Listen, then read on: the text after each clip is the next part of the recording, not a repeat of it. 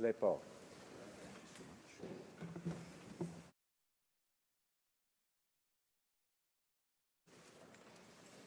Private members' business. It being 11:05, the House will now proceed to the consideration of private members' business. Oh, excuse me, I have a point of order. The Honourable Minister of Immigration. Well, thank you, Mr. Speaker. And pursuant to Standing Order 83.1, I wish to table 2 notices of Ways and Means motions to amend the Income Tax Act. Pursuant to Standing Order 83.2, I ask that orders of the day be designated for consideration of these motions. And now, it being 11:05, the House will now proceed to the consideration of private members' business as listed on today's order paper. Private members' business, consideration of Bill S-208 on the National Seals Products Day Act in the name of Mr. Sims. Mr. Sims, seconded by Mr. Graham, moves that Bill S-208, an act respecting National Seal Products Day, be now read a second time and referred to the Standing Committee on Fisheries and Oceans. Debate. The Honourable Member for Coast of Bays, Central, Notre Dame. Thank you. Thank you, Mr. Speaker. I want to start by, before he leaves the House, I wanted to, I know he's being replaced by another speaker, only temporarily, I'm sure.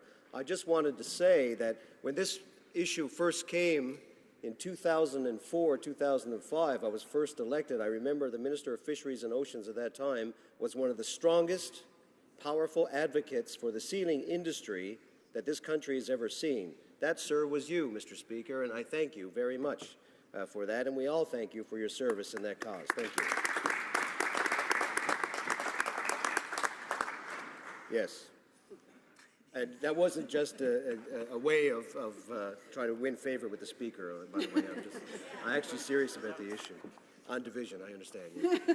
Okay, Mr. Speaker, this is a very important day for us and also for a wonderful person, former Senator Céline Ville-Payette. She was the champion of this in the Senate back in 2014. The bill died on the order paper. Then it came back, of course, successfully through the House of, or through the Senate. Now here it sits in the House of Commons, and I'm honored to do this. This is National Seal Products Day. We are proposing to vote for May 20th as being that particular day. So first of all, why May 20th? That's a good question. May 20 coincides with the European Union Marine Day. European Marine Day. And the reason why we're doing this, we're not doing this in jest, we're doing this because in the European Union, they spend the full day celebrating the culture of the marine industry, including fishing, including harvesting of animals, including the prosecution of all fisheries around the European Union and the entire continent. So what Senator Payette thought was to have this day to coincide with that day as a way of celebrating what it is we do in the way of harvesting this animal. As we all know, the European Union a few years ago introduced a ban on seal products, of which we vehemently opposed. At the time, we challenged it through the WTO, rather unsuccessfully, but nevertheless, it exists. There was exemption for indigenous persons, and that I'll talk about in my speech a little bit later. I want to thank, and I understand the member from Caribou Prince George, if I got that correct. Yes, I did. He will be talking about the indigenous factor for seal products, and I thank him for doing that in advance. I also want to thank the seconder of this bill, the member from Laurentides-Labelle, who was working on this when he used to work for me, you see. He used to work on this quite a bit, so I'm happy to say that he's seconding the bill. It's also very fitting that the mover of this today is from Newfoundland and Labrador, and the seconder is from Quebec, because these are the two provinces that harvested seals the most in the commercial industry. The Gulf seal fishery, because we call it a fishery, even though they're mammals, the Gulf seal fishery, of course, in Quebec, and the other seal fishery, primarily called in Newfoundland and Labrador, was called the Front, taking place in April and May. So as we get into this right now, I want to talk about the industry itself and what it has done for the commercial side and the coastal communities. Certainly over the last 10 years, there has been a decline in a major way. By way of illustration, in 2004, $18 million of seal products were exported, primarily in meat, oil, and of course pelts, which was the most at the time. The pelts constitute the garment industry. Garments such as boots, mittens, slippers, bow ties. This one, incidentally, was given to me by the Honorable John Crosby of Newfoundland and Labrador, so I wear it very proudly, as he also was a true advocate for the industry. And recently, he set up a Sealers Memorial in the town of Elliston in Newfoundland and Labrador. So I thank him for this, and I wear it today as such. So anybody have seal products, I suggest you wear them over the next little while. I see some members are wearing their, yes, they are, and thank you for that. So let's look at 2004 again. $18 million in export around the world, primarily in nations such as Norway, Russia, throughout the European Union, some at that point in Asia, not a lot like we have now in China, Japan, Taiwan, Hong Kong, but right at that point it was the peak of the industry. One pelt would get you just over $100. Today's pelt price is just under $20. So that gives you an idea just how devastating it has been. A couple other factors as well. Several years of the strong dollar didn't help, and also there have been a substantial amount of ice cover, both east of Quebec, the Magdalen Islands, in the Madeleine in particular, and also for Newfoundland and Labrador. That didn't help the situation. So $18 million was the value back then. Today, just over $300,000 represents the amount of exports. So it has taken a downturn. And of course, I mentioned earlier about the ban on seal products in the European Union. Russia has also banned seal products. Not sure about that one, simply because they were also a major importer of seal products. President Putin felt in his infinite wisdom that it was a good thing to do, to ban seal products and put a lot of people out of work. Such is the case. Here in Canada, of course, we do not have a ban, but what we're doing is we have an industry that's being recognized for a humane hunt and humane harvest of these animals. For example, recently, back in 2009, we put through the MMR, the Marine Mammal Regulations, we put through a three-step process for a kill of a particular seal. It's mandatory training now for commercial license holders to do this. The independent group of veterinarians, an international group, by the way, said a while ago that it represented a humane harvest, more humane in many cases of domesticated animals, and certainly more humane than other hunts that took place throughout Europe. I'll give you an example. Several years ago, I put a motion in the House to ban lederhosen. I kid you not. The reason why I did that was this. Did you know there's an unregulated hunt that takes place with deer and boar animals in Germany? They harvest it primarily through Bavaria, but basically it's an unregulated hunt, not as regulated as the seal hunt is here. So the harvesting of seals is very regulated. Their wild hunts are not so much. So I put a motion in the House, since they were going to ban seal products, it makes sense that they were killing all these animals to create lederhosen. It never got to a vote. And I did it in jest, yes I did. But nevertheless, I wanted to make the point that if you're going to do this, if you're going to say that the harvesting of seals is inhumane, then you have to open up the debate to all animals being harvested. How do we harvest our animals? We know about cruelty to animals in domesticated ways. We know cruelty to animals in general. But let's look at the situation that we have here. We have a highly regulated harvest of a mammal that represents a commercial value that is great. We do not get as much from it as we used to, holding value of $34 million in 1 year, as far as landed value is concerned, primarily harp seals. But we do understand that by doing the steps that we had made, mandatory training, the three-step process for the harvesting of the animal that makes it humane, these are all international standards looked upon by international animal welfare groups. Some of them said yes, most of them say no. But the problem is the ones who say no do it, in my opinion, in a very selfish manner. I mentioned earlier about deer and boar that are harvested in Germany, and it's less regulated than our hunt. The problem with that is the reason why it's not highlighted as much is because putting a deer or boar animal on the front of a pamphlet to raise money doesn't work as well as putting a seal pup on there now, is there? Therein lies the problem that we've been going through for many, many, many years. You look at the seal pup itself when it's born, it has the white fur. They use that as a way of putting forward their mission to raise money for their individual group. Demagoguery at the worst. Because what we have here is a situation where we don't harvest that animal. It's much older than that. And therefore, I guess in the past, the most frustrating part is that the myths that keep going out there, we keep battling against these myths, but yet we keep getting pushed back because those myths keep circulating about how it is that we harvest an animal. No different than any other animal harvest around the world. For those people, a brief story.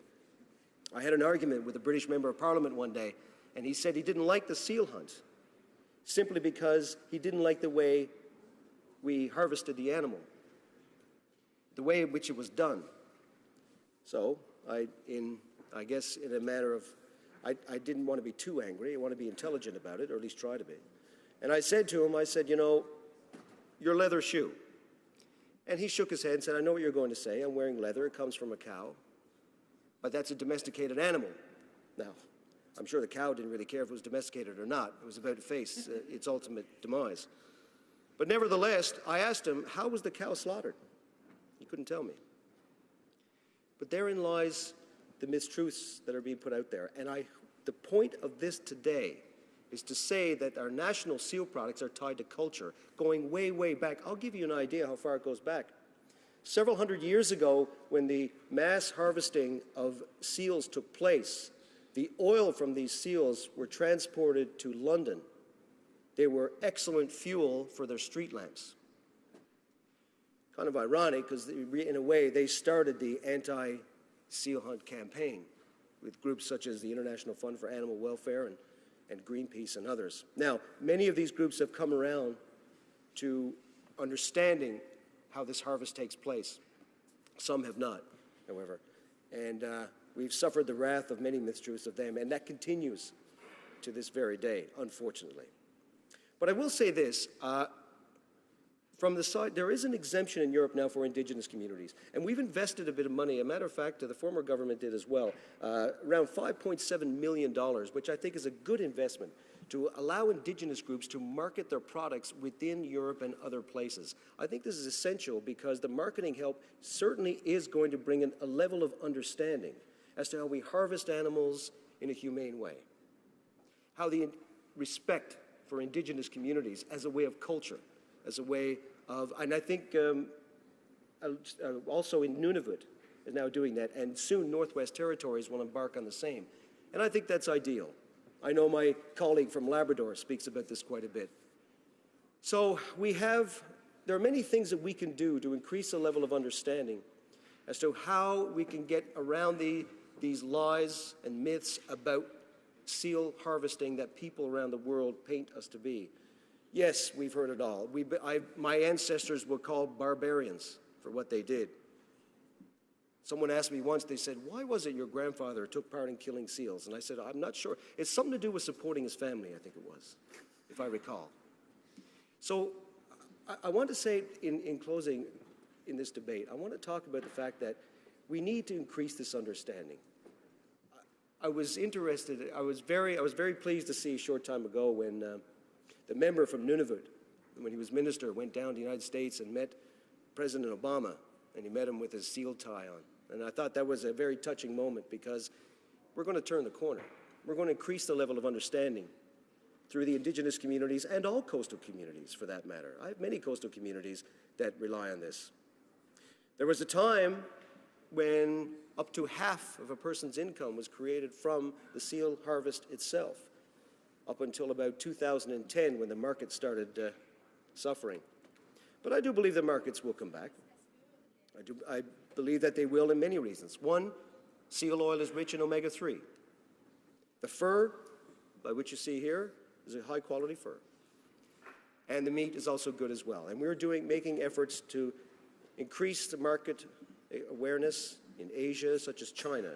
Hopefully it will turn out to be a big market. But we need to stay away from these bans of seal products based on myths, not conservation. Back in the 70s, there were less than 2 million harp seals on the East Coast. Now, 7.4 million. Plentiful indeed, to the point where there are some nations who actually kill seals because they're getting in the way of the ecosystem. What's their excuse? Nevertheless, I want to thank the House for hearing me on this. I look forward to the debate. Any questions? Absolutely. And I look forward to all people's support in this House on S204. And once again, finally, I'd like to thank Senator Payette for bringing this forward. Thank you very much, Mr. Speaker. Questions and comments? Questions et commentaires? L'honorable député. The honourable member for Rimouski, Neigette, Témiscouata, Les Basques. Thank you very much, Mr. Speaker, and I'd like to thank my colleague. And I remember his old riding name, but not the new one. What is it? Coast of Bays? Thank you very much. Et je suis très heureux, en fait. I'm very pleased that he made this speech because it showed his high level of interest in this very important issue. But there's one angle he neglected to mention, and I'd like to hear what he has to say about it, and that is the idea of controlling the seal population, whether we're talking about gray seals or harp seals, and their effect on cod stocks. In the Gulf of the St. Lawrence, the cod take a long time to bounce back, and Fisheries and Oceans have said that the fact that they regenerate so slowly is due to the growing gray seal population. In the past 50 years, they've gone from 10,000 to almost 1 million seals. So there's a cultural issue, there's an economic issue, but there's also the issue of fish stocks and the impact on ecosystems, the need to control the seal population. I'd like to hear what he has to say about that important issue. Central Notre Dame. Thank you. Merci beaucoup. He brings up a very valid point, and he's right. I did neglect to mention, I didn't get around to the conservation aspect vis-a-vis other species and the crowded ecosystem coming from both harp seals and gray seals. He's absolutely right. And I thank him because some of the most passionate advocates for the commercial seal hunt have come from the province of Quebec, incidentally, much like my own. Nevertheless, as part of the ecosystem, the recovery of cod, yes, seals are a factor. Obviously, overfishing is a major factor as well, but certainly they are. And there may come a time when we may have to curb the population measures like we do with other species, which could create many problems. There are countries that do that, that condemn us and part of the seal ban, that actually Sweden is one of them. They do have a cull on seals that affects their shores. Because of that, Scotland, other place with seals, where they're talking about culls, and this has to be addressed, and he's right in the sense that it hasn't been fully addressed yet as to how, of the 7.4 million harp seals out there, how they mix with the ecosystem. We know a lot, but we're going to have to know more, because now with the recovery of cod on the East Coast, the seals are going to play a major factor in that recovery, and we have to get to that. Thank you very much. Questions et commentaires? Questions and comments? The honourable member for Durham. Thank you very much, Mr. Speaker, and I'd like to thank my friend for bringing this issue and for his charming bow tie here in the House today. I'm wondering whether he might comment about the troubling practice where sometimes people will judge a practice or a cultural element of a society like the seal hunt in Newfoundland and Labrador without having even appreciated or visited or gotten to know the people who engage in that traditional practice, whether First Nations or whether Newfoundlanders and Labradorians. We all remember the cases with celebrities coming onto ice floes and not even sure what province or part of the country they were in, yet they were condemning the practice that has been a livelihood for people for generations. Would the member care to comment on how debates like this in the chamber can actually allow for a thoughtful discussion about how a diverse country like Canada has these unique traditions, heritages that should not be condemned by people that don't even know the people or the practices at issue? Thank you. Honourable member for Coast of Bay, Central Notre Dame. I want to thank the member for Durham for his comments, and also with a comment about my charming bow tie as I stand here blushing shamelessly. That's very sweet. Thank you. I want to say also that he's right, very correct. The incident he talks about, by the way, not knowing where they're from, the celebrity was Paul McCartney, who was in Prince Edward Island, claiming that he was in Newfoundland and Labrador. But all that aside, that was a part of the problem, the misunderstanding, as he points out, the lack of understanding that took place. They go and witness the actual harvest itself. They do not go and witness the cultural aspect that follows from the harvest. That's the problem. If they did, they would probably not come back in a way that they first came. They would go back with a greater appreciation.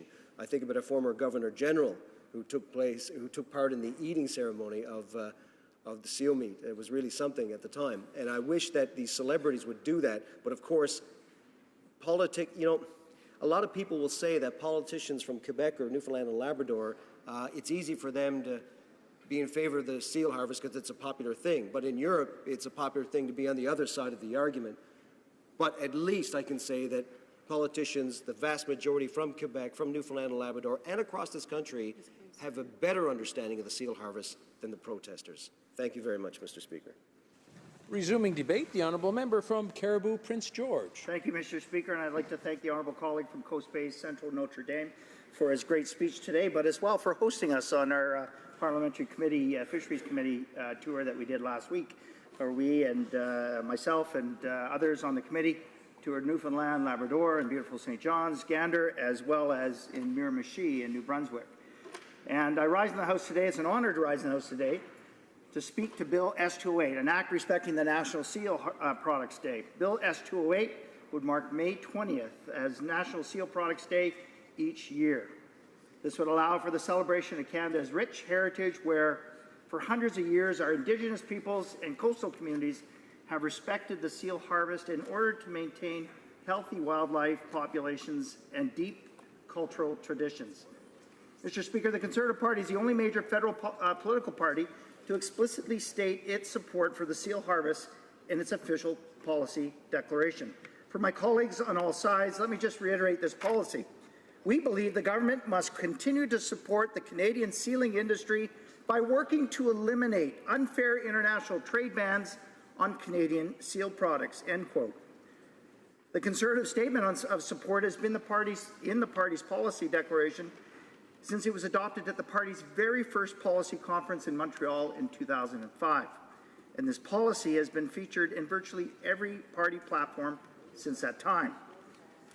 But this is not merely a symbolic gesture, Mr. Speaker. The previous Conservative government pursued legal challenges at the WTO and in the European Court of Justice against the European Union ban on seal products. In fact, our previous government invested millions in the promotion of seal products and the opening of new markets for these products, as our honourable colleague had mentioned earlier. Mr. Speaker, the seal harvest goes beyond just wildlife management. Archaeological evidence suggests that Native Americans and First Nations peoples have been hunting seals for thousands of years. Seal meat was and is today an important source of fat, protein, and vitamins. And seal products hold significant cultural and traditional values to northern communities and our First Nations. In fact, not only did seal meat help meet dietary needs, seal pelts were also vital for warmth when it came to long, cold winters. And, Mr. Speaker, as was mentioned earlier and a couple times today, they make great ties as well, too. Mr. Speaker, although much has changed in the 21st century, the fact remains that sealing is still very much an important source of revenue for Inuit and northern communities. Thousands of Canadian families and remote coastal communities depend on the seal hunt as a source of income and food. Sealing in Nunavut alone represents between 4 million and 6 million of food source each year. And before the European Union placed an unfair ban on sealing, the income from seal pelt generated close to $1 million annually. But seals are not just used for their fur, Mr. Speaker. As mentioned earlier, seal oil can be used for its omega-3 oils, which have been sold in capsule formula in Europe, Asia, and Canada for over 10 years. This is significant, Mr. Speaker, especially for northern communities that are often limited in the commodities they are able to produce, commodities they are able to sell. Sealing has generated part-time employment for thousands of people, Mr. Speaker. A conservative estimate puts the value of the hunt at $35 to $40 million annually. Unfortunately, though, anti-sealing campaigns have severely damaged markets for seal products. Rural economies, such as Newfoundland, Labrador, and parts of the maritime provinces, are already fragile, and they have been further weakened as a result. Just last week, as the Fisheries and Oceans Parliamentary Committee conducted our tour in Newfoundland, Labrador, and New Brunswick, we heard testimony from Chief George Ganesh of the Eel Ground First Nations, how their communities lived and relied on the lands and waters and the resources for their way of life. Their fishery was very much a matter of the physical, cultural, and spiritual survival of their communities. But because of the downfall of the Atlantic salmon and conditions outside their control, we heard how 5 of their communities are now amongst the 10 poorest in Canada, and how a commercial seal harvest could provide and boost their local economy. How it would raise their community. Sealing is an important cultural and economic driver in Canada's eastern, Arctic, and northern communities. It is a long-standing and integral part of Canada's rural culture and a way of life for thousands of Canadians. Indigenous peoples in Canada have a constitutionally protected right to harvest marine mammals, including seals, as long as the harvest is consistent with conservation needs and other requirements. Promoting the sealing industry by recognizing National Seal Products Day will have a positive impact on the promotion and education of Canadians and indeed the world on this important industry day. During our visits last week, we heard of generational loss of culture in our fishing communities. Mr. Speaker, as you know, I come from the beautiful Cariboo, and we see this as well with our farming communities. We are losing that next generation of farmers. And our traditional sport of rodeo is increasingly coming under fire from those that don't understand the sport and are using their celebrity way or their celebrity role against it. We have to do everything we can to promote our long-standing traditional industries, share and teach the culture and traditions that are unique to each industry before it is lost. And Mr. Speaker, we need to celebrate these industries, engaging and educating our community, our nation, and indeed the world along the way. That Canada's seal hunt is humane, that it is well managed, that there are rigorous checks and balances in place, ensuring that the seal hunt is in compliance with animal welfare principles that are internationally recognized. Moreover, Mr. Speaker, we know the seal hunt is sustainable in the long term. The Atlantic harp seal population is in good shape. As we heard earlier today, it is in the millions and has more than tripled in size since the 1970s. Aerial patrols, vessel monitoring systems, at-sea and dockside vessel inspections, and processing facility inspections, they all ensure that the Canadian seal hunt is ethical and in compliance. And the amount of seals harvested are always within the number established by the Department of Fisheries and Oceans as the total allowable catch. In fact, Mr. Speaker, if I could point to one example, the quota from 2011 was 335,000 seals. Only 40,000 was taken. Mr. Speaker, there will always be vocal opposition to about the seal hunt from celebrities and animal rights activists. However, it's our job as parliamentarians to disseminate the facts from the fiction. I have a quote from Dennis Longuepie, a sealer in Quebec. In Canada's remote coastal and northern communities, sealing is an important part of life, a much-needed source of income for thousands of families. The revenues generated from the activity are integral and vital component of the annual income earned by the sealers. Mr. Speaker, let's embrace sealing as a rich part of Canadian history and a part of an essential way of life for many. Again, the promotion of the seal industry will help bring facts to the table, educate, and possibly provide well-meaning economic impact to those in our northern and Indigenous communities. It will have a positive impact on the promotion and education of the Canadians on this important industry. I'll probably be supporting Bill S-208, and I hope all of my honourable colleagues will join me in doing so. Thank you. Reprise du débat, l'honorable député de... Resuming debate, the Honourable Member for Rimouski, Nejet-Témiscouata-les-Basques. Well, thank you very much, Mr. Speaker, and thank you. As the NDP critic for fisheries, oceans, and the Coast Guard, as well as critic for the Canada Atlantic Opportunities Agency, I would like to say that I support Bill S. 2008, which will designate May 20th as National Seal Products Day. It's a symbolic day. There are other speakers who will focus on that, and it is in fact symbolic because it's also the date that the European Union will be celebrating its Maritime Day. We want to promote this day and celebrate these two issues. The European Union is extremely reluctant, as you know, to accept that these products, seal products, can be commercial products. Now, as a political party, we have long been in favor of a commercial seal hunt,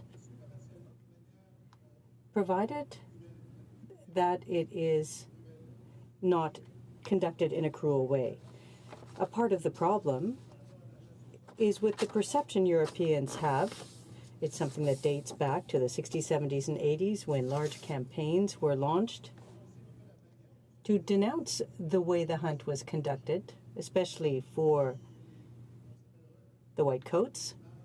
And we'll all remember the images that we saw put out by numerous groups, environmental groups, that were concerned with animal rights protection. Now, it wasn't perhaps ill-founded. There were some aspects that were such that the hunt wasn't monitored, and perhaps there was some abuse, but that's no longer the case today. Today, we have learned a great deal. The seal hunt is an essential commercial activity. As the member for Costa Bay Central said in his remarks, it is essential, and the revenues that it generates in the Magdalen Islands and Newfoundland are considerable, Newfoundland and Labrador. It's important for that area in the Gulf of the St. Lawrence, in Nunavut as well, Nunavik, and other areas in Nunavut as well. And since '87, it has been forbidden to hunt whitecoats.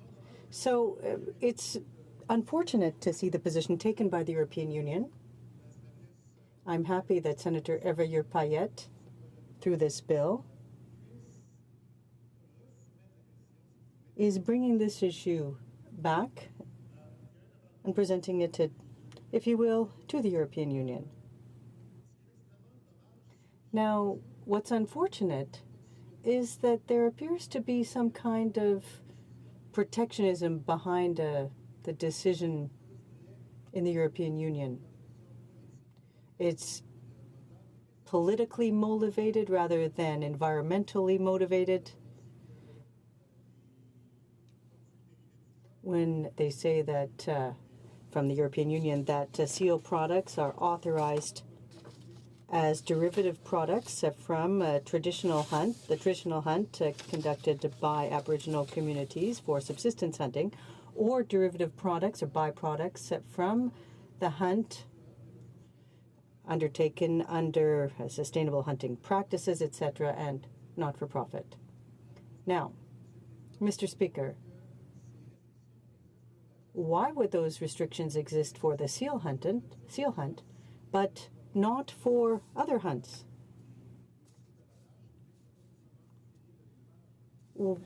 For example, the deer hunt, the moose hunt, for example.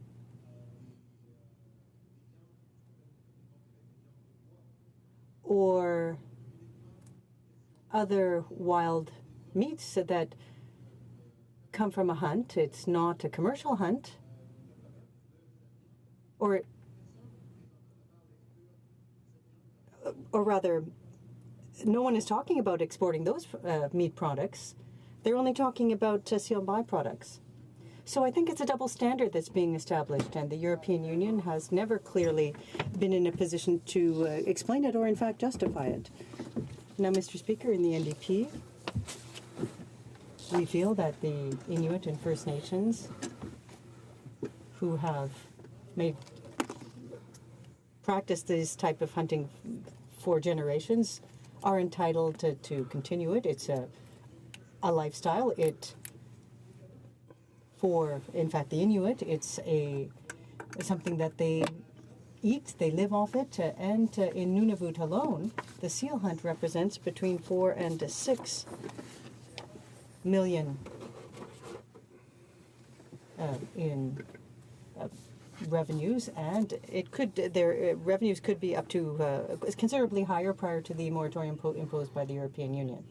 So they use seal products for oil, the meat, etc. And following scientific research, there's something extremely interesting that's come forth, that the use of the oil, because it's very rich in omega-3 amino acids.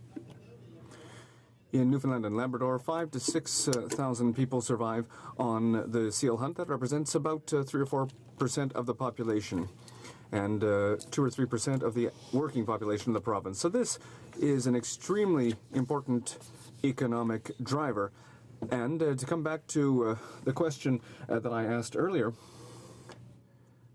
the question of controlling the seal population. It's essential to ensure that there's a balance in the marine ecosystems, particularly when it comes to the cod population. In 30 years, the harp seal population has tripled, and again today there are 8 to 9 million harp seals out there, and by 2030 that population could double again to between 10 and 16 million. As for the gray seal, the population has gone up to 2 million in just 50 years.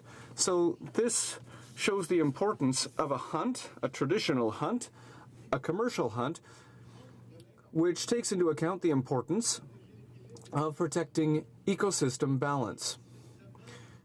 And it's very important in the context where researchers at Fisheries and Oceans Canada in January 2015, so this is very recent data, noted, and this was a study over 3 years, showed with certainty that there was a direct link between the increase in seal numbers and the increase in cod mortality in the southern Gulf of St. Lawrence.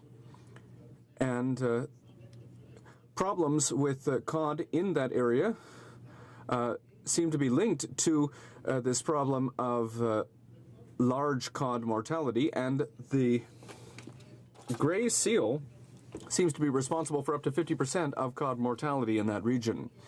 So we know that cod is an extremely important resource for fishers in those regions. It's very important for the economic future of those regions, and we're all aware of the difficulties that the cod moratorium created in those regions a number of years ago.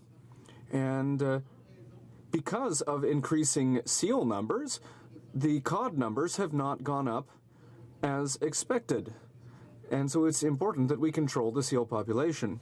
So for a long time now, Mr. Speaker, the NDP has been in favor of a sustainable Canada and in favor of protecting Canada's Endangered Species Act and in strengthening it. And we are for stronger laws to prevent cruelty against animals. And that's why many of us will be supporting the bill from the Liberal member who has suggested a bill against cruelty towards animals, a different private member's bill. But when it comes to the seal hunt, it's well established. The seal hunt is overseen in such a way to ensure that it is sustainable, and which ensures that it is done in a humane way. It's done for traditional reasons. It's done for commercial and economic reasons as well. And the hunt also serves to control the population and ensure the sustainability of ecosystems. So to that end, we will be very happy to support the Senator Evia Payette's bill, because it is very important that we protect this for Quebec and for the Magdalen Islands, as well as for Newfoundland and Labrador. Thank you, Mr. Speaker. Resuming debate, to the Honourable Parliamentary Secretary to the Minister of Fisheries, Oceans and the Coast Guard. Thank you, Mr. Speaker. As member for Acadie Bathurst and as Parliamentary Secretary to the Minister of Fisheries, Oceans and the Canadian Coast Guard, it's a pleasure for me to offer my support to Bill S-208. Congratulate the member of Coast of Bay Central Notre Dame for sponsoring this bill and for his passionate speech, Mr. Speaker, earlier on this. And I will also add for his beautiful bow tie that he is wearing today. Very, very beautiful. And also thanks to other members of this House that will speak or have spoken on this bill earlier. So the designation of a National Sealed Products Day will send an important message about Canada's commitment to supporting the sustainability of Canada's coastal and Indigenous communities. And I believe it is a message that needs increasingly to be heard. Mr. Speaker, the population of harp seals right now is at about 7.4 million. That's over 3 times more than we saw in the 1970s.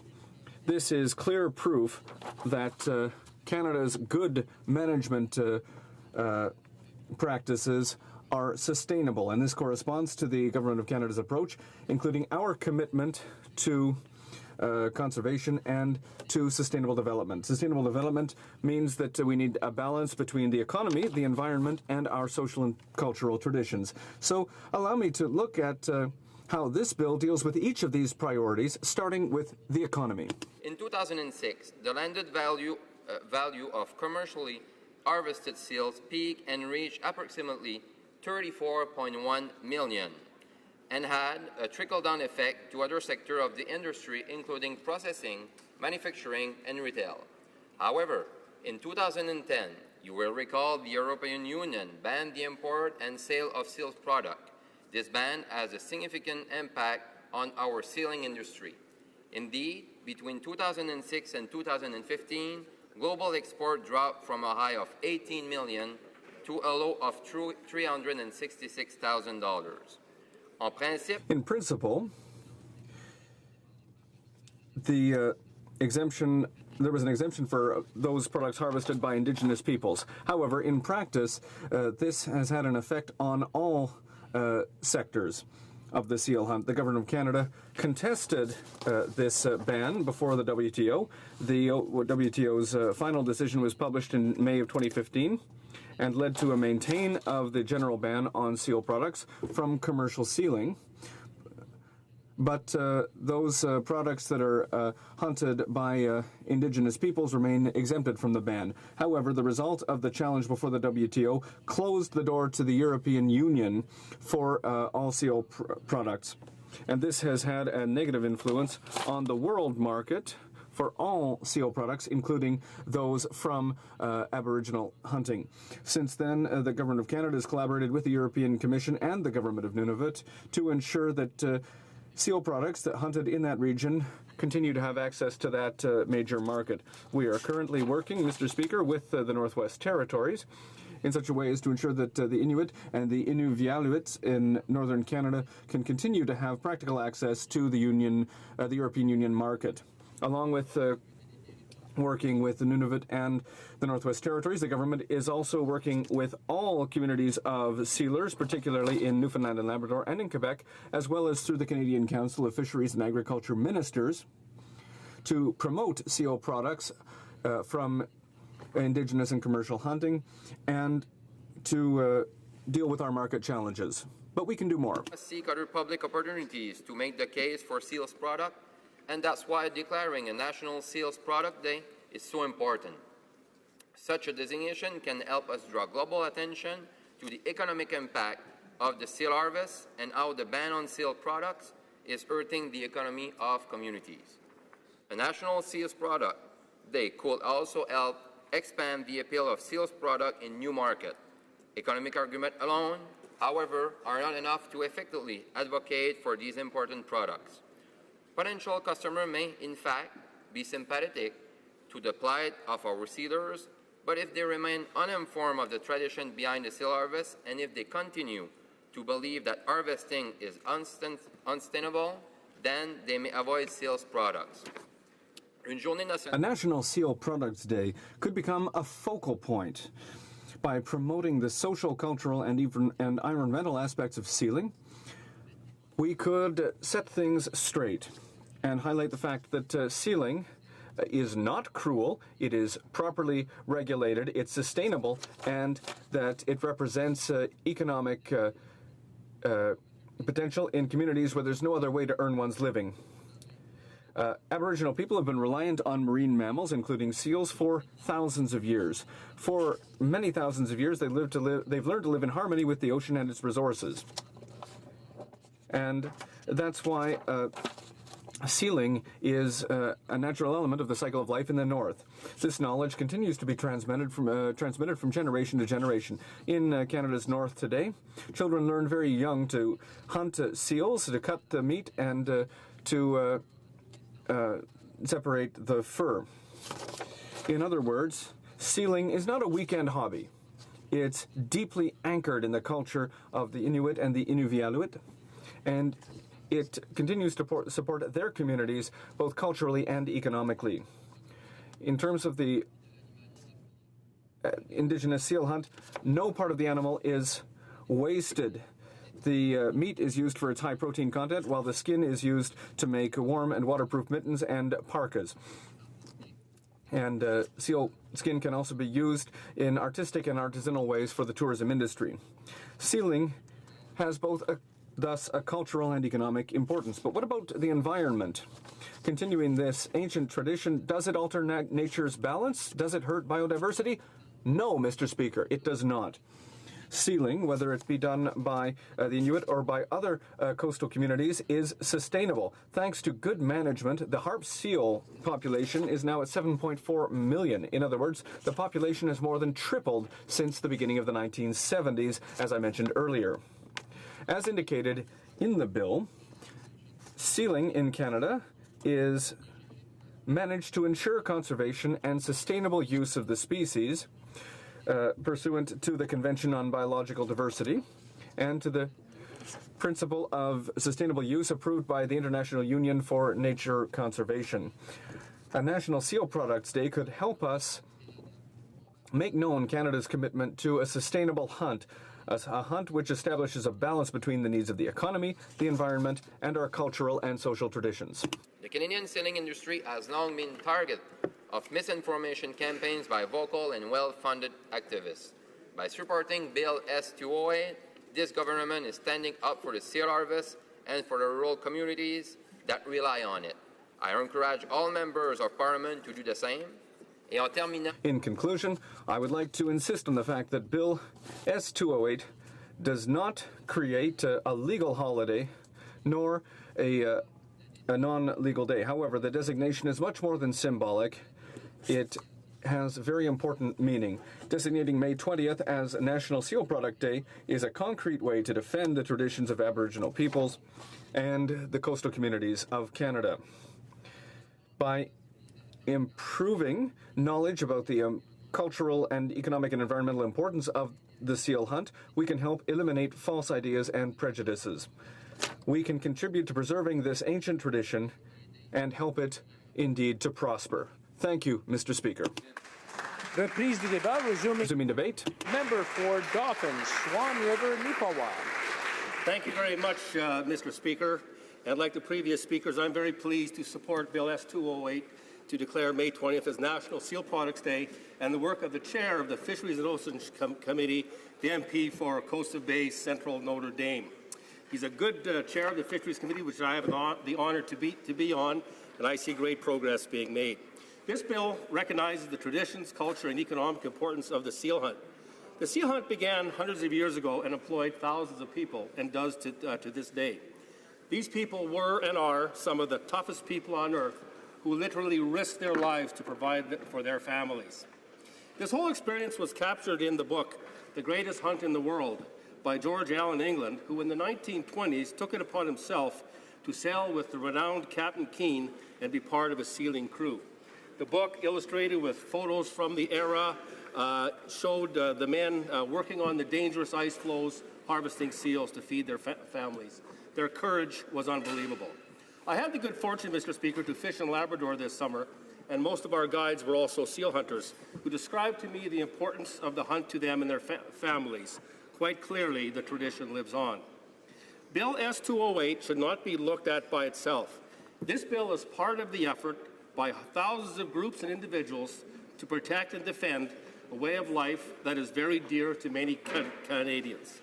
Whether you are a hunter, a trapper, a rancher, angler, commercial fisherman, or guide, you know that your livelihood depends on the natural world and the products that Mother Nature provides.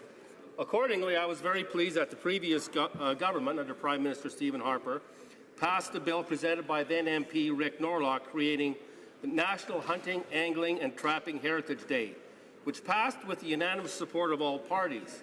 And I get the sense from the speakers today that Bill S-208 will receive the same level of support, which is very good for the hunting and angling and animal use community, that members from all sides of this Parliament support this way of life. So this is a very strong signal that Parliament stands ready to support and defend all legitimate and traditional animal uses. For this, I and my constituents are very grateful.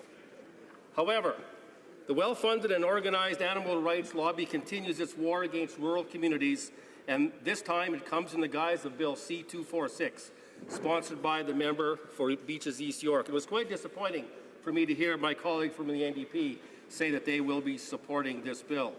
And yet again, well-funded animal rights groups have mobilized to pass this very bad bill, which will threaten, according to multiple legal opinions, all animal use in Canada. One of these animal rights groups who supports Bill C-246, Animal Justice Canada, says on their website, quotes, that they are, quote, working to enshrine meaningful animal rights in Canadian law, including the rights of animals to have their interests represented in court and the guarantee of rights and freedoms that make their life worth living. Another group, whose notorious initials I will not say, they have said that, quote, animals are not ours to kill, eat, wear, experiment upon, or exploit for entertainment. So much for medical research, Mr. Speaker. By the way, in terms of medical research, people think that these animal rights bills and issues like we're talking about are all rural issues. They're not. 60% of cardiovascular research is conducted on animals. So again, all of the entire animal use community has an interest in all of these bills. The Animal Alliance, regarding Bill C-246, their quote, as reported in the Hill Times, the onus is on humane societies and other groups on the front lines to push this legislation and to the limit, to test the parameters of this law and have the courage and conviction to lay charges. That's what this is all about. Make no mistake about it. The animal rights groups have a deeply hidden agenda to eliminate all animal use. And these groups have made millions of dollars on the backs of poor, remote, and coastal communities, and continue with their dishonest propaganda to this very day by implying that the commercial hunt for seal pups exists when it has been banned for many years. Our government, the previous government, conducted a study on hunting and trapping, and we had a number of witnesses who described the importance of the seal hunt, one of whom was Mr. Dion Dakins, chair of the Sealing Committee for the Fur Institute of Canada, and he made a number of critical observations. He noted that sealing is important not only for economic purposes, but also for non-economic purposes, and as part of our cultural fiber, whether an Anglophone, a Francophone, or an Inuit community where people rely on the resource and these animals for their very subsistence. It has been described as a time-honored tradition and a way of life among Inuit, Francophones, and Anglophones, each group of which demonstrates very individual harvesting techniques and expresses cultural pride in this activity, unquote. Mr. Dakins went on to note, for 4 decades, seal populations have grown exponentially, and since the EU ban on seal products in 2009, the annual Canadian seal harvests have fallen well below the DFO established total allowable catch, and seal populations have risen to new heights, as was described by previous speakers. The economic contributions to the Canadian economy from sealing can be significant. They were around $70 million in 2005 and 2011. And in 2012, Mr. Dakin reports, The seal hunt saved our fisheries approximately $360 million of seafood that otherwise would have been consumed by overabundant seal populations. Northwest Atlantic harp seals eat 15 times more fish than the entire Canadian fisheries harvest, and the true value of the meat of the hunt is not fully understood. A viable commercial sealing industry is an essential tool in the fisheries management and conservation regime. Sealing is part of the solution, not part of the problem.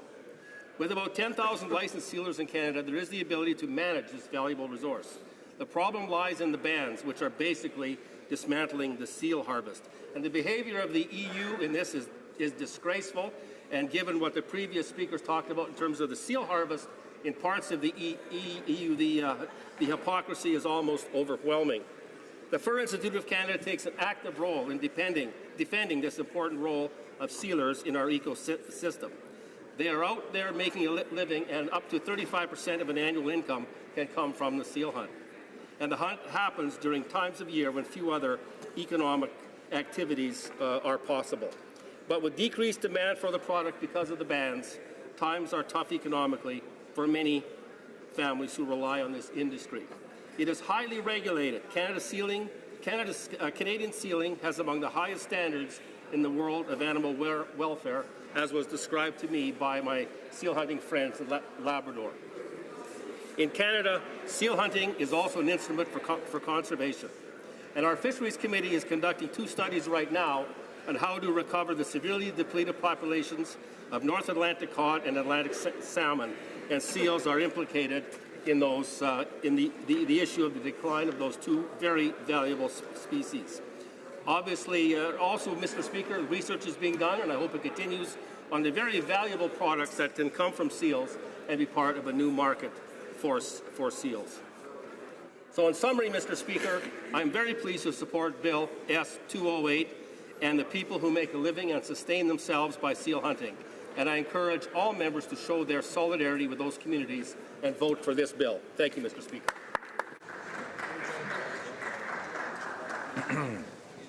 Resuming debate, the Honourable Parliamentary Secretary to the Government House Leader.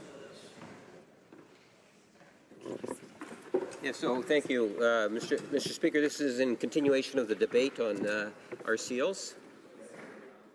Honourable Parliamentary Secretary know that I would be cutting him off at 12:03. That's the end of private members' business, and then we would be going on to orders of the day at that point. So the Honourable Parliamentary Secretary to the Government House Leader. Yes, thank you, Mr. Speaker. It's actually a pleasure to rise to speak to what I know is a very important industry. I've had the opportunity with my Atlantic caucus colleagues in particular, but also from caucus colleagues in the province of Quebec. As we know, the industry affects all of us in Canada, but specifically those industries, or that industry in those communities, Mr. Speaker, I believe is really important for us to recognize. You know, it was my colleague that introduced this piece of legislation, and you saw him wearing a wonderful bow tie. That bow tie, Mr. Speaker, was made of seal fur. And I think it speaks volumes in terms of the sense of pride that many of my colleagues, in particular in those regions, that recognize this as an industry that goes far beyond just the production of meats and fur. But in fact, it's a part of Atlantic and other heritages, in particular in the northern regions, Mr. Speaker. This is an industry that has not only provided economic benefit, but it's also been a very part of the social fabric of many Northerners. And that is something in which I think is really important for all of us inside this House to recognize, Mr. Speaker. Our heritage is who we are and who we want to be able to portray going forward. It's important that we not forget how important our heritage is. When we listened to many of the discussions this morning, we heard about the economic impact. We heard about how important it is that individuals get a better understanding of the heritage of the seals, and the impact that it has on so many of our communities, Mr. Speaker.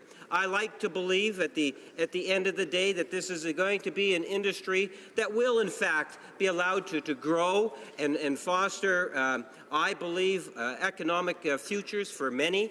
If you take a look at it, we heard about the cost of seal fur and how it's somewhat plummeted, but there's an optimistic attitude.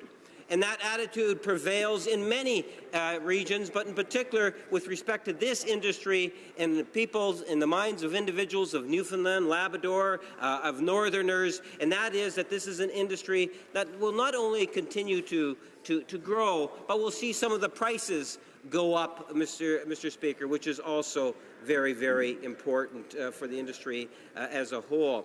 When we talk about economic development and regional issues, Mr. Speaker, I can tell you that this is indeed an important issue. In fact, you will find that there's a number of our colleagues that is, in fact, wearing seal products. You're waving on, indicating that my time is getting close, Mr. Speaker, to an end. And I know people are here to listen to our Prime Minister talk on a very important issue to all Canadians, Mr. Speaker. So I will take my seat at this. The Honourable Parliamentary Secretary will have 7 minutes remaining in the next hour of debate on this private member's bill. Orders of the day. Government orders, government bills, commons. Debate on motion number 8 in the name of the Prime Minister on the Paris Agreement. Mr. Trudeau, seconded by Mr. McCallum, moves that the House support the government's decision to ratify the Paris Agreement under the United Nations Framework Convention on Climate Change, signed by Canada in New York on April 22, 2016. And that the House support the March 3, 2016 Vancouver Declaration calling on the federal government, the provinces, and the territories to work together to develop a pan-Canadian framework on clean growth and climate change. Debate. The Right Honourable Prime Minister.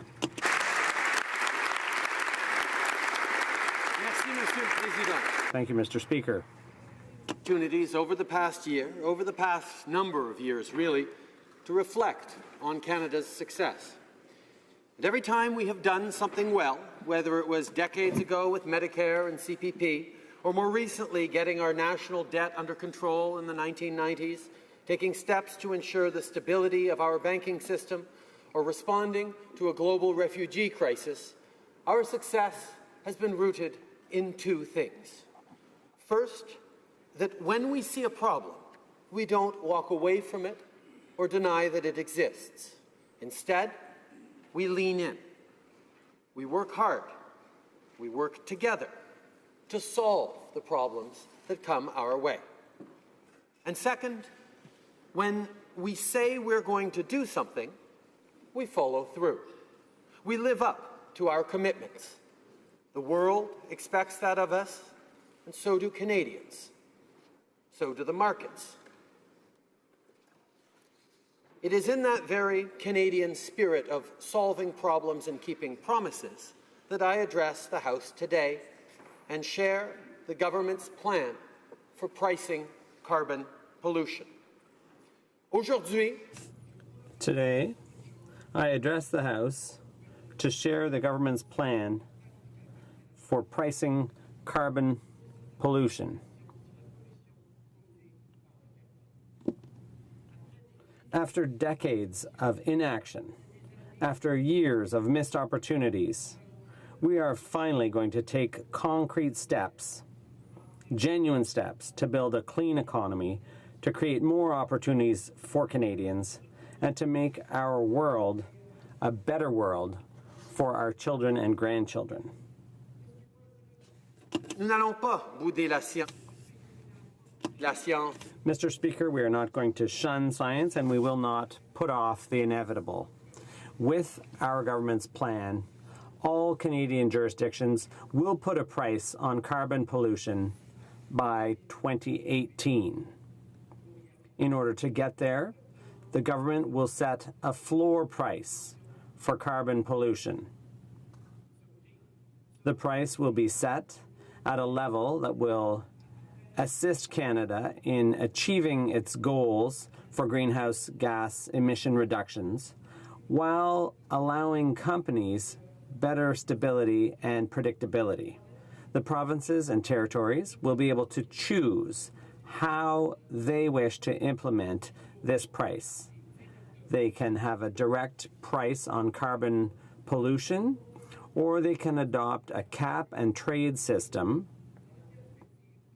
That system will have to be strict enough to meet or exceed the federal floor price. Provinces and territories will have a choice in how they implement this pricing. They can put a direct price on carbon pollution, or they can adopt a cap and trade system with the expectation that it be stringent enough to meet or exceed the federal benchmark. The government proposes that the price on carbon pollution should start at a minimum of $10 per ton in 2018, rising by $10 each year to reach $50 per ton in 2022. The government proposes that the price on carbon pollution should start at a minimum of $10 per ton in 2018, rising by $10 each year to $50 per ton in 2022.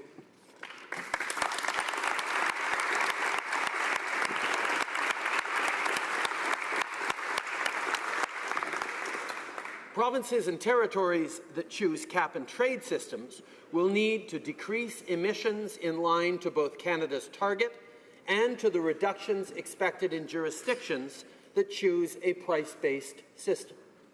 If neither price nor cap and trade is in place by 2018, the Government of Canada will implement a price in that jurisdiction.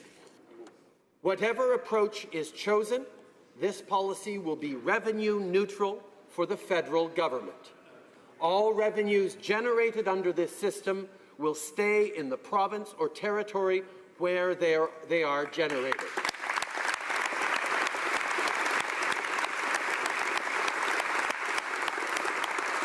Because pollution crosses borders, all provinces must do their part. And to make sure that this plan continues to meet Canada's targets, it will be reviewed at the end of 5 years in 2022. As we speak, the Minister of the Environment and Climate Change is in Montreal discussing the details of this plan with our provincial and territorial partners. Over the next 2 months, the government will work closely with the provinces, territories, and Indigenous organizations to finalize this plan.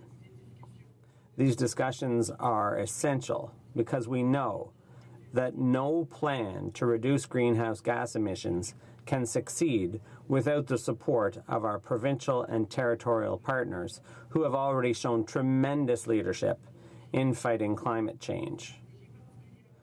I look particularly forward to meeting with the provincial premiers and Indigenous leaders on December 8th and 9th to finalize the details of the Pan-Canadian framework to fight climate change. This framework will not only include a plan to put a price on carbon pollution, it will also set out the steps to take to better support innovation and jobs in the green energy sector, to manage the effects of climate change and improve our ability to adapt and resist climate. Again, to congratulate the provinces who have led on this file while the previous federal government abdicated its responsibility to all Canadians. That era is over.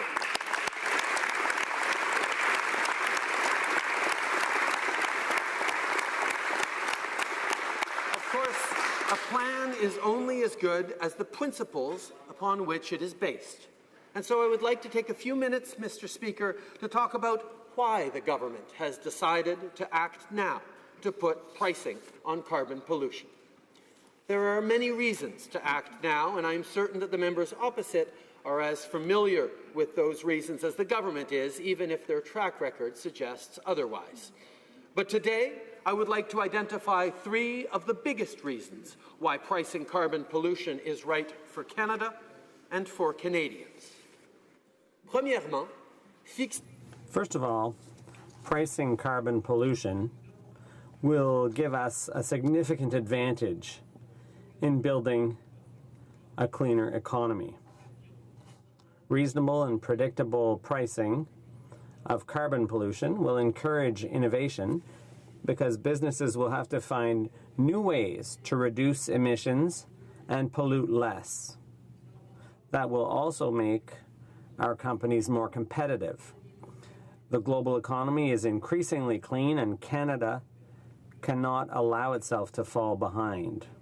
Everywhere in the world, markets are changing constantly. They are getting rid of products and services that cause carbon pollution, and they're turning toward cleaner, more sustainable options. By giving Canadian businesses incentives that they need to make these changes, we are opening the door to new opportunities. And you don't have to take my word for it, Mr. Speaker. Over this summer, business leaders from all over the country spoke out in favor of pricing carbon pollution. Retail leaders like Canadian Tire, Loblaws, IKEA, and Air Canada. Energy producers like Enbridge, Shell, and Suncor. Natural resources companies like Barrick Gold, Resolute Forest Products, and Teck Resources. And financial institutions like BMO, Desjardins, the Royal Bank, Scotiabank, and TD. These businesses support pricing carbon pollution because they recognize that when it's done well, it's the most effective way of reducing greenhouse gas emissions while still boosting economic growth. They know that a clean environment and a strong economy go hand in hand. They are anxious to take advantage of the opportunities stemming from a clean, growing economy. And they recognize, as does this government, that if we don't act now, the Canadian economy will suffer. The second reason to move ahead with pricing carbon pollution is the benefit it will deliver to Canadians, especially for the middle class and those working hard to join it. As the business leaders I just mentioned put it, carbon pricing uses the market to drive clean investment decisions. It encourages innovation. Well, that innovation will bring with it new and exciting job prospects for Canadian workers.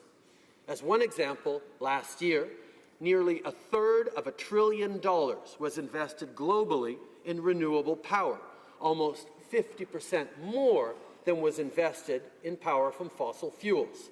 And that's a trend that will only accelerate, Mr. Speaker. Simply put, there are billions of dollars and hundreds of thousands of good, well-paying jobs on the table for the countries that get this right. Engineering, design, and programming jobs.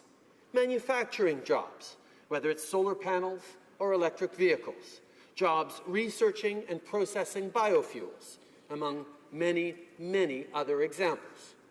If we do not take full advantage of these opportunities now before us, we will be doing Canadians a tremendous disservice. Et finalement, and finally, I believe that all Canadians will understand the third reason why we need to go ahead and put a price on carbon pollution. It has been proven that this is a good way to stop major emitters from fueling climate change and threatening the entire planet. Pricing carbon is an effective way of reducing air pollution and the pollution of our ocean waters. Just last week, the World Health Organization published a report according to which 9 out of 10 people live in areas where the air quality is poor. The consequences for human health are major and devastating. Every year, 3 million people die from causes related to air pollution. We must and we will do better. We've seen what can happen when governments take a stand for cleaner air. In 2005, in Toronto, there were 53 smog days. A decade later, thanks in part to the phasing out of coal-fired generating stations, there were 0 smog days. This is a very big deal if your child has asthma and can't go outside to play with her friends during her summer vacation. Or if you have grandparents who have to miss out on family events because they find it difficult to breathe the air in their own backyard. And if you live in Canada's north or in our coastal communities, or really, Mr. Speaker, in any community that is subject to extreme weather conditions and the resulting floods, droughts, and wildfires, then the effects of climate change itself cannot be denied. There is no hiding from climate change. It is real and it is everywhere. We cannot undo the last 10 years of inaction. What we can do is make a real and honest effort today and every day to protect the health of our environment and with it, the health of all Canadians.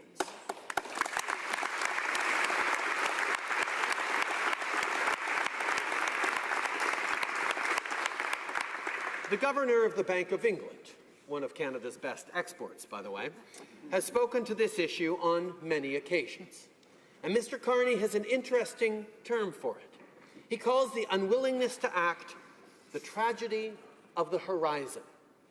What he means is that the truly catastrophic effects of climate change will be felt in the future, or as he puts it, beyond the traditional horizons of most actors, imposing a cost on future generations that the current one has no direct incentive to fix.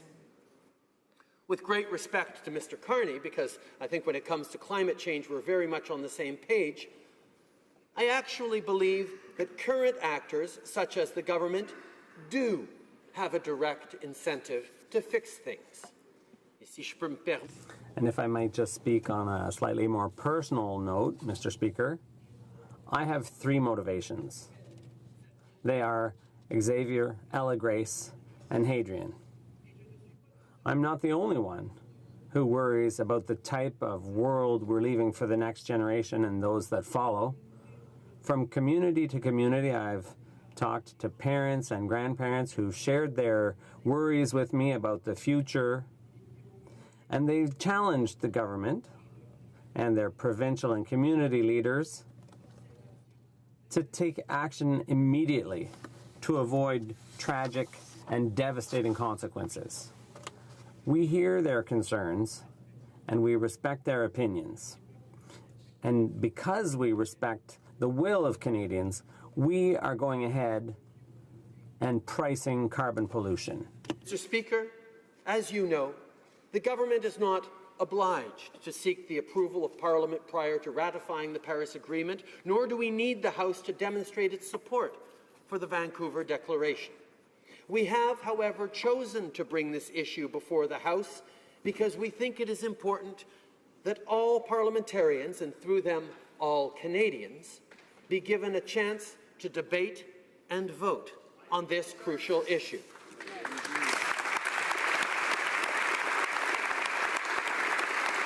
Therefore, I look forward to what I hope will be a spirited yet respectful debate on this important topic, because it is one that will shape the country we live in for generations to come.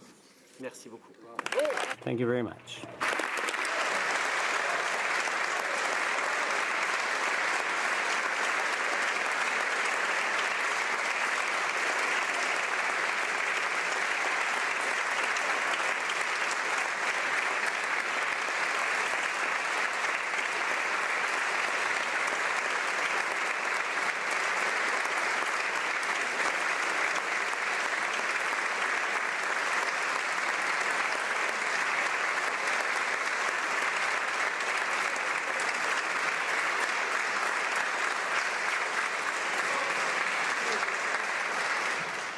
Questions et commentaires, questions and comments. The honourable member for Abbotsford. Well, thank you very much, Mr. Speaker. Those of us on this side of the House sat back and listened very carefully to the Prime Minister's speech. And as usual, his talking points are full of lofty goals, warm and fuzzy platitudes. And then he lowered the boom. He took a sledgehammer and told the promises, if you don't do it my way, if you don't accept a carbon tax or a carbon pricing model, I'm going to do it for you.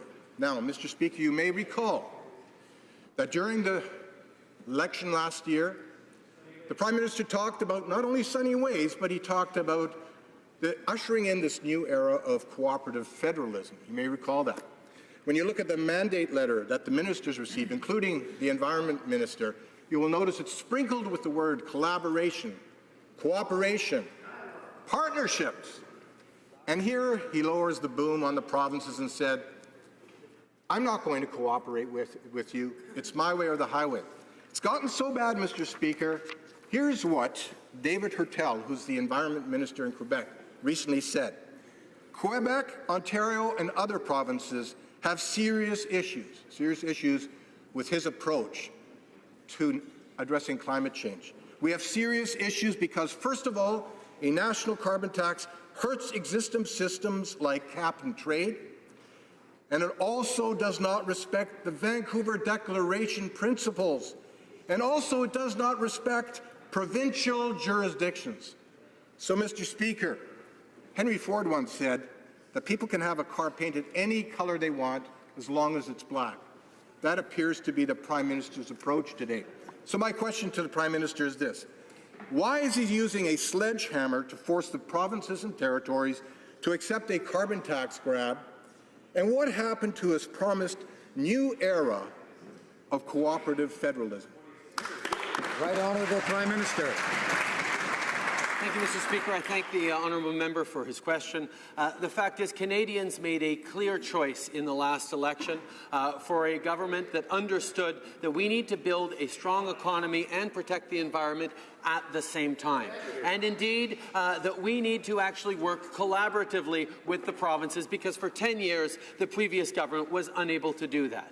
And that is why we were so pleased to be able to sit down with the provinces last March and agree unanimously on the Vancouver Declaration, which said explicitly that putting a price on carbon pollution right across the country in every province was an essential part of meeting our climate change targets and our commitments to both international community through Paris and to Canadians.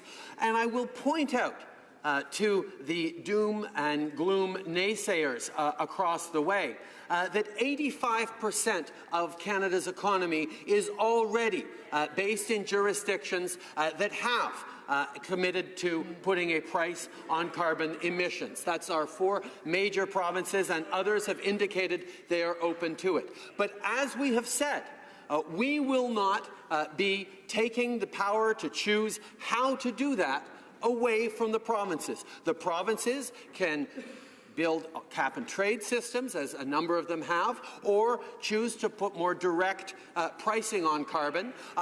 The money will remain in those provinces. This is going to be revenue neutral for the federal government. This is the kind of leadership that for 10 years the previous government refused to give to Canadians.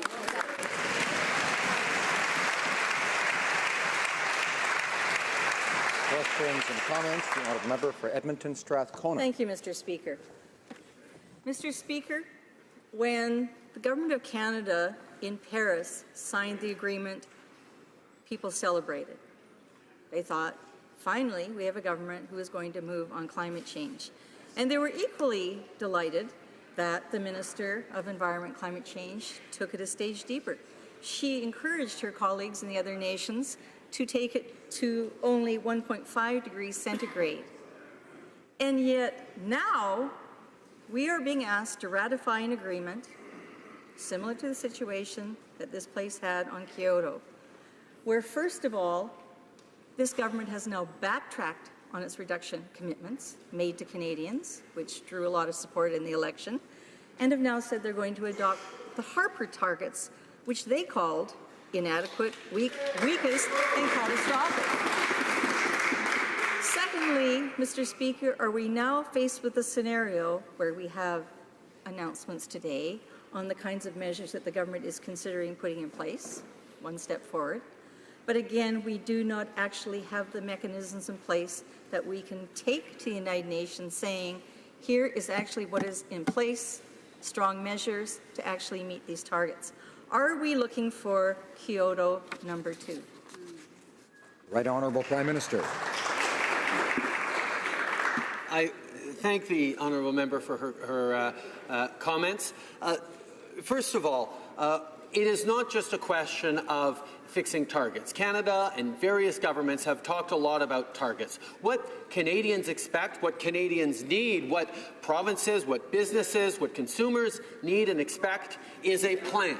Is a clear plan whereby we will be reducing emissions in this country. And that's exactly what we have put forward. We have put forward that there will be pricing on carbon across the country that by 2022 will reach $50 a ton. This is because it will be good for the economy and for innovation. It'll be good for jobs. It is something that we will work with the provinces on the model that they want to implement, because we know that the provinces are different in their opportunities and their challenges and their needs. We are all agreed we need to reduce emissions across the countries, and we look forward to working with the provinces on the model that suits each of them best, as long as they are stringent enough to not disadvantage other provinces. The fact is, we have the Conservative Party thinking we go too far. We have the NDP thinking we're not going far enough. I think, like most Canadians, will think that we have got the right balance. Merci.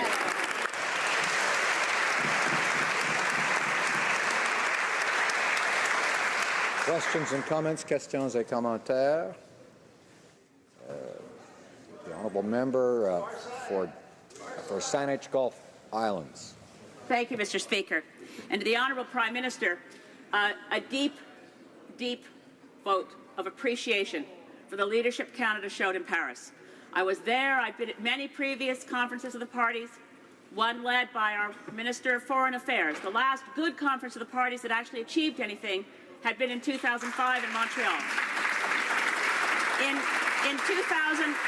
2015, I watched the Canadian government delegation engage in sabotage so the world would not have climate action.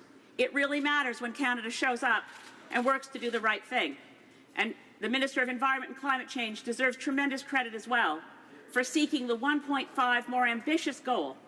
But here's the problem, Mr. Speaker, and with the deepest of regret, I have to ask our Prime Minister, how can he reconcile adopting the Paris Agreement while accepting the Harper target, which will make achieving Paris impossible?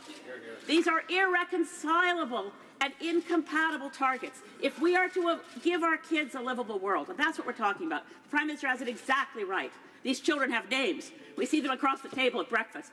These are our kids. And the livable world that they want, the opportunity for that is given to us in the Paris Agreement, but the window is closing rapidly. And where we are right now as a country won't save the planet for our kids. Right Honourable Prime Minister.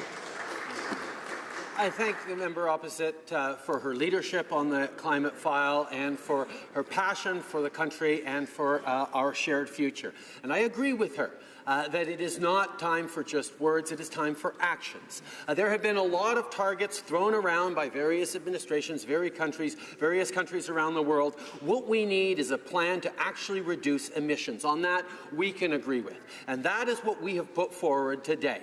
Hard targets on pricing carbon emissions, carbon pollution, that will lead to actions by provinces, by businesses, by consumers, because pricing and trusting the free market, the market forces to reduce emissions to a maximal level is what has been proven and has been demonstrated to work in the past. That's why the ambitious target of a price on carbon of $50 a ton by 2022 right across the country is the kind of real action that Canadians expect and that we're delivering.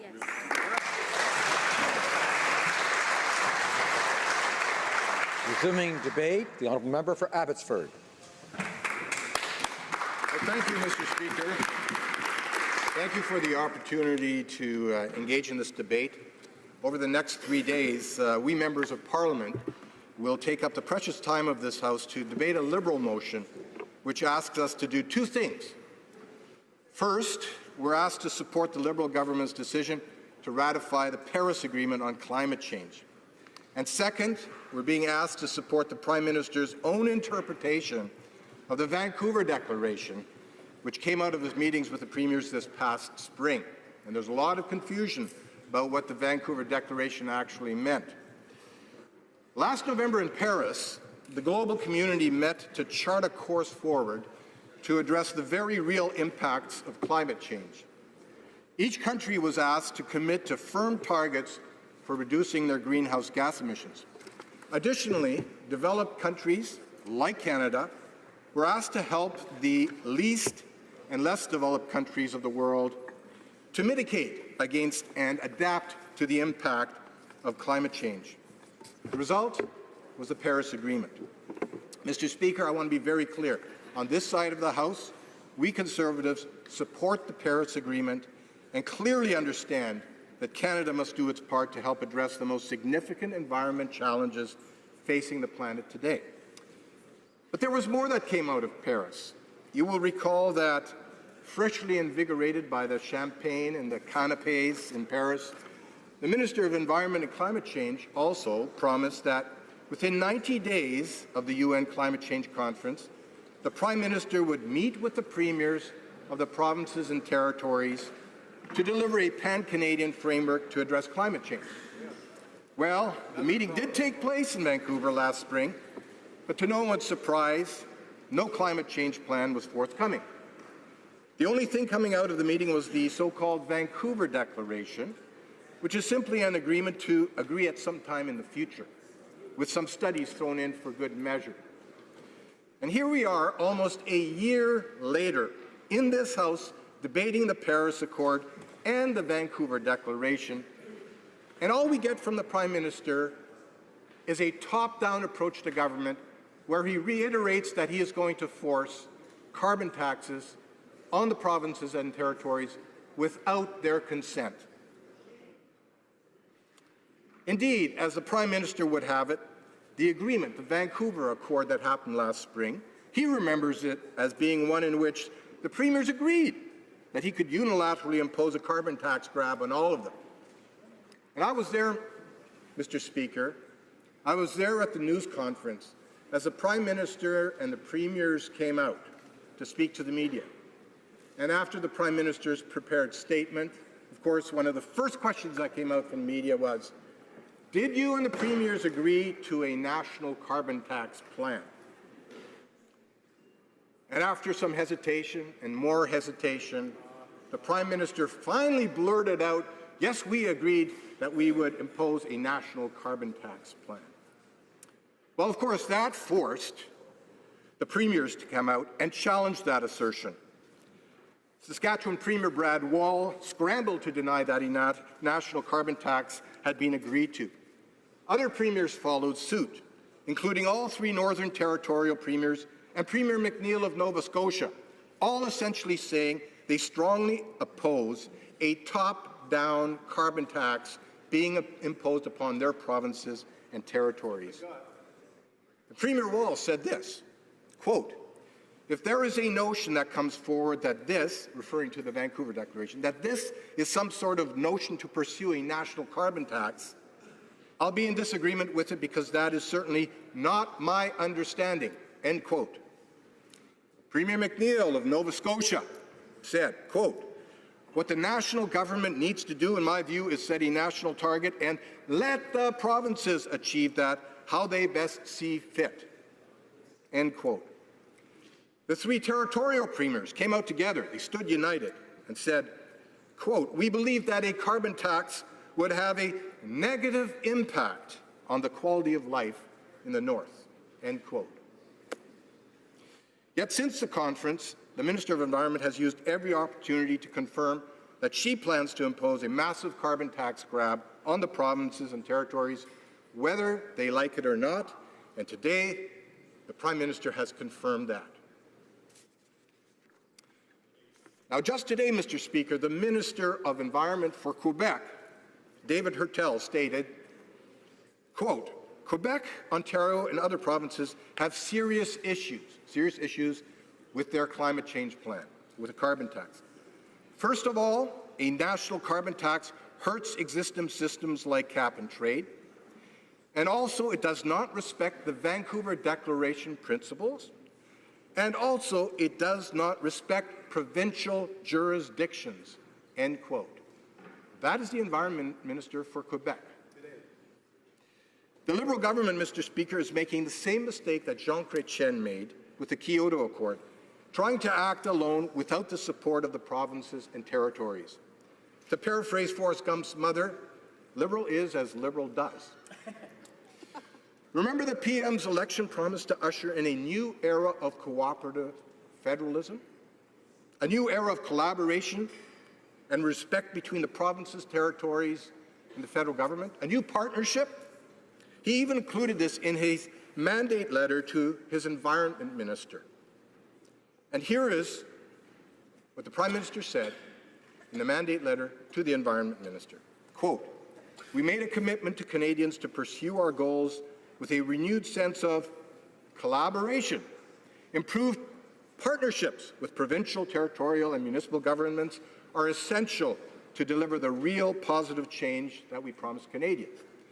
In partnership with the provinces and territories, ensure that they have the flexibility to design their own policies, including their own carbon pricing policies, end quote. And what happened? All those promises of cooperative federalism gone by the wayside. Another one of the Prime Minister's dozens of broken promises. In fact, Mr. Speaker, the last year is littered with the Prime Minister's broken promises. But, Mr. Speaker, it goes far beyond just abandoning his promise of cooperative federalism. Without a national climate change plan for Canada, one of the very first actions the Prime Minister took in Paris was to commit $2.65 billion of Canadian taxpayers' money to fight climate change. To fight climate change, not here at home, by the way, but in foreign countries. He had no national climate change plan in place, no plan on how he was going to invest in our efforts to address climate change. Yet he made an announcement in Paris he was going to be spending $2.65 billion of taxpayers' money in foreign countries. Perhaps he was more concerned about making friends at the United Nations, burnishing his international reputation, complete with the ubiquitous selfies.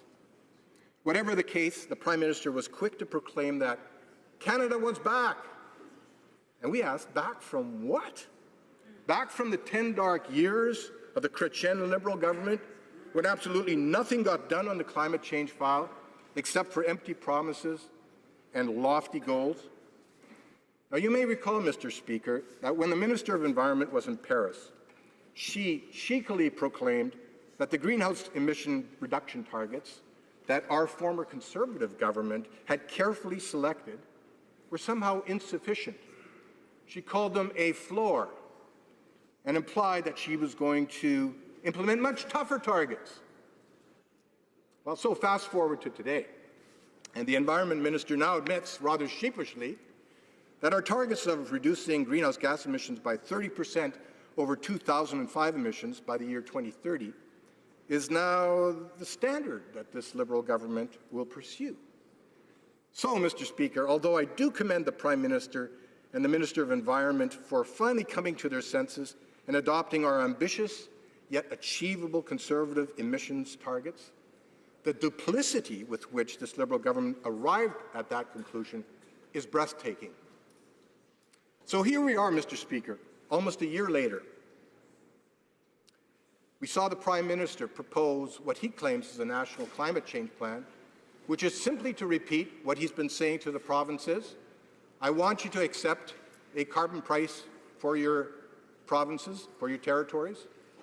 But if you don't, I'm going to jam it down your throats. I'm going to use a sledgehammer to force you to accept a carbon price.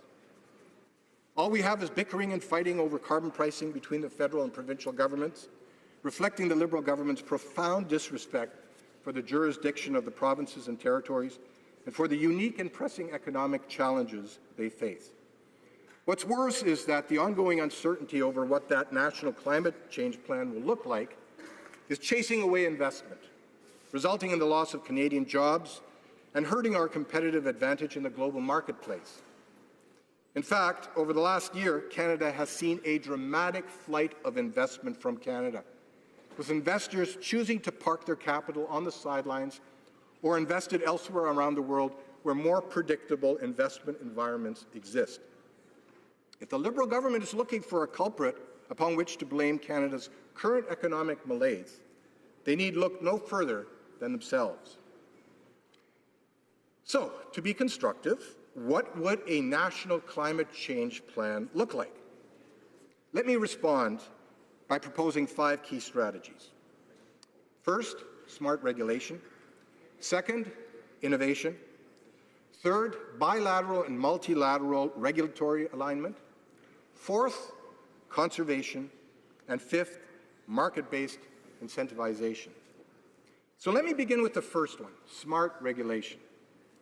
Long before the Paris Agreement, and long before the Liberal government's preoccupation with top-down carbon taxes on the provinces and territories, our former Conservative government had embarked upon a sector-by-sector regulatory approach that allowed us to protect both our environment and the economy. In fact, ours was the first government in Canadian history to actually see greenhouse gas emissions reduced by establishing regulations for 2 of Canada's largest sources of emissions, transportation and electricity. As a result, our greenhouse gas emission regulations for passenger vehicles and light trucks will result in those vehicles emitting significantly fewer greenhouse gas emissions than 2008 models.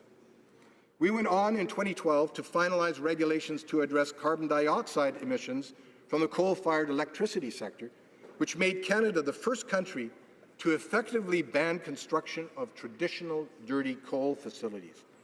In fact, over the next 21 years, those regulations are expected to result in a cumulative reduction in GHG emissions of about 214 megatons, equivalent to removing some 2.6 million personal vehicles from the road. That's a great achievement, Mr. Speaker. We also established the Air Quality Management System, which resulted in ambitious air quality standards for fine particulate matter and ground-level ozone, the main components of smog, as you know. Under the watch of our previous government, pollutants causing acid rain were cut by 15% as part of this program. And I noticed that the Prime Minister referred to pollution and addressing air pollution. We support all efforts to reduce the impact of toxins within our air sheds. Now, we also invested billions of dollars in science and technology initiatives to address air quality and climate change. These investments included the development of CO2 capture and storage technologies to reduce atmospheric carbon emissions from large point sources.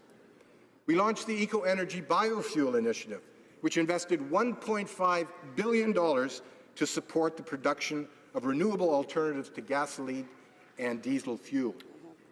But one note of caution, Mr. Speaker, when governments raise taxes in order to purportedly invest in green solutions, and I understand that is what the Liberals are proposing to do, history shows that they are notoriously bad at picking winners and losers. Any investments in technology must, to the greatest extent possible, be market-driven and free of political manipulation. Mr. Speaker, we're also proud of our record of working closely with the United States on joint North American initiatives. In 2009, our former Conservative government established the United States-Canada Clean Energy Dialogue to enhance bilateral cooperation on the development of clean energy science to combat climate change, which as of 2015 included over 50 projects either completed or underway. It was through our government that major headway was made in joint Canada-USA electricity connectivity and cross-boundary clean energy research and development. Through the Canada-US Air Quality Agreement, we began to work to align our regulations with the United States in order to reduce methane emissions from the oil and gas sector. And the fruits of this labor were announced by the Liberal government earlier this year in Washington, D.C., and we applaud that. The long and short of successful bilateral and multilateral regulatory cooperation and alignment is that it ensures a level playing field for businesses and industries in Canada who want to do their part to respond to climate change, but don't want to be rendered uncompetitive. I encourage the current government to continue to advance regulatory cooperation, especially with our NAFTA partners, the United States and Mexico. Just a few thoughts on conservation, Mr. Speaker. Under our former Conservative government, Canada was the first industrialized country to sign and ratify the Convention on Biological Diversity. We subsequently launched the National Conservation Plan, under which we took significant strides to restore, conserve, and expand Canada's natural spaces. Indeed, over a period of 10 years, we were able to increase by 50% the amount of Canadian parkland that has been set aside for protection. Alan Lattrell, the former CEO of Parks Canada, recently explained that, and I quote, "The last 15 years have seen one of the most significant national park expansion programs in the history of our country. As we prepare to celebrate the 150th anniversary of our nation, we need to stand tall and proud and celebrate the exceptional contributions we have made to conservation internationally while charting a bold and inspiring path for the future," end quote. Mr. Speaker, some of the things that we were able to achieve over the last 10 years were the following. The world's first protected area extending from the mountaintops to the seafloor. That's Guayhananas National Park, Marine Conservation Reserve and Haida Heritage Site. That's in British Columbia. The world's largest freshwater protected area, Lake Superior National Marine Conservation Area. A six-fold expansion of the Nahanni National Park Reserve in the Northwest Territories. 3 new national wildlife areas in Nunavut, protecting close to 5,000 square kilometers of marine, coastal, and terrestrial habitat, including, by the way, the world's first sanctuary for bowhead whales. 3 new marine protected areas under the Oceans Act, Musquash Estuary in New Brunswick, Bowie Seamount off the coast of British Columbia, and the Tarum Nirutate in the Beaufort Sea. And finally, the expansion of Canada's National Parks Network by creating Canada's 44th national park, the Nats-Icho National Park Reserve. We also played a major role in the creation of the world-class Great Bear Rainforest Agreement through an ecological investment of $30 million. So why is conservation so important to us as Conservatives and should be important to the Liberal government? Because our natural spaces are highly effective in capturing and sequestering carbon dioxide. Indeed, it is estimated that Canada's forests, wetlands, and farmlands absorb significantly more carbon dioxide every year than Canadians collectively emit.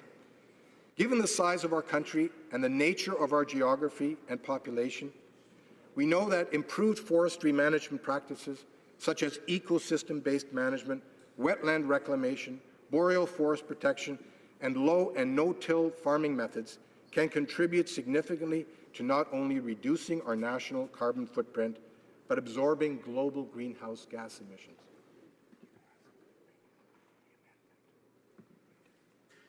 Any national climate change plan must include a conservation strategy in partnership with First Nations, which builds upon the significant successes of the past 10 years. Sadly, Mr. Speaker, most of the Liberal government's discussion of a pan-Canadian framework on climate change has been monopolized by a fixation on carbon taxes. Taxes, taxes, taxes. And we shouldn't at all be surprised. Every few years, a creature in the form of a Liberal government arises from the ashes, and its members immediately morph into the quintessential tax and spend Liberal. Such members are characterized by a penchant for raising taxes in order to increase the amount of money their government has to spend on its priorities rather than on the priorities of Canadians. And this Liberal government is, of course, no different. And that's why Canadians are hearing so much about carbon pricing, which is nothing less than an effort to tax Canadians into doing the right thing on the environment. Sadly, most of the efforts to implement carbon pricing at the provincial level play into that narrative and are doomed to failure. So it is incumbent upon the federal government to learn from carbon pricing mistakes being made both here at home and in other parts of the world. Witness the European experience with cap and trade, in which carbon credit prices effectively collapsed under the weight of corruption, abuse, and favoritism. Where we now see countries like Germany building new coal-fired power plants instead of permanently phasing out coal. A number of my Environment Committee colleagues and I recently met with 7 MPs from Norway, and they shared what a disappointment the EU's cap and trade system had become.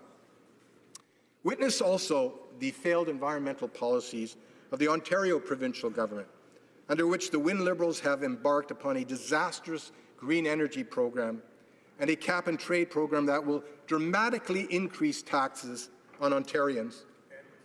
And it has resulted in the most expensive electricity prices in North America and is chasing thousands of businesses and job creators out of the province.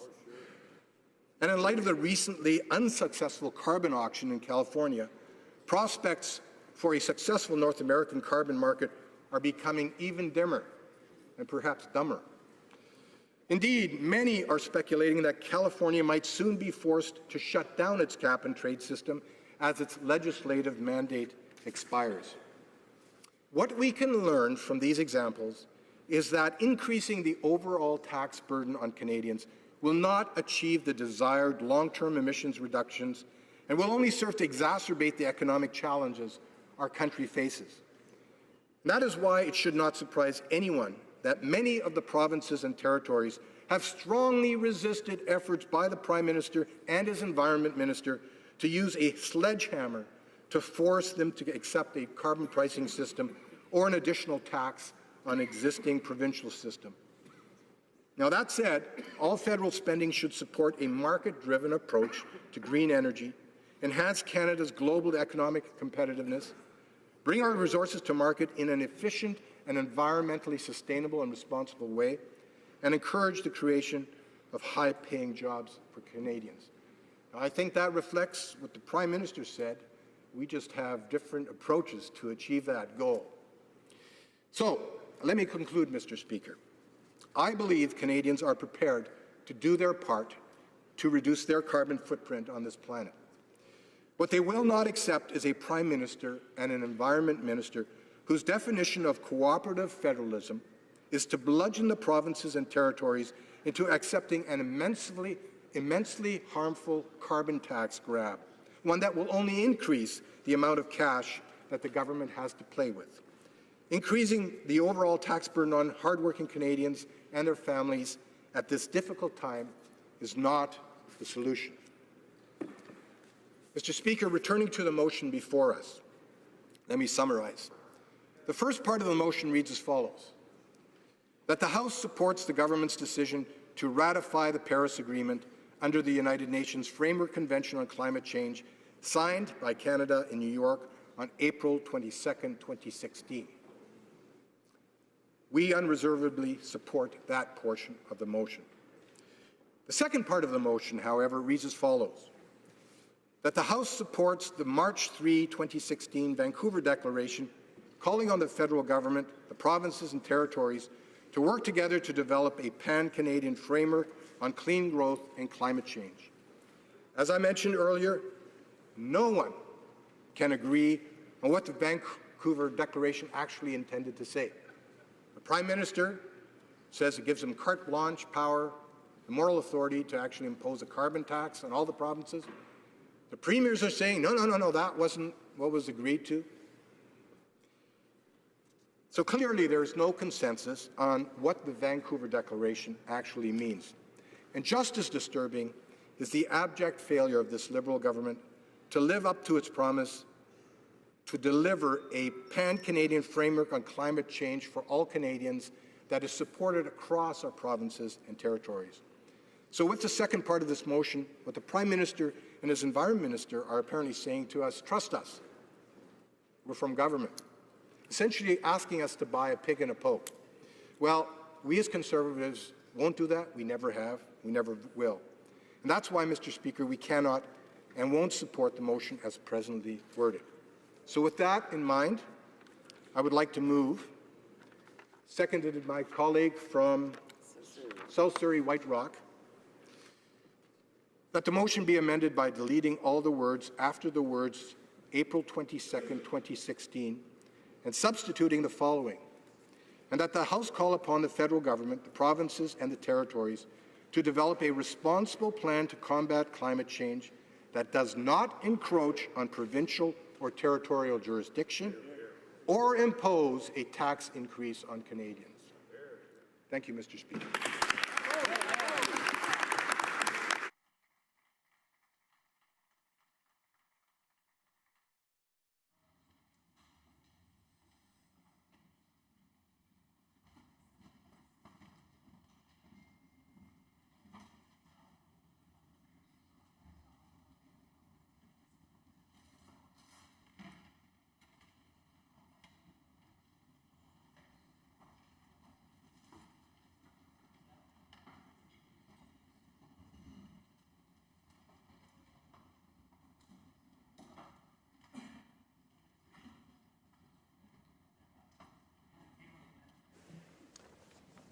Okay, the motion is moved by Ms. Watts and, by Mr. Fast, seconded by Ms. Watts, that the motion be amended by deleting all the words after the words April 22nd, 2016, and substituting the following, and that the House call upon the federal government, the provinces, and the territories to develop a responsible plan to combat climate change that does not encroach on provincial or territorial jurisdiction or impose a tax increase on Canadians. The motion seems to be in order. Questions et commentaires, questions and comments. The honourable member for Ottawa South. Well, thank you, Mr. Speaker, and thank you to my colleague from Abbotsford for his speech. I do want to begin by commending him and his government for the investments his government made in conservation. It's a fair assessment to say that the Conservative government built on the previous investments of other governments, as it is fair, I think, to say that we will build on theirs when it comes to conservation. He did allude to the role of conservation, protected areas, the ability of our natural environment to sequester carbon. There is a role, of course, to play when it comes to our natural environment in this regard. But I want to ask him why it is this official opposition, this Conservative opposition, is in contradistinction to all economic conservative orthodoxy. When Brian Mulroney faced a colossal challenge with acid rain killing eastern Canadian lakes, he entered into negotiations with his conservative counterparts in the United States and facilitated a cap-and-trade system for SOx and NOx, harnessing the power of a market mechanism, to achieve the environmental outcomes that we desired as a continent. Preston Manning has been calling for the use of either a carbon tax or a cap-and-trade system now for years, claiming that it is conservative economic orthodoxy to use those market mechanisms to reduce our CO2 and other greenhouse gases. Finally, I'd like the member to address this. There are 2 billion more people coming to join us on this planet in the next 30 to 40 years. The race that's on globally, Mr. Speaker, is one about energy efficiency, materials efficiency, and water efficiency, without which it is globally widely acknowledged that the carrying capacity of this planet will be insufficient to deal with that population level. Can he help us understand why it is we should not, as a country, not just join that race, but lead it? The honourable member for Abbotsford. Well, thank you, Mr. Speaker. The member, I appreciate the question from him, and it's a very broad question. Probably could spend an hour talking about exactly how we're going to address population growth, how we're going to ensure Canada continues on its path to energy efficiency. What I would say is this, though. Whenever Liberals come forward to solutions, they invariably include tax increases. This is sucking more money out of the pockets of taxpayers, putting that money into the hands of government, and then government spending it on its own political priorities. We've seen that time and time again. I also mentioned in my speaking, Mr. Speaker, that Liberal governments are prone to pick winners and losers, think that they are smarter than everybody else, think that they're smarter than the market, think that they're smarter than industry, and they pick winners and losers and invariably get it wrong. What our Conservative government did, we focused on an incremental regulatory approach. Now, the minister will know that in my comments, or the member will know that in my comments, I talked about a broad suite of policies that will include, as he so kindly suggested, a collaborative approach to conservation. It's going to require key investments in technology that have to be market-driven. And he has quoted a number of economists. And quite frankly, those economists, if you sit down with them and talk to them, they will tell you that carbon taxes, if they're not used properly, simply impose another unmanageable burden on the economy. What they will tell you is increasing the overall tax burden on Canadians is not the way forward. So I would encourage that member to encourage his Prime Minister, his Environment Minister, to go back and sit down with the premiers. And I understand they're meeting this morning. And I hope that they are able to actually secure an outcome that actually represents the Prime Minister's stated commitment to a new era of cooperative federalism. Because if you leave the provinces behind, what you will get is litigation, you will get rancor, and you will fail to get the outcomes that you felt were necessary. Thank you, Mr. Speaker. Questions and comments? The Honourable Member for Edmonton Strathcona. Thank you very much, Mr. Speaker. Mr. Speaker, the Conservatives speak of winners and losers. And I'll tell you who are the winners and losers. In the decade that the Conservative Party was in power, and a good part of that, 8 years of that, I was in this place, the complete inaction by this party to address the mounting emissions of greenhouse gases in this country, they picked the clear winners and the losers. The clear winners were the major emitters, the major industrial emitters, the fossil fuel industry. The losers were future generations of Canadians, future generations of children around the planet. I was in this place, Mr. Speaker, when former Environment Minister Jim Prentice stood and announced that any day now he was issuing regulations to set the limits on greenhouse gases from the fossil fuel industry. And to show how serious he was about that, he actually released draft offset rules. Well, Mr. Speaker, in the entire time that this party was in power, they never moved forward with those measures. So the end result is emissions have continued to rise, the major emitters are happy, and future generations are losers. So I welcome a response to that. What was this great action that the Conservative Party took to address this major challenge we face in this planet? Honourable Member for Abbotsford. Well, Mr. Speaker, I'm sorry that the member didn't have a chance to hear my speech. I articulated so many different initiatives that our government brought into force, that we implemented across sectors. We talked about conservation, we talked about technology, we talked about carbon sequestration, which we invested heavily in. We talked about a biofuel strategy, which we heavily invested in. I talked about coal-fired electricity and regulating the sector so that over time we move away from coal, move to cleaner energy. I talked about regulating the light and heavy-duty vehicle sector so that we can do our part to reduce the pollution that emanates from the vehicles that we drive in Canada. So, Mr. Speaker, we have a good story to tell as a former Conservative government, setting our country on the path to becoming environmentally sustainable. And what I would say to this member, rather than attacking, understand that this is incremental progress that we have made. And we acknowledge that more needs to be done, Our government is supportive of many initiatives that are going to move Canada forward to a sustainable future. Questions and comments. The honourable member for Barrie, Springwater, Oro Medonte. Thank you, Mr. Speaker, and certainly I'd like to thank the honourable member for their words and speech today. You know, one of the things that was just mentioned was winners and losers, and being a member of Parliament from Ontario, I can say that I've been under a government that has chosen winners and losers through the Green Energy Act.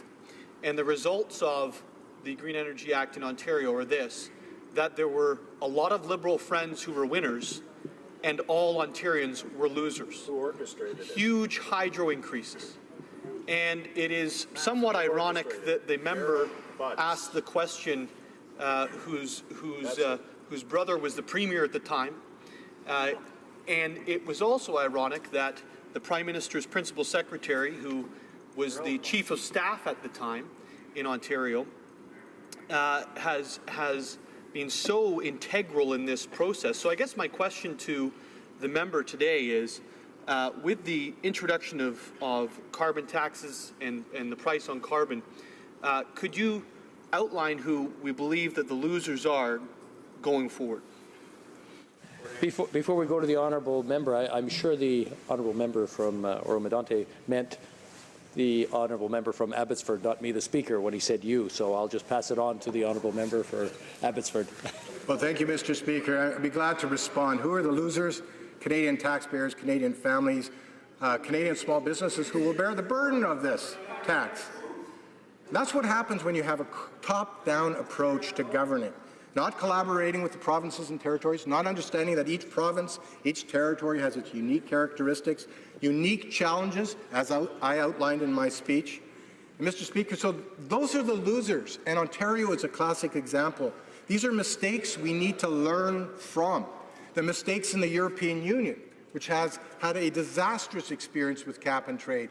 Now we're seeing it with Ontario as well, dramatically driving up taxes on Ontarians, Ontario families, small businesses.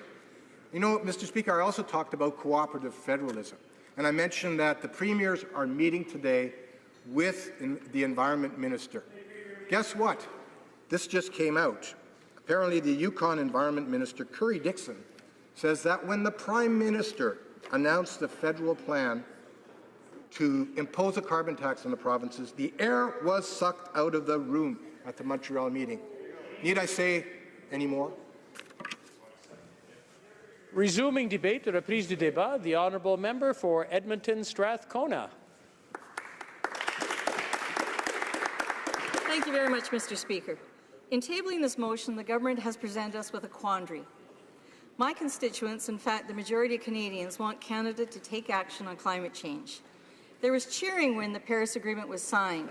Canadians were delighted when the Minister of Environment and Climate Change took Canada's commitment one step deeper and agreed to take action to limit temperature rises to only 1.5 degrees centigrade. But all in this place, including her own colleagues, are faced with this dilemma. Are we facing a repeat of 2002, when another Liberal government ratified Kyoto with no plan to deliver and then did nothing for 13 years? Absent a concrete action plan with measurable carbon reductions to achieve that target, is this just another photo op? As the Minister of Environment stated in this place last January, in quotes, it would be irresponsible to come up with a new target without actually having a plan to implement it, as the Conservatives did, end of quote. But isn't this exactly what she agreed to in Paris, deeper reductions? The Department of Environment has reported that even collective action on the commitments made to date by this government, the provinces and territories, Canada will fail to meet even the pathetic reduction target set by Harper.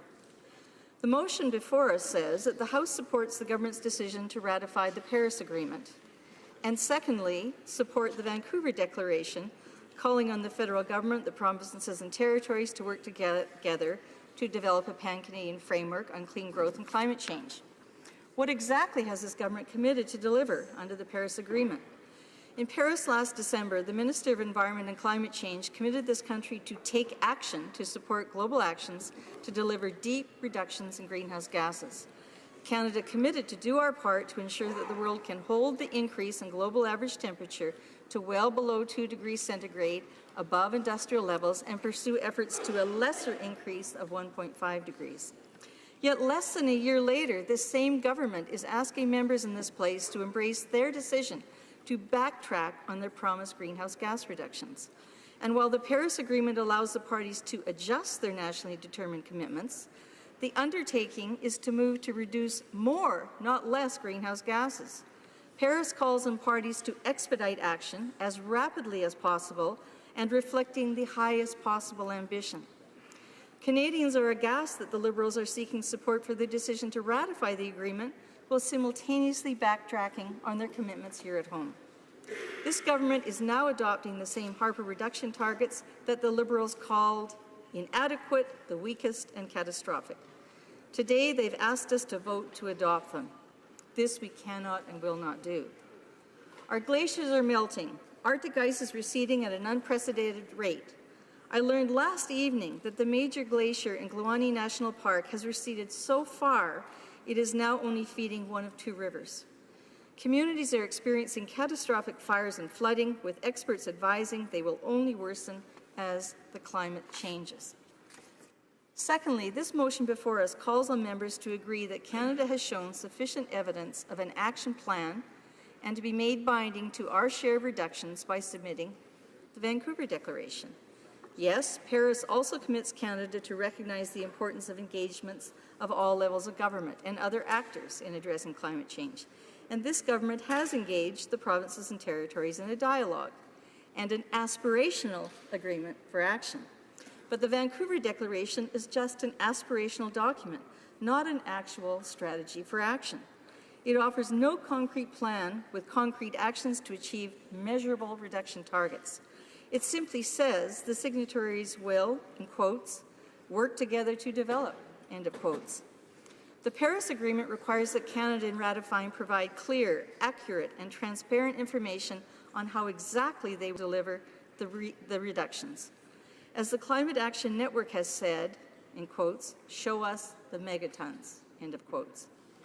We have yet to have presented to us the action plan showing the quantity of emissions that will be reduced under provincial, territorial, and federal initiatives, and by what date.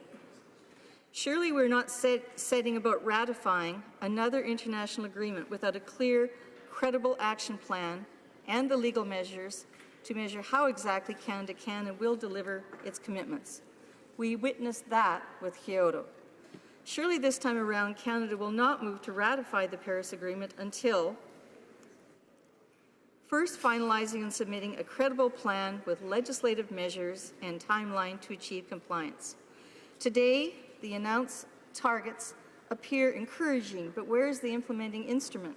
The starting point of $10 a tonne is far below that imposed even by the provinces.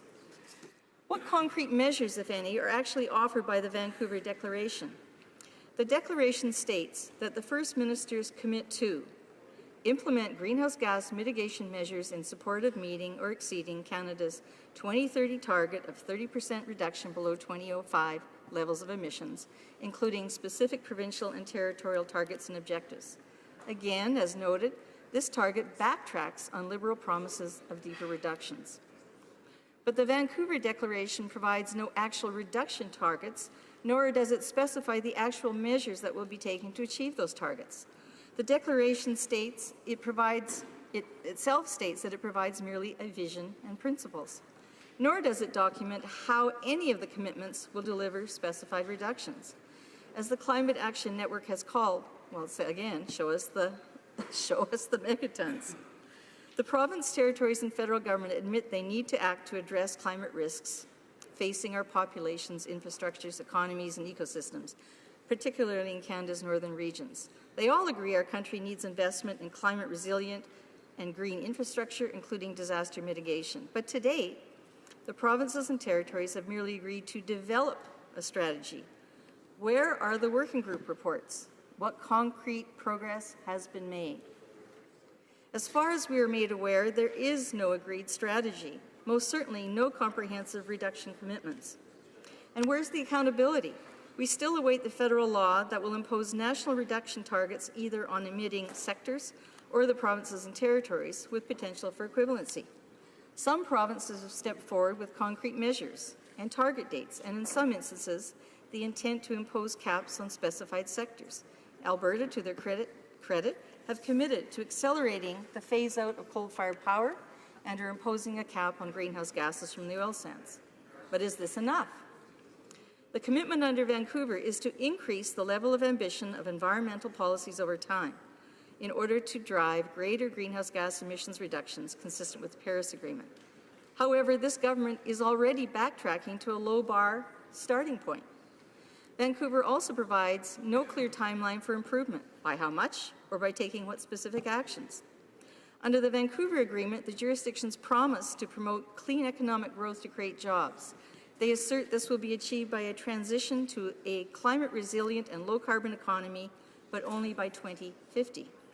In the meantime, Canada will continue to support their agreed Canadian energy strategy for sustainable energy and resource sector economy as Canada transitions to a low-carbon economy.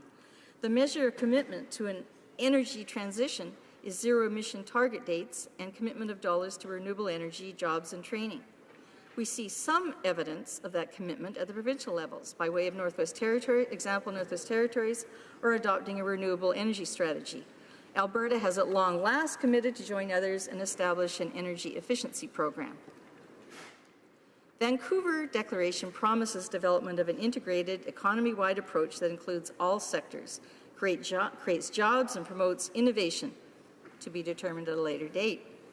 The same goes for investments in clean technology solutions, especially in areas such as renewable energy, energy efficiency, and cleaner energy production. Few solid commitments are yet stated on achieving reductions.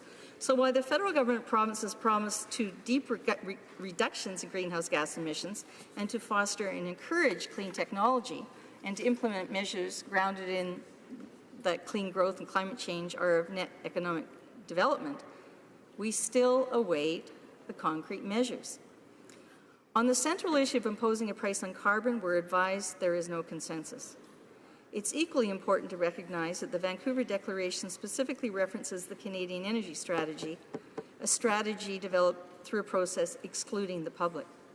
It's a strategy that in large part endorses cooperation and continuance of the carbon-intensive energy sectors. What concrete actions has the federal government taken to reduce greenhouse gases? The federal government committed under Vancouver to take specific and early actions, including investments in green infrastructure, public transit infrastructure, and energy-efficient social infrastructure. Yet the government has yet to release any detailed plan for green infrastructure, including what portion of infrastructure dollars will be dedicated to greening. During the election campaign, Liberals promised to tackle climate change and invest in the green economy, but even their first budget came up far short. After promising over $3 billion for public transit and over $3 billion for green infrastructure in the first 2 years of their platform, Budget 2016 was short by over $800 million for transit and for green infrastructure. The budget fails to deliver on their promise to eliminate fossil fuel subsidies, which continue to give hundreds of millions of dollars to polluting industries.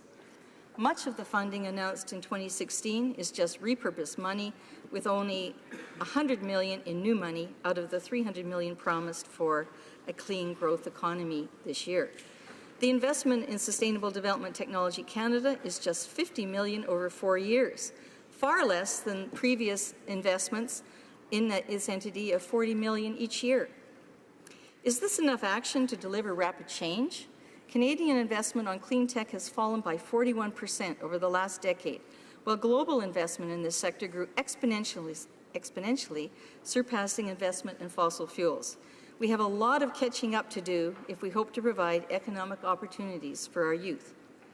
They promise to advance the electrification of vehicle transportation, foster regional plans for clean electricity transmission, and invest in clean energy solutions for Indigenous, remote, and northern communities. Yet their budget commits to levels that won't deliver expedited action on any of these. At least their commitment to reduce methane emissions from oil and gas production substantially by 2025 is good news, as it finally plays catch-up with Alberta. Canadians had hoped for better. Of concern, the thrust of the Liberal Action Plan to date has in the majority been to download the federal duty to reduce greenhouse gases to the provinces and territories, not to mention municipalities. When asked what actions her government is taking, the minister now repeats the same refrain that she is consulting the provinces on a plan. We are expected to agree to ratification without the courtesy of even seeing the working group reports, which I understand may be coming forward today, including, for example, the report on carbon pricing mechanisms. It's important to recognize that the burning of fossil fuels delivers impacts beyond climate change. They emit significant sources of pollutants, causing well-documented impacts to our health and environment. The Government of Alberta strategy recognizes this aspect in announcing the accelerated phase-out of coal power. Many others are calling for the federal government to follow suit and amend its regulations. It's high time the federal government finally replace its absurd Canada-wide standard on industrial mercury with a binding regulation. And when can we expect federal action on harmful particulate? It's also important that we pursue energy generation alternatives that reduce environmental impacts or impacts to treaty or constitutional rights. The over 190 conditions to the approval of the Petronas LNG plant and the associated pipeline of frack gas indicates additional significant and in some instances unmitigable impacts to the environment and to Indigenous rights and interests. Government and independent scientists have documented significant environmental impacts from oil sands operations, including localized and long-range pollutant loading. Indigenous communities near the oil sands operations still await a health impact study and have called for action. What would an ambitious strategy actually look like? Both the Paris and Vancouver agreements commit this government to a just transition to a clean energy economy.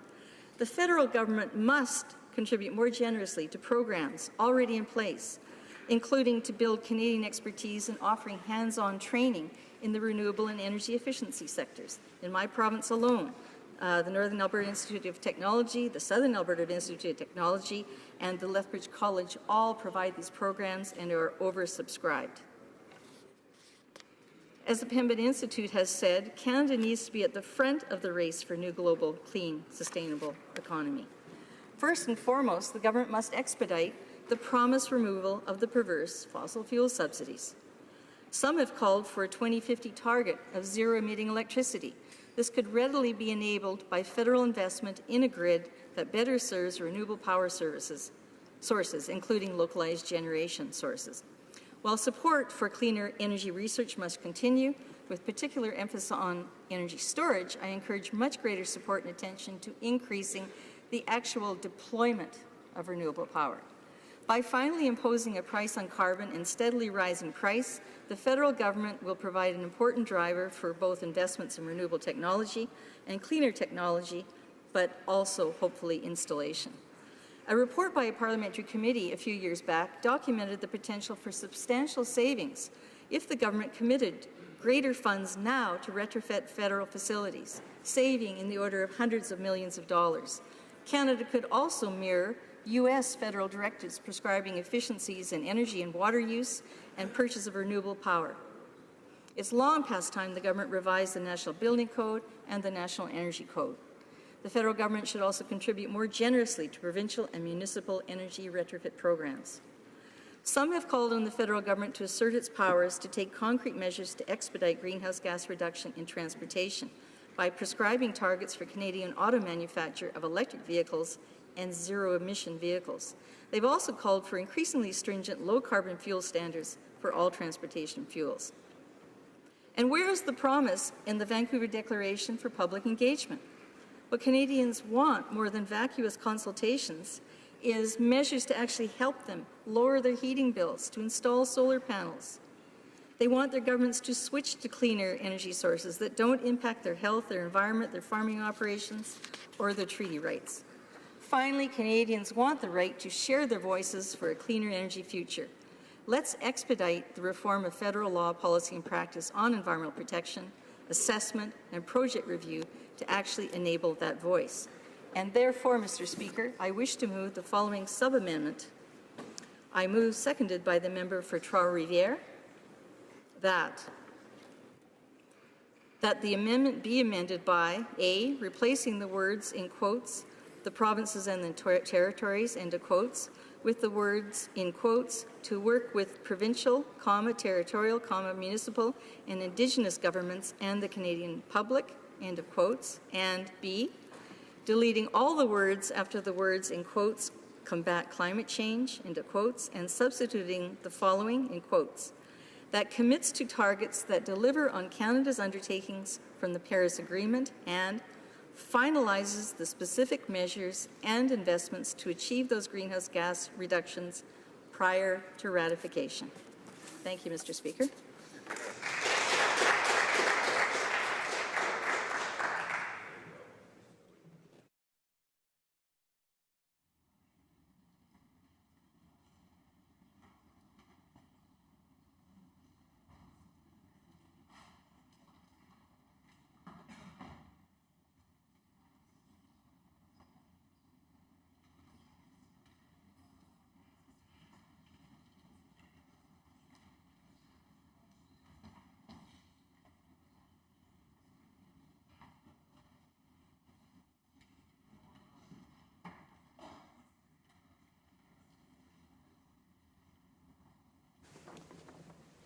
We have a sub-amendment, a motion for a sub-amendment moved by Ms. Duncan, Edmonton Strathcona, seconded by Mr. Aubin, that the amendment be amended by A, replacing the words the province and the territories with the words to work with provincial, territorial, municipal, and Indigenous governments and the Canadian public, and B, deleting all words after the words combat climate change and substitute the following, that commits to targets that deliver on Canada's undertaking from the Paris Agreement and finalizes the specific measures and investments to achieve those greenhouse gas reductions prior to ratifications. The amendment seems in order. Questions and comments? The honourable member for Laurentides-Labelle. Merci. We know who you mean. Thank you, Mr. Speaker. A very quick question for my colleague. It's a good speech with a lot of interesting ideas, and I was quite happy to hear it. We all heard last week that the Earth has passed 400 parts per million in carbon. That was in the news quite widely last month. So I was wondering if the member could speak to the importance of making sure that, and it's in the amendment, that all provinces are a participant in the process of getting anywhere on this file. Thank you, Mr. Speaker. The honourable member for Edmonton Strathcona. Thank you, Mr. Speaker, and I'd like to thank the honourable member for his question. I'm a little puzzled by the question because our amendment is very clear that the provinces, territories, and Indigenous governments and the public should be directly engaged in coming forward with the specific measures where this country will take action to reduce greenhouse gases in the country. We've been deeply concerned that we've had a process in Canada where provinces, territories, and the federal government have signed on to an energy strategy where the public has had absolutely no voice. It's absolutely critical that as we move forward, that the public is directly engaged in all decisions. Frankly, that is required both under the Paris Agreement and the Vancouver Declaration. Questions and comments? The honourable member for Portage-Lisker. Thank you, Mr. Speaker. I want to thank my colleague for her comments. And I had a question in regards to the issue globally regarding global emissions and the impact of them globally and what Canada can do. And certainly we want to do our part, and that's why we agree that these targets are important, and we agree that we need to work together. We have different ideas on how to achieve those targets. But what hasn't been talked about is the fact that even if Canada does meet every one of these targets, we in fact account for about 1.6% of all global GHGs. However, other countries that are major emitters, such as China, such as the United States, have the ability to reduce their GHGs, and China specifically, if they replace some of their coal-fired production with, for example, Canadian LNG. And is there a part of the discussion, is there room in this discussion and in this plan to account for the impact that Canada can have globally? Because I think, after all, that is our goal. We want to have a global effect, not just a domestic effect. We want to do our part domestically, but our aspirational goal is to protect our entire Earth. So should we not have a goal and have some measurement for what Canada can do to affect global emissions, not just at home, but more importantly, abroad? Thank you. The honourable member for Edmonton Strathcona. Thank you, Mr. Speaker. I'd like to thank the honourable member for raising some good points. As she will have noticed, both the United States and China have stepped forward well before Canada to state that they're going to take substantial measures to reduce greenhouse gases. Secondly, there is absolutely nothing that Canada can do to assure that even if we do export our gas to China, that they will use that gas to replace coal fire. What I'm aware of is that China has made monumental investments and has committed to additionally monumental investments in deploying renewable energy instead of coal-fired. What would be really nice is if her government had, and if the Liberal government would expedite the accelerated phase-out of coal-fired power in this country. I think that would send a far better example than simply saying, why isn't China doing enough? Questions et commentaires. L'honorable député de The honourable member for Trois-Rivières. I'd like to thank my colleague for her remarks, and I'd also like to thank her for her proposed sub-amendment, because I must admit, before going into politics as a teacher, I was proud when Canada signed the Kyoto Protocol. I said it was short-lived because following that I realized that they weren't taking steps. I was disenchanted quite quickly. Now, in the views of my colleague, are we seeing Kyoto take two? Is the motion so vague and without commitment that, in fact, we're focusing on a good show on the international status, but basically there's nothing in it to resolve the problems? The honourable member for Edmonton Strathcona. Thank my colleague from Trois-Rivières for the question and for his hard work on addressing climate change, protection of the environment, and representing his community. We have put forward this amendment for the specific reason that we witnessed what happened when the previous Liberal government ratified Kyoto. Absolutely nothing happened. Now, that ratification would still sit here if the previous Conservative government had not shredded that signature. We don't want a repeat. Regrettably, in this motion, they state that we should stand in this place and vote for them to ratify Paris based on the Vancouver Declaration. But the Vancouver Declaration is a rather vacuous statement of, we agree to work together towards, in the future, some kind of action on climate change. What the Paris Agreement compels us to do when we move forward to seek to ratify is to table with the UN the specific targets and the specific measures that will be put in place to reduce specified amount of greenhouse gases. We do not have that here. We do not have that in the Vancouver Declaration. We have the beginnings of a gleam of hope on the other side of the kind of measure they're thinking of proceeding with, but we don't really have any solid, concrete instruments yet, and what those measurable targets will be. Questions and comments? The honourable member for Saanich Gulf Islands. Thank you, Mr. Speaker, and I commend my friend from Edmonton Strathcona for her dedication in working on climate for many years. I do need to correct the record somewhat, and it's always awkward for me as leader of the Green Party to insist on historical accuracy because it will inevitably look like I'm defending a Liberal record. I just believe in telling the truth about things.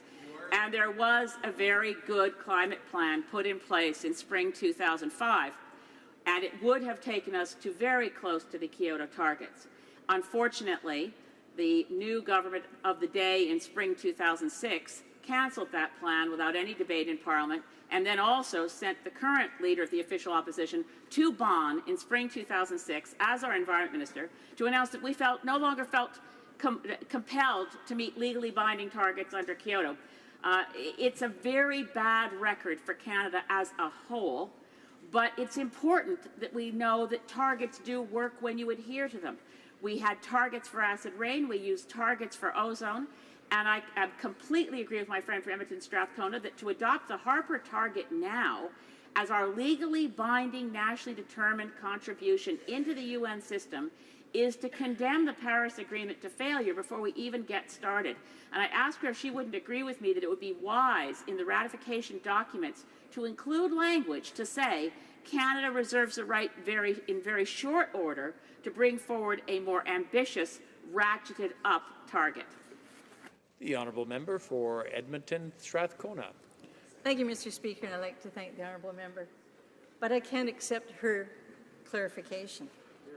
What I had stated was, when the previous Liberal government ratified, they did not have in place any kind of specific plan with concrete measures and the targets that they would meet. As she mentioned, several years later, they came forward with the beginning of a plan. The previous Liberal government was in power for, as I understand, 13 years. And then they were ousted for different reasons. We don't want to repeat that. I don't think the honourable member wants to repeat that.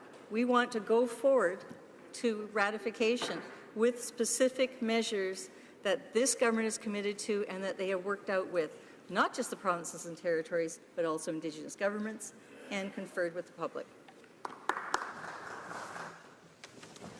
Questions et commentaires? Questions and comments? The honourable member for Edmonton North. Or sorry, Edmonton, Winnipeg North. Mr. Speaker, it often gets confused. I think what we need to do is to recognize exactly what it is that we have here today that we're debating. We have seen recognition, whether it's from young people, whether it's from political leadership that incorporates both provincial entities, territorial entities, Indigenous people entities. We can talk about world leaders, all of which have recognized that the time has actually come for us to take some tangible action. I do believe, as this government has set a very progressive agenda in dealing with the issue of climate change, that we have an opportunity here, through a vote on this particular motion brought forward by the Prime Minister, to send what I believe is a powerful, positive message that not only is Canada in touch and listening to what Canadians are saying, but we're prepared to act. And my question to the member is very specific. I won't get into the Kyoto and what took place there. She'll recall what her party ultimately caused and precipitated as a result of Kyoto. But my question to the member is, would she not at least acknowledge that this is a positive step forward and something that's worthwhile for all members of this House to vote on and show that they're actually listening to what Canadians want?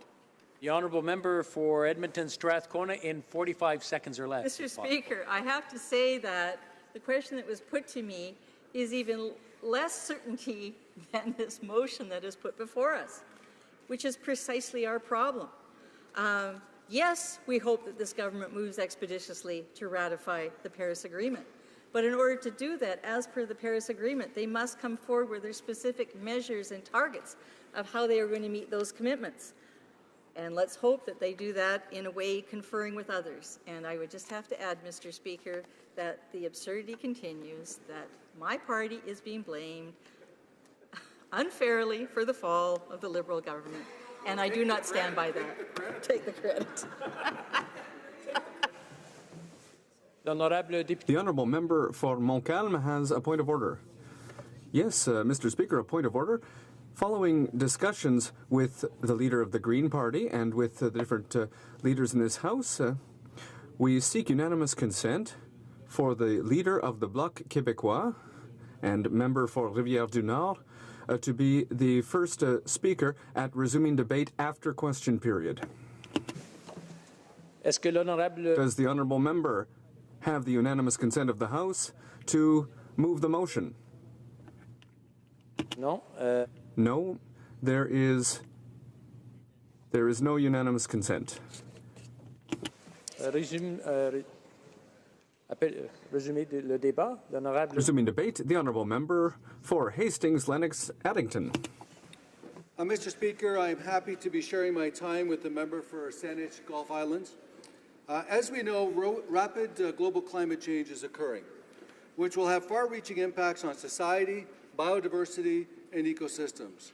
You have only to look at my own riding of Hastings, Lennox, and Addington, which stretches from Lake Ontario to Algonquin Park, Provincial Park, where this summer, for the first time ever, a level of 3 low water condition was declared by the Quinte Conservation and the Low Water Response Team. This is the most severe low water level. In parts of my region, we have experienced the driest summer since 1888.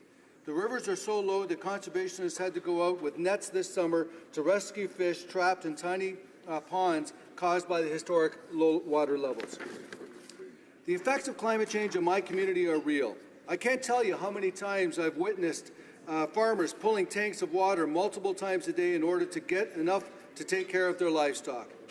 Wells have dried out earlier than anyone can remember. This year, those conversations about the weather that take place in coffee shops everywhere across my community have taken on a sadder, more ominous tone. People are worried. Mr. Speaker, there are people who know, these are people who know the land well and take pride in being the caretaker of their farms to protect it for the next generation. I've also met with countless people from a wide cross-section of businesses, and they've told me their efforts they are taking to adapt to and tackle climate change. Farmers, businesses, community organizations, and ordinary Canadians are all showing real leadership in combating climate change. Our government should do the same. Increasingly, protected areas are being recognized for the important role they play in adapting to and mitigating climate change. There are many ways in which they will form a part of our natural solution to climate change, through the actions of our municipal, provincial, territorial, and federal departments, agencies, and of course, Indigenous peoples, and also private landowners and not-for-profits. Canada has a long tradition of establishing and managing protected areas, whether in the form of national and provincial parks, national wildlife areas, migratory bird sanctuaries, marine protected areas, ecological or nature reserves. Protected areas in Canada safeguard important ecosystems and habitat, maintain essential ecosystems services, and provide opportunities for personal connections with nature. Protected areas strengthen both our ecological and social resilience to climate change. Like so many Canadians, Mr. Speaker, I grew up inspired by the wilderness that surrounds us. I have many fond memories of hiking around the forests in Madoc, where I grew up, and of taking my own kids to Bon Echo Provincial Park in the north part of my riding near Cloyne. Those who have visited Bon Echo might have seen the pictograph markings on the spectacular cliff face that show us that there are places like this through time and across culture which draw us in and which show us that there is much to learn from our natural environment. It is fitting that these very old Indigenous pictographs in Bon Echo show us how Nanabush, the trickster figure who was sent by the Gitche Manitou to teach the Ojibwe people and who named the plants and animals around us. We still have a lot to learn. I know I do. And the more I speak to the Indigenous peoples, both in my riding and in my work as an MP, the more I know for certain that there is much we can learn from them about protecting our lands and waters. Water is sacred, and it gives life. Protecting our watersheds, we protect the life that springs up around them. Yet up to 70% of historic wetlands have been filled in or drained in settled parts of Canada, particularly the Great Lakes and St. Lawrence region. This contributes to some of the terrible flooding that we have seen along places like Moira River and Thurlow and Tweed, where a short few years ago, historic spring flooding forced the community to come together to fight against the rising water. The community did come together because that's what neighbors do. But these types of events have a very large economic cost to them. By protecting our wetlands and allowing them to do their job of natural flood mitigation, water purification, and provision of wildlife habitat, we not only live in better harmony with our environment, but we also save money too. And we ensure that people continue to benefit from the services that are supported by healthy and diverse terrestrial and aquatic ecosystems. Protected areas also support the capture and storage of carbon in terrestrial and marine vegetation, soils, and peat. Conserving and protecting natural areas help to maintain their ability to sequester carbon and avoid greenhouse gas emissions that come from disturbance. It has been estimated that 15% of the world's terrestrial carbon stock, as 312 gigatons, are stored in protected areas around the world. In Canada, over 4 billion tons of carbon dioxide is sequestered in 39 of our national parks. We know that climate change will also increase the risk of extinction for many species. Projected temperature increases may exceed the biological tolerances of many species and ecosystems in Canada A large, connected, and diverse network of protected areas can help wildlife to adapt to a rapidly changing climate by ensuring that the loss of suitable habitat is offset by access to other similar habitat. It will ensure that areas of refuge from climate change impacts are identified and protected for species to migrate to. The preamble to the Paris Agreement notes the importance of ensuring the integrity of all ecosystems, including oceans, and the protection of biodiversity when taking action to address climate change. Article 5.1 of the same agreement requires parties to take action to conserve and enhance sinks and reservoirs of greenhouse gases. Last year, Canada adopted the 2020 Biodiversity Goals and Targets for Canada, which describe results to be achieved through collective efforts of public and private players. Canada's targets are aligned with the global targets in 2010 under the UN Convention on Biological Diversity, which include a commitment to conserve by 2020 at least 17% of terrestrial areas and inland water, and 10% of coastal and marine areas through networks of protected areas and other effective area-based conservation measures. This target presents a powerful and timely opportunity for Canada to make progress and demonstrate leadership on climate change and on biodiversity conservation. At the end of 2015, only 10.6% of Canada's terrestrial areas and 0.9% of its marine territory were recognized as protected so far. Parks Canada and Environment and Climate Change Canada are working with provinces and territories to develop a pathway to achieving the land-based target. And on World Oceans Day in 2016, the Government of Canada announced a 5-point plan to meet marine targets to increase marine and coastal protection to 5% by 2017 and 10% by 2020. This plan includes establishing areas already under development, including 5 proposed marine protected areas under the Oceans Act. Also being explored are possibilities to establish new Ocean Act marine protected areas in pristine offshore areas and in areas under pressure from human activities, and to identify existing and establish new other affected area-based conservation measures, such as fisheries closures to protect sensitive coral and sponge concentrations. Budget 2016 has allocated $81.3 million over 5 years to Fisheries and Ocean Canada and Natural Resources Canada to support this effort. Budget 2016 also proposed more than $42 million over 5 years for Parks Canada to continue to work to create the Taïdene National Park Reserve in the Northwest Territories and a new National Marine Conservation Area in Nunavut's Lancaster Sound. To sum up, Mr. Speaker, healthy, biologically diverse ecosystems increase climate resilience. They reduce the vulnerability of communities to climate change and increase their capacity to recover from climate change impacts. The careful management and expansion of our protected areas networks will help Canada protect our biodiversity and help us to succeed in the fight against climate change. Thank you, Mr. Speaker. Questions and comments? The Honourable Member for Yellowhead. Thank you, Mr. Speaker. Thank you, the Honourable Member across the road for his speech. Been enjoying working with him on the Environment Committee. The question is if we were to adapt the carbon pricing mechanisms that will help realize Canada's international commitments to reduce greenhouse gas emissions, should selection of these mechanisms take into consideration the actions of competitor jurisdictions and the impact on Canada's global compliance? The Honourable Member for Hastings, Lennox, Addington.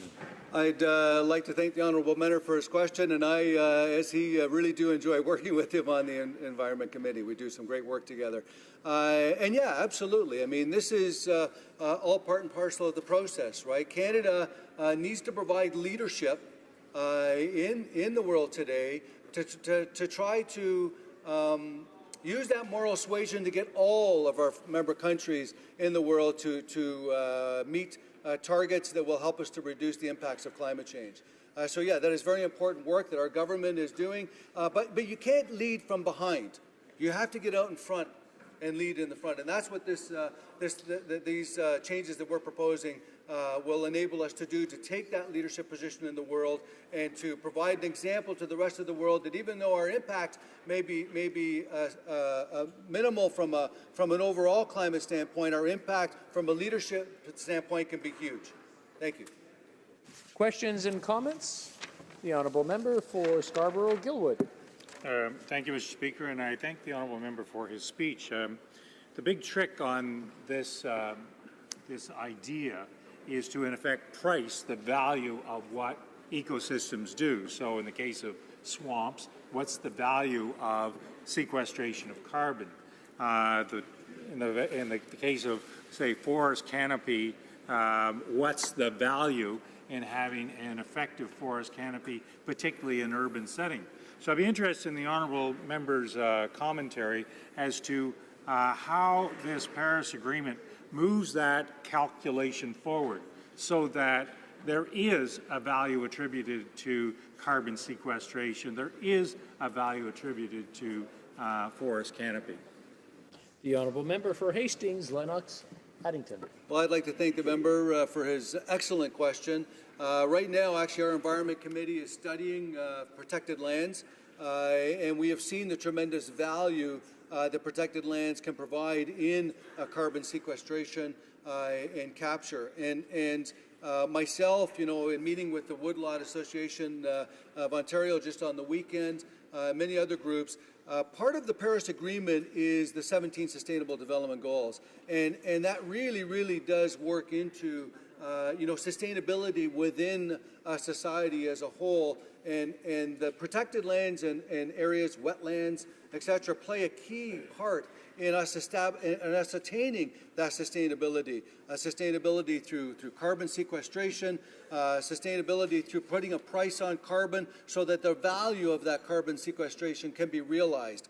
So all of these things fit together in this puzzle of the 17 Sustainable Development Goals. Thank you. Questions and comments? The honourable member for South Surrey White Rock. Thank you very much, Mr. Speaker, and thank you very much for your comments.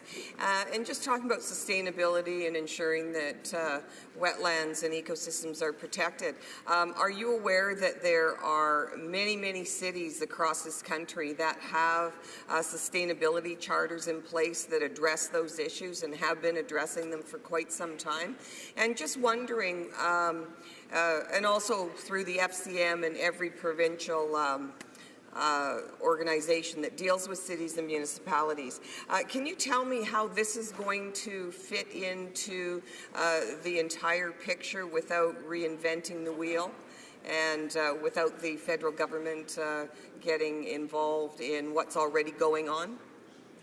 Before the honourable member gets up, I'm sure the honourable member from Surrey White Rock meant, Mr. Speaker, through the Speaker, not asking the Speaker to ask the question. The honourable member for Hastings, Lennox and Addington. Well, once again, I would like to thank the member for her question. Also a great question. I mean, this federation, the last time I looked, was a partnership, right? I think that's one aspect that has been missing for some time. And so our government wants to, once again, be a leader on the climate file. And that means working with our provincial counterparts, municipal counterparts, private landowners, different organizations like the Nature Conservancy, Ducks Unlimited, anybody that we can in order to, one, create a map of where these lands are. They're protected both municipally, provincially, federally, and these private organizations, so that we can get a better understanding of just what are the protected areas that exist in our country so that we can, once again, make them part of the climate resiliency a plan that our government is putting forward. So it's about the partnership, and the federal government wants to be a part of that partnership, wants to be a leader in that partnership. Thank you. Resuming debate, the honourable member for Saanich Gulf Islands. Thank you, Mr. Speaker, and thank all members of the House for participating in this important discussion and debate on the Paris Agreement. C'est clair que It's clear that the Paris Agreement is truly historic. In the words of Laurent Fabius, chair of COP21, the text as adopted is fair, sustainable, dynamic, balanced, and legally binding. Also, the words of François Hollande, the President of France, who said that it is rare to have in life the opportunity to change the world. This is an opportunity to change the world for the planet, for humanity, and life. This is truly a historic moment, but it's not the moment. Paris discussions, the debates, the negotiations, was put in place a framework within which we have the opportunity to save ourselves. The Paris Agreement by itself does not avoid the most catastrophic impacts of a warming world. We, Canadians, played a role in having the agreement be tougher. Our Minister of Environment and Climate Change was the first industrialized country negotiator to say the agreement must strive to hold global average temperature to no more than 1.5 degrees Celsius. What's the difference between 1.5 and 2? It doesn't sound like a lot to people who don't know climate science. It means a lot to people living in low-lying island states. It's the difference between them surviving and disappearing below the seas. It means a lot when you understand the threat of loss of Arctic ice, the threat to Greenland ice sheet. If we lose summer ice over our North Pole, it has a profound impact on climate around the world. If we increase greenhouse gases, we will see increased acidification of our oceans. This is not dependent on temperature. This is simple chemistry. Carbon dioxide is mixing at upper ocean levels, and our oceans are already 30% more acid than they used to be, with the risk of melting the shells of our marine life and actually killing our oceans is the ultimate end of, if we don't reduce greenhouse gases, we're looking at climatic disaster and ocean acidification. They are separate threats from the same cause. So what faces us here is that we ratify Paris. This is a good thing to do. It must be done. But we've committed ourselves to trying to avoid more than 1.5 degrees global average temperature increase. It's essential that we stay well below 2 degrees. But the aggregate total of all current commitments by governments around the world, when calculated, take us to somewhere between 2.7 degrees Celsius and 3.5 degrees. In other words, it's an overshoot from the get-go, from the minute that we signed this agreement. If we keep the Harper target, we will not keep our commitments under Paris. It's about the math. As Bill McGibbon says, this is literally a math test, and it's not being graded on a curve. It has only one correct answer. And that answer has to be that we reduce greenhouse gases and we accept that we are making a global transition off fossil fuels. So you can't get out of a hole while you dig at the same time. You can't approve pipelines or LNG projects and think you can meet the Paris targets. We are, in the words of Winston Churchill from a different era, we are now at a point where we can say the era of procrastination, of half measures, of soothing and baffling expedients, of delays, is coming to its close. In its place, we are entering a period of consequences. Our member will have 6 minutes remaining when the orders of the day resume after question period. Statements by members. Déclaration de députés. The honourable member for Shefford. Thank you, Mr. Speaker. It's a huge pleasure for me to highlight the feat pulled off in August in Las Vegas by the teenagers dance troupe from Tendance School in Granby. The 5 dancers in the junior troupe won gold in their category at the World Hip Hop Dance Championships. These new world champions from my riding are Coralie Dubois, Isan Fleury, Alison Frendo, Alexia Hébert, and Kylian Ruffiange. They outdid themselves, took gold, and caused O Canada to ring out. Like our Olympic athletes, these talented girls demonstrated perseverance and hard work for years, and I'm very proud to salute their talent and their success. I'm overjoyed to make this announcement on this, my 50th birthday, and special thanks to my spouse and friends who've traveled here today to attend my speech in the House. Thank you, Mr. Speaker.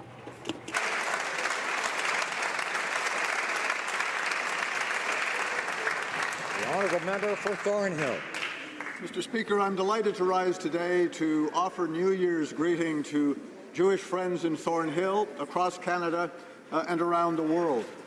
As you know, Mr. Speaker, Thornhill boasts the largest Jewish population of any riding in the country. And over the years, I've had the privilege and the honor of working closely with the community in the special celebrations and observances of the Jewish faith. As you know, Mr. Speaker, every New Year's cycle begins with focus on renewal, forgiveness, and reconciliation.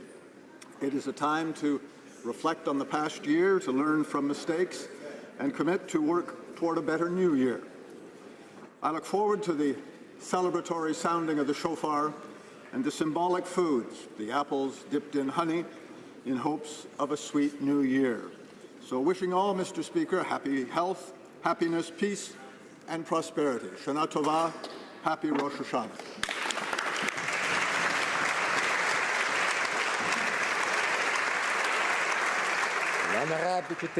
The honourable member for Montarville. Mr. Speaker, this summer the city of Saint Julie had the honour to receive the visit of the Stanley Cup for the second time. The most respected defenseman of the Pittsburgh Penguins, Christopher Letang, had the grace to present the ultimate trophy to the citizens, but also to the Christopher Letang of tomorrow. Christopher is not only the small kid from Saint Julie, he's also a go-getter who, after a couple of concussions, still shows his determination after an extraordinary return to the ice. With that said, the generosity of Christopher Letang surpasses the medals and the Stanley Cups he accumulated over the years. It's translated by the model he's offering to the youth in my riding and to all young hockey players, a model of combativeness, determination, fierceness, and above all, the model of a great Canadian. For a moment, when I was standing next to the Stanley Cup, my heart was bouncing between the bleu, blanc, rouge and the black, white, and gold. With that in mind, I promised to wear my Penguins jersey with pride. Well, right until the start of next season. The honourable member for North Island Powell River. Mr. Speaker, October marks the occasion of the Islamic History Month. I want to offer all Canadians the opportunity to celebrate and learn with me the rich contribution Islamic heritage has made to our society. Let's take the time to read and share examples of these bountiful contributions, whether in terms of sciences, humanities, medicines, and arts. The diversity of the Muslim community across our country has an important undertaking because Islamic History Month can be especially successful through the efforts of communities across Canada. With that said, all Canadians should get to know each other a little better. Building these bridges only strengthen our multicultural fabric, of which I am so proud. By showcasing these historical contributions, we can advance together in the best possible way. With this knowledge, we can combat ignorance and Islamophobia. Thank you.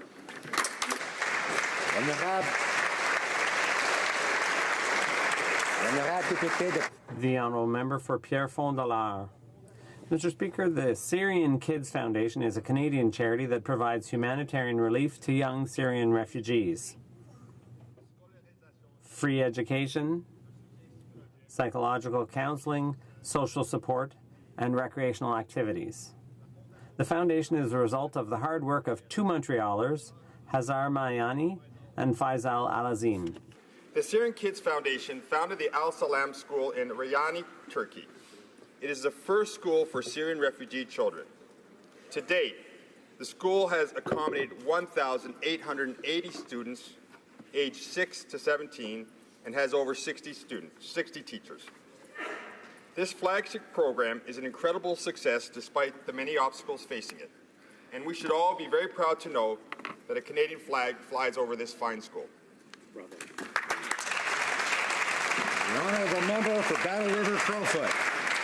Mr. Speaker, this weekend I attended the Munson and area celebration of the completion of their new community hall.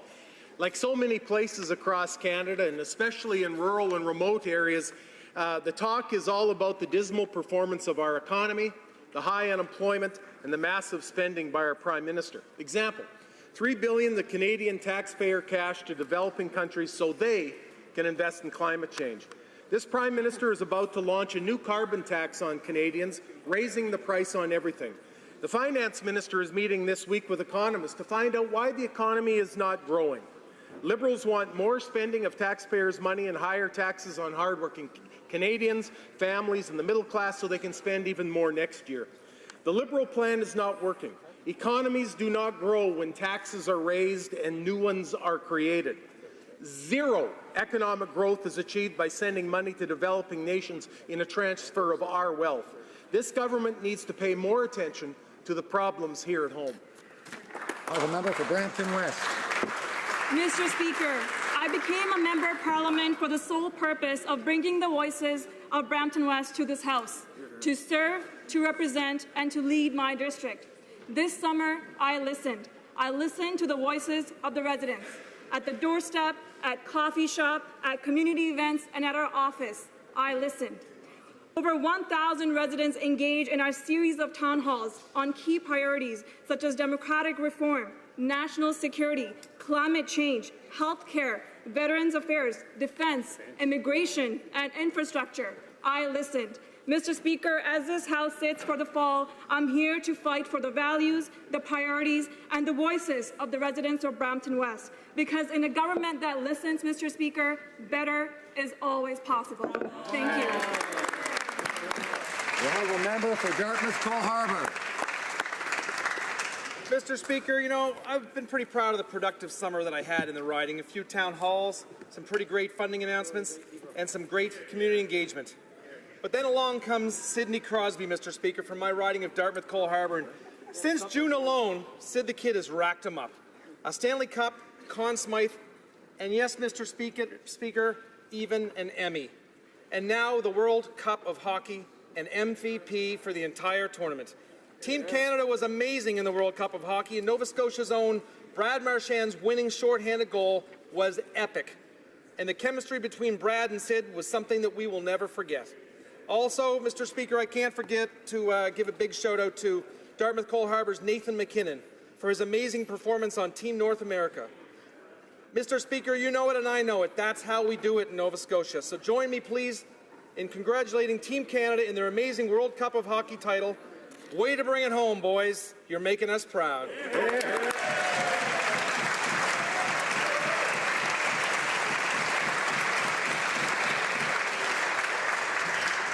I'd have to agree. The honourable member for Markham Unionville. Mr. Speaker, this summer I connected with thousands of Markham Unionville residents. I heard what concerned them the most.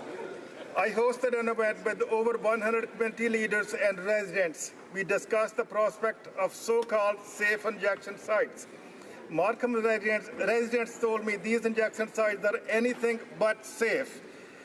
They fear these injection sites are normalizing illegal behavior and creating an unsafe environment for children. They are worried these sites will decrease their property values. They're also offended that the Liberal government is wasting taxpayers' money on purchasing drugs and paraphernalia for addicts. Markham residents are outraged with the Health Minister's meth injection plan. If the Minister of Health moves forward with this plan, will she lead by example and having an injection site opened in her neighborhood? Thank you. The member for Don Valley West. Mr. Speaker, Rosh Hashanah, the Jewish New Year, began yesterday at sundown. It's a time of celebration and renewal, a time for Jewish families to come together with friends to rejoice in a new year under God's grace. Rosh Hashanah is also the beginning of the 10 days of awe, culminating in Yom Kippur. Next week, I will be joining friends and neighbors at Temple Emmanuel in my riding for their Yom Kippur service. I'm very grateful to the congregation, its President, Pekka Cernevel, and Rabbi Deborah Landsberg for including me again this year as they have in past years. I want to take this opportunity to commend the Temple for their great acts of Tikkun Olam as they exemplify the best of humanity by raising issues of social justice, child poverty, homelessness, and in their readiness to welcome Syrian refugees. Mr. Speaker, I wish you and all members a sweet parliamentary session, and to all my friends and colleagues who celebrate Rosh Hashanah, Shana Tova.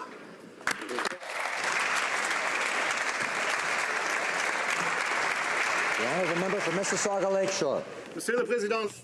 Mr. Speaker, on October 3rd, 1990, Germany was reunified. And since today is also my birthday, I am happy to rise to mark German Unity Day, which is now a public holiday. When my dad brought my family from Germany to Canada, German reunification was still but a dream. But history had a surprise in store for us. For me, German reunification, led by the French and Germans, is a reflection of the belief that true strength lies in inclusion rather than division and fear. President Obama recently saluted Canada and Germany's exemplary leadership in dealing with the Syrian refugee crisis. This collective effort reminds us that Canada and Germany share important values both at home and abroad. Mr. Speaker, I am pleased and proud to wish all German Canadians Happy Unity Day. Thank you. The honourable member for Carlton Trail, Eagle Creek. Thank you, Mr. Speaker. This coming Wednesday is World Teachers' Day. UNESCO first proclaimed October 5th as World Teachers' Day to promote teacher status in the interest of quality education. This year's theme is Valuing Teachers, Improving Their Status. Teachers play a critical role in the lives of children, educating them for life. There is a Japanese proverb that states, "Better than 1,000 days of diligent study is one day with a great teacher."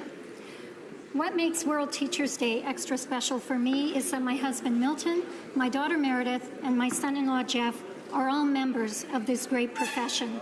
I want to recognize them and all teachers who put their hearts into their calling by doing the wonderful, challenging, and rewarding job of educating our next generations. Hear, hear. Thank you.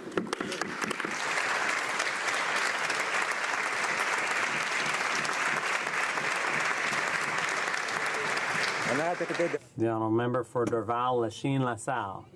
Mr. Speaker, October is Women's History Month. The theme this year is Because of Her. We are sharing the stories of women who've had a big influence on our lives. This theme pays tribute to the remarkable women who've shaped our history. From the outset, they overcame obstacles and built their own lives for themselves, their families, and their communities, and moved society forward in significant and innovative ways. To International Day of the Girl on October 11th, girls in Canada are joining their peers around the world by stepping into the shoes of political, social, and economic leaders at the decision-making table. This month, I invite all parliamentarians to join the hashtag Because of Her campaign and honor an inspiring woman. Je vous souhaite Happy Women's History Month. Thank you very much.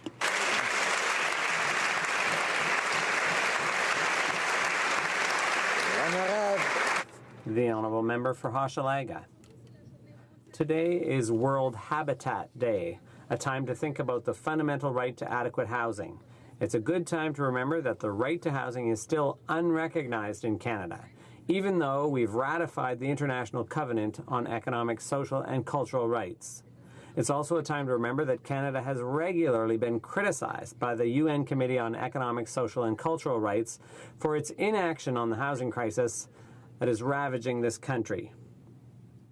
More and more households are in dire need of housing. Indigenous people are living in third world conditions, and homelessness keeps increasing. The Liberals have begun consultations, finally, to establish a housing strategy. We hope they'll seize this opportunity to recognize the right to housing and take steps to give it full effect. As a matter of fact, I tabled a bill on that, because in my view, everyone has the right to a roof over their head. For Selkirk, Interlake, Eastman. Mr. Speaker, last week marked the 75th commemoration of the Baba Yar massacre, which occurred just outside of Kiev during the Holocaust.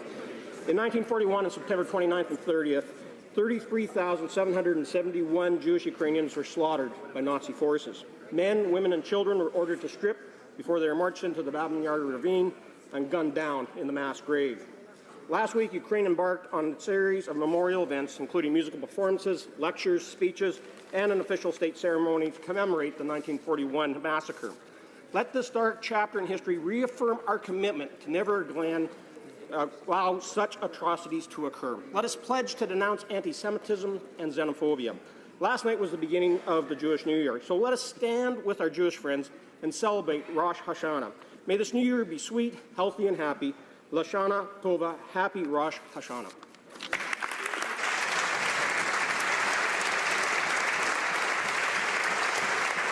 The honourable member for Burlington.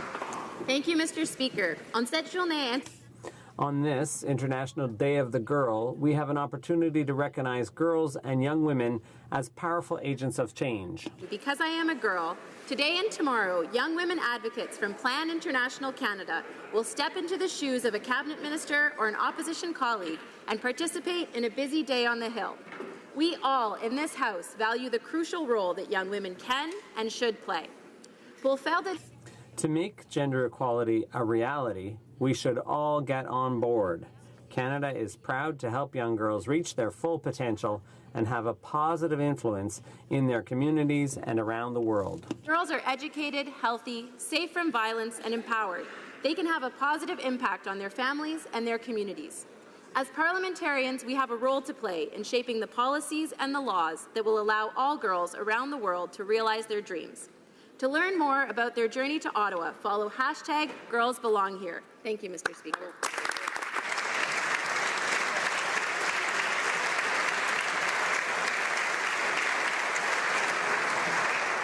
Questions orales. Oral questions on rapidité de... The honourable member for Lac-Saint-Jean.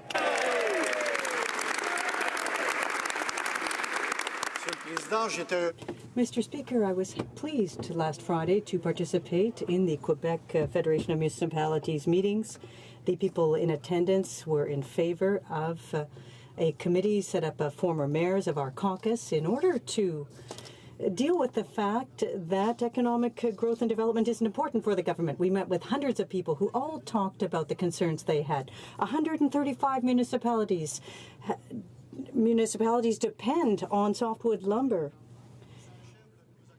Time is running out. October 12th is the deadline. Will the Prime Minister sign an agreement on softwood lumber to protect the 400,000 jobs? The Right Honourable the Prime Minister. Mr. Speaker, as all members know, we are working very hard on that file with the Americans. It's an issue that was neglected for many years by the previous government, and that's why we're working diligently to represent the interest of Canadians and the forestry industry across the country. The honourable member for Lac-Saint-Jean. When we took power in 2006, after 10 years of neglect by the government, we signed an agreement. There was one that was put in place. It expired last year. There was a 1 year grace period. The former minister worked hard to advance it, and now, Mr. Speaker, it's stalled. Last week, we saw the Minister of Health shake hands with Gaétan Barrette. Good thing it was September, because it looked as glacial as a February morning in Roberval. It was cold. I have a good idea to heat things up. Will they respect Quebec's area of jurisdiction? For 10 years, the previous government refused to talk about health with the provinces, refused to show leadership, to be the leader that Canada needed on the Canada Health Act. And so it's with great pleasure that once again we are committed to working with the provinces on our healthcare system, to finding solutions, to respect the provinces and their ability to deliver care for all Canadians. The federal government will continue to be there. Honourable member, for 10 years, Mr. Speaker, the ministers of health in the provinces didn't attack the government when we were in power. Now we're talking about 6 to 3% drop in healthcare transfers. Now, Mr. Speaker, what we are calling for is the government to respect Quebec's jurisdiction, the other provinces' jurisdiction. We're looking at the environment with the carbon tax, with this interference in healthcare. What we're seeing is the federal government meddle in the provincial jurisdiction. Will the government stop getting involved and interfering in areas that are under the exclusive jurisdiction of the provinces? The Right Honourable the Prime Minister.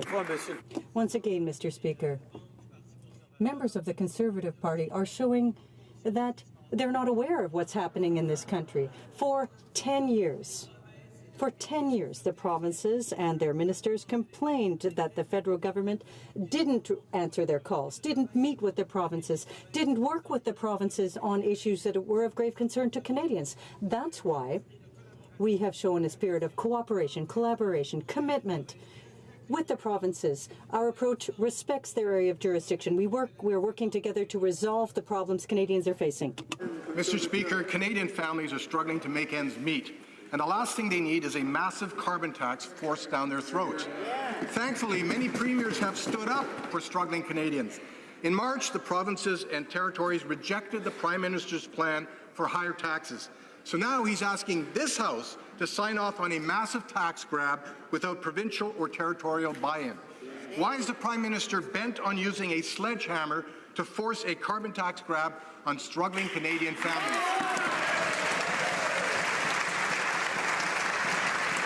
Right Honourable Prime Minister. Mr. Speaker, after 10 years of total lack of leadership from the previous Conservative government, we rolled up our sleeves and sat down with the provinces to talk about how we were going to face the important challenges that Canadians and our country are facing. That's why we agreed in the Vancouver Declaration that putting a price on carbon pollution was an essential part of moving forward on reducing our emissions and fighting climate change while growing a stronger economy. And that's exactly what we've announced today. The member for Abbotsford. Order. Well, Mr. Speaker, the Prime Minister is running roughshod over the provinces and territories. He should listen to the Quebec Environment Minister, who says a national carbon tax does not respect provincial jurisdictions. The Prime Minister promised to work with the provinces and territories, but now has decided to go it alone and impose higher taxes on Canadian families. Whatever happened to cooperative federalism, and why are the Liberals forcing a massive tax grab on hard-working Canadians? Right Honourable Prime Minister. Mr. Speaker, Canadians understand that in order to build a strong economy, we have to protect the environment. That's what the previous government simply didn't understand. And the way to do that is to work with the provinces, respect their jurisdictions, as I can highlight the Premier of Quebec, who just pointed out that our approach on carbon pricing respects provincial jurisdictions. Right. It's what he... Order. The Honourable Member for Trois-Rivières. Alors, order. Let's have some quiet. Dans la République de Trois-Rivières. The Honourable Member for Trois-Rivières. Mr. Speaker, there are many Quebecers and Canadians who thought that they had voted for real change with respect to climate change, but during the last campaign, the Liberal Party said they would collaborate with the provinces to set national greenhouse gas emission targets. The Prime Minister is now preparing to ratify Paris with the same targets, the same Stephen Harper targets. Can the Prime Minister explain this shift to Canadians and Quebecers? The Right Honourable Prime Minister. Mr. Speaker, we've just announced our approach, which involves working with the provinces to establish pricing for carbon pollution for the country. 85% of the Canadian economy is located in provinces where there is pricing on carbon pollution in one shape or another. We're going to bring that up to 100% with a rate of $50 per ton by 2025, rather. The Honourable Member for Trois-Rivières.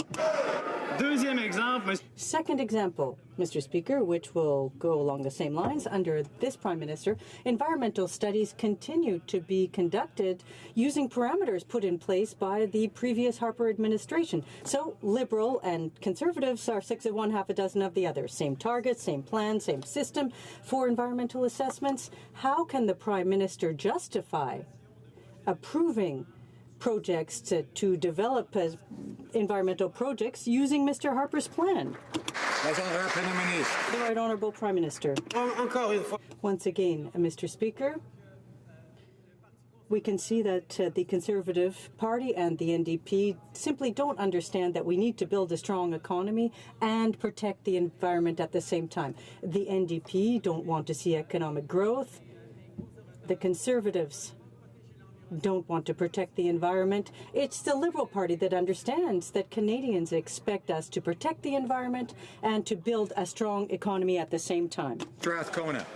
Mr. Speaker, the Prime Minister himself admits that the Liberal government failed to implement Kyoto because they had no plan. Now this government claims to have an action plan, but it's based on what they dubbed Stephen Harper's catastrophic reduction targets. The Prime Minister has announced a price on carbon so low it can't possibly guarantee any reductions in greenhouse gases. How can Canadians believe that this Prime Minister has learned anything from the previous Liberal failure under Kyoto? Right Honourable Prime Minister. Again, Mr. Speaker, we see that neither the Democrats nor the Conservatives understand that you need to build a strong economy and protect the environment at the same time. For the New Democrats, we're not doing enough to protect the environment. For the Conservatives, we're not doing enough to build a strong economy. Well, the fact is, Canadians know that we are doing both of them simultaneously. With the resource development Canadians need for good jobs, with the strong action on carbon emission reduction that Canadians expect. The Liberal government has it right, Mr. Speaker. Honourable Member for Edmonton Strathcona. Mr. Speaker, the Prime Minister has approved an LNG project under Stephen Harper's Environmental Assessment System, a project that will add 10,000 additional tons of greenhouse gases every year. It's been reported today that the Liberal government has also broken their promise to create green jobs, particularly for youth. Can the Prime Minister stand up and explain his dissolving commitment to a clean energy future? Right Honourable Prime Minister.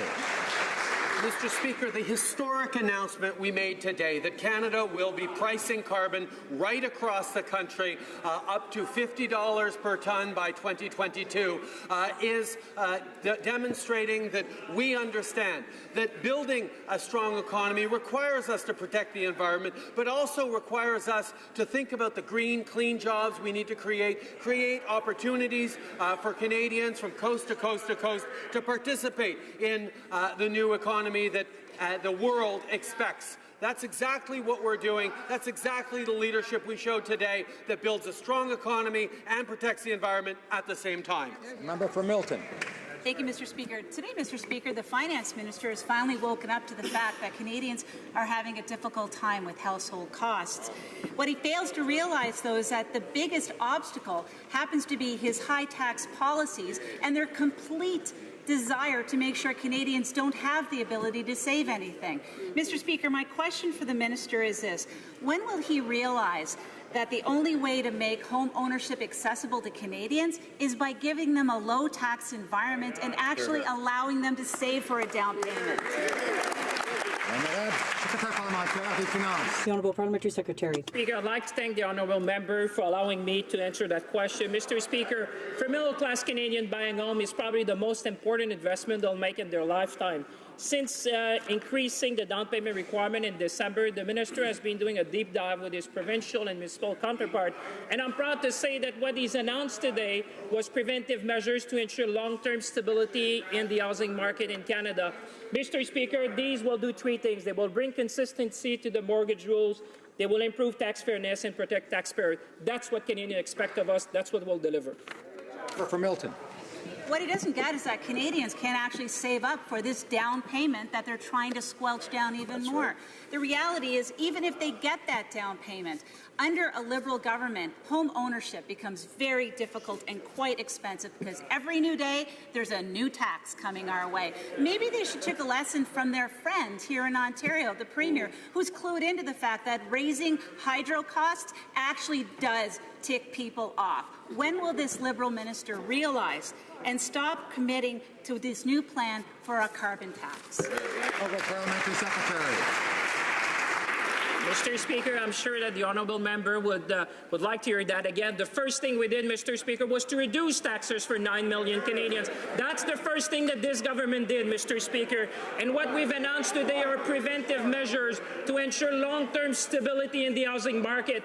That's what Canadians expect of us, Mr. Speaker. That will bring consistency to the mortgage rules, improve tax fairness by closing loopholes and protecting taxpayers. Mr. Speaker, that's working for Canadians. That's working for the housing market. That's this government, Mr. Speaker. The Honourable Member for Louis Saint Laurent. Thank you, Mr. Speaker. In a very objective report, the Parliamentary Budget Officer addressed the fact that the government has lost control over public financing. For the first 3 months of the year, the government spent some 6% more than the previous Conservative government. That's almost 3 times more with inflation, and it's unacceptable. So why isn't the government not managing public finances the way a good family leader would, a family household leader? The Honourable Parliamentary Secretary. I'd like to thank the Honourable Member for his question. Mr. Speaker, we are managing the economy like a good family father would. The first thing we did was cut taxes for the middle class. We introduced the child benefit and we enhanced the Canada Pension Plan, Mr. Speaker. At the same time, we made historic investments into infrastructure, and Canada is, in fact, showing the world what to do. That's what the IMF has said. That is what stakeholders across the world agree with. Mr. Speaker, Canada is showing the way for economic growth. Louis Saint Laurent. The member for Louis Saint Laurent.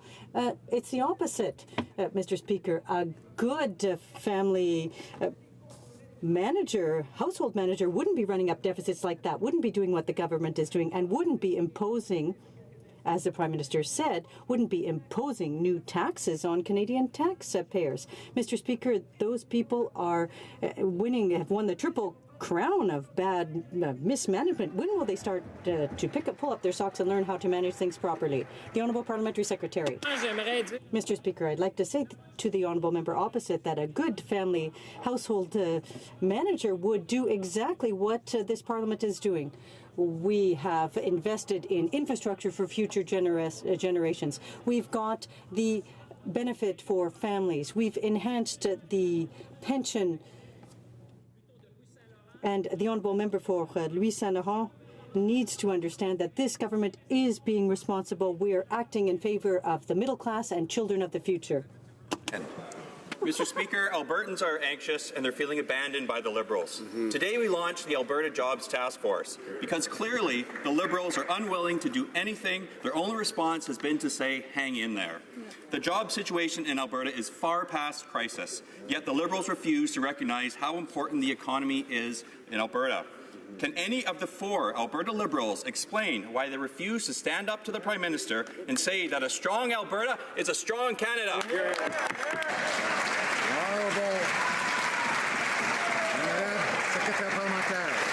Honourable Parliamentary Secretary. Mr. Speaker, I'd like to thank the Honourable Member for raising a very important question. We care deeply and we understand the people of Alberta and the workers of Alberta, Mr. Speaker. That's why we took a number of action, and let me list them, Mr. Speaker. The first thing we did was to reduce taxes for Canadians, and that affected Alberta. Mr. Speaker, after that we went on the Canada Child Benefit, but let me be more specific, Mr. Speaker. In Budget 2016, we extended the Employment Insurance Regular Benefit by 5 weeks for all regions of Alberta. We did also a fiscal stabilization payment of $250 million to Alberta, Mr. Speaker, and the Minister of International Trade negotiated market access for... The Honourable Member for Calgary Nose Hill. Mr. Speaker, today the Liberals raised taxes on Albertans. Again. Today, by contract, the Conservatives launched the Alberta Jobs Task Force to help desperate out-of-work Albertans. While we're doing this, again, the Prime Minister has announced new taxes for Albertans and has gutted job-creating investor confidence by adding uncertainty to every aspect of the Alberta economy. So my question is this. When will the member from Calgary Centre, I would love to see him answer this question, start doing his job in Cabinet and stop the Prime Minister, who's making a bad situation even worse? Great question. Honourable Parliamentary Secretary. Mr. Speaker, let me remind my colleague what we did for Albertans and all Canadians, Mr. Speaker. Specifically, what we did for Albertans was to increase the E&I benefits for all the province of Alberta, for all the applicants, for all the eligible members. Mr. Speaker, we did a fiscal stabilization payment. We're going to continue to invest in Alberta, and I'm proud to say, Mr. Speaker, that the Minister of International Trade just expanded markets for Canada producers and ranchers. That's working for Alberta, Mr. Speaker. That's what this minister is doing, and all the Cabinet is working for people of Canada and Albertans, and we'll continue to do that. The Honourable Member for Abitibi, Bay James, Nunavik, EU. Thank you, Mr. Speaker.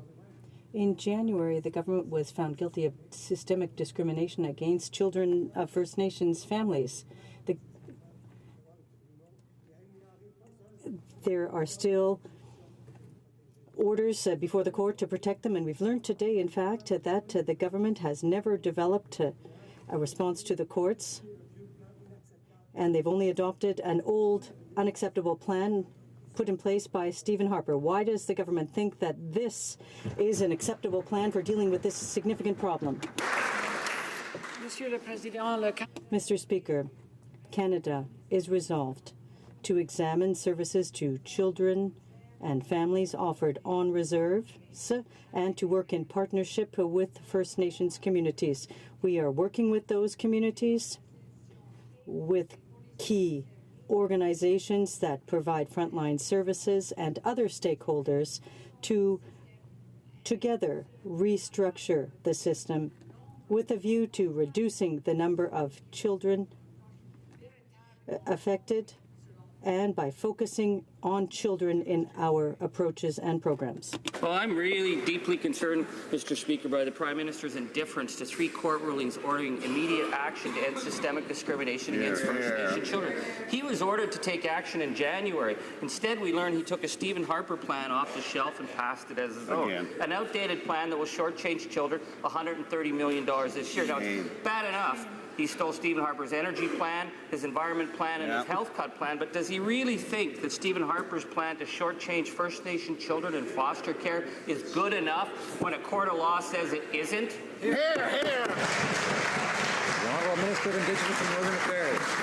Mr. Speaker, our priority is ensuring the health and well-being of the First Nations children. We know that the system needs to be reformed in order to put less children in care. There is still the same number, more children in care than at the height of residential schools, and we want to fix that system. So we have invested $71 million, and approximately $30 million has already flowed. No. Thank you, Mr. Speaker. Mr. Speaker, as the Liberals press ahead with their misguided negotiation of an extradition treaty with China, and just a correction for the Foreign Minister, Mr. Speaker, the Merriam-Webster dictionary defines negotiation as discussion. We've heard concerning remarks from the Prime Minister's spokesman that Canada is not going to criticize the Chinese justice system. Really, Mr. Speaker? Is that why the Foreign Minister has been so reluctant to speak out on human rights abuse in China? Mr. Speaker, I want to say to my colleague that he has that wrong. First, to discuss is not necessarily to negotiate, and there is no negotiation. Second, the Prime Minister and myself are speaking very strongly about human rights everywhere in the world, including in China. And it's the only way to make progress is to engage the world instead of staying at home as we were doing with the former government. Honourable Member for Thornhill. Mr. Speaker, China executes more people every year than the rest of the world combined. Due process does not exist. White-collar criminals are routinely put to death. And the Chinese Premier says China will not consider ending the death penalty. So why, Mr. Speaker, are the Liberals talking, discussing, negotiating with China on an extradition treaty? Honourable Minister of Foreign Affairs. In order, Mr. Speaker, to explain to the Chinese authority what are the rigorous criteria that Canada applied for extradition. And in these criteria about all human rights, there's also our steadfast opposition to death penalty, something that his government dropped and that we brought out because it's important for Canada to say that we're abolitionists everywhere in the world in every circumstance. Honourable Member for Selkirk, Interlake, Eastman. Mr. Speaker, despite confirmation the Russians downed Malaysian airline MH17, the Liberals are still pursuing their asinine policy of normalizing relations with Russia, even though Russia invaded and illegally annexed Crimea and is waging a war in eastern Ukraine. Even though Russia is bombing and killing hundreds of civilians in Syria while they prop up the brutal Assad regime. When will the Foreign Minister get his head out of the clouds and realize that any step to rationalize our relations with Russia is a threat to international security and Canadian sovereignty? The Minister of Foreign Affairs. Mr. Speaker, the fact is that we have today more sanctions against Russia than other former government. We have more support for Ukraine than during the former government, and I was very proud to announce an increase of $8 million for support for professional police, a competent police in Ukraine, will be shoulder to shoulder to Ukraine all the way through. The honourable member for Selkirk Interlake Eastman. Mr. Speaker, despite the Liberals saying the North is no place for military confrontation or build-up, here is what Russia is doing. They're building a new fleet of nuclear-powered submarines and icebreakers. They're performing snap military exercises in the North. They're opening new military bases in the high Arctic, and they have stood up a 6,000-soldier battle group. In no way is Russia a threat to Canada, and just moments ago, the U.S. suspended relations with Russia. Will the Prime Minister stand up and put our Arctic sovereignty ahead of becoming BFFs with Putin? The Honourable Minister of Foreign Affairs.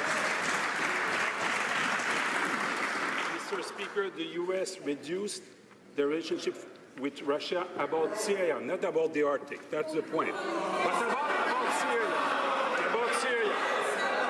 Russia has a choice. Whether Russia recognizes the critical and constructive role it must play in the world or pursue the appalling course of action that they are doing. Canada will continue to work closely with our allies and bilaterally with Russia to be sure that Russia will be taken into account. The path of dangerous belligerence will not work and will not succeed. Député de Belleuil-Chambly. Well, member for Belleuil-Chambly. Liberals promised a massive rollback on Bill C-51, and yet it's a year into their mandate and they have absolutely nothing to show for it. And now we learn that CSIS is collecting information on Canadians using consular services without their knowledge or consent. Whoa. This is exactly what Canada's Privacy Commissioner warned us of last week. While they are mired in more consultations, can the government at least tell us what kind of information is being shared and what they are doing to protect Canadians' rights and freedoms? Minister of Public Safety. Mr. Speaker, a major step in that regard is Bill C-22, which is before this House right now, to establish the new committee of parliamentarians to provide greater oversight, to ensure that Canadians are properly kept safe and at the same time that their rights and freedoms are guaranteed. We welcome the report from the Privacy Commissioner. That report will be an integral part of the National Security Review, which is underway at the present time, to make sure this framework is consistent with what Canadians want. Honourable member for Belleuil-Chambly. Two is only one piece of the puzzle to fix the breach in Canadians' rights that minister voted for. Another concerning file. We've learned today that CSIS and the Department of Global Affairs have put in place an agreement to share information, and yet the ministerial directive allowing to obtain and use information obtained thanks to torture rather, as was the case with Canadians tortured in Syria, is still in place under this Liberal government. Will the government finally abrogate this ministerial directive, or at least give us a good reason why they're not doing it? The Minister of Public Safety.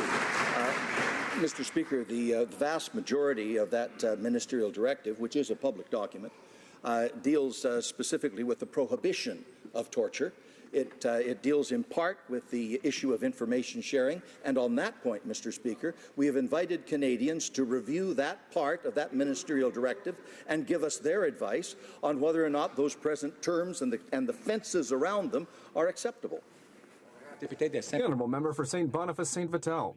Question is for the Minister of Innovation, Science and Economic Development. Over the past few months, northern Manitoba has been hit hard with recent closures, such as the port in Churchill, the pulp and paper mill in the Pas.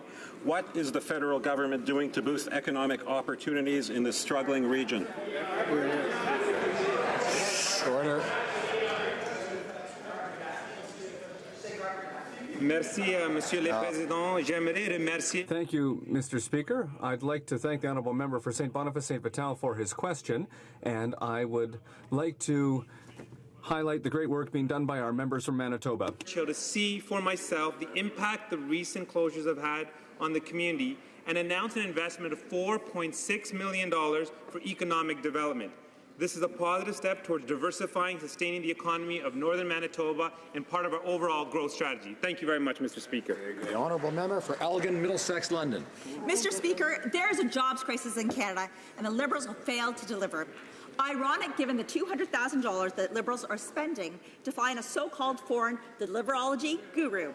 The last time he delivered for the Liberals, he helped McGuinty and Wynne drive the Ontario economy into the ground. Why did the Liberals okay $200,000 for the deliverology wizard when they know how to wreck the economy all on their own? The honourable Government House Leader. Thank you, Mr. Speaker. Mr. Speaker, this government was given a mandate by Canadians, and of course we're committed to delivering on the mandate that Canadians expect to deliver on. And since taking office, our government has lowered taxes on the middle class. We have increased the Canada Child Benefit for 9 out of 10 families to help the families with children that need it the most. We have an agreement in principle to strengthen the Canada Pension Plan, and the list goes on. We will continue to do the good work that we are doing. Thank you, Mr. Speaker. The honourable member for Lévis-Lotbinière. Mr. Speaker, no one will be duped by this Prime Minister. Not only he doesn't know how to keep his promises, but now he's making Canadian taxpayers pay $200,000 for the services of a British communications expert on the art of keeping promises. Mr. Speaker, this Prime Minister is costing Canadian taxpayers a fortune, and he is trying to dupe us with a media relations operation. When will this Prime Minister stop wasting taxpayers' money and do real work for our country? The Honourable Government House Leader. Thank you, Mr. Speaker. Mr. Speaker, we have received a mandate from Canadians, and we are working very hard to work to keep the promises we made. For example, the Canada Child Benefit. 9 families out of 10 are receiving more from their government, and the list goes on. We will continue to work for all Canadians. Thank you. Simcoe. Our symbols, like the national anthem, belong to Canadians. They do not belong to us as politicians. Yet the Liberals broke the rules in an effort to jam through anthem changes without any public input. Canadians have, however, spoken and told the Prime Minister overwhelmingly that they don't want this change. Will the Prime Minister listen to these Canadians who he refused to consult in the first place? Honourable Minister of Canadian Heritage. Thank you, Mr. President. Bill C-210 is an act to render the English version of O Canada gender neutral. It aligns with the Government of Canada's commitment to promote gender equality and advancement of women's rights. And Bill C-210 was presented by the Honourable Member for Ottawa-Vanier, whose dedication to the principles of justice in general and gender parity in particular was an inspiration and example to all of us. York Simcoe. When the previous Conservative government proposed to change the national anthem, we told Canadians about it in a throne speech and invited their feedback. We got it, loud and clear. They said, hands off our national anthem. Stephen Harper listened to Canadians, and the proposal was dropped. Canadians have now told the new Prime Minister they don't want anthem changes as Liberals are sneaking through. Will he show that he can listen to Canadians as much as Stephen Harper did and drop this proposed change that Canadians oppose?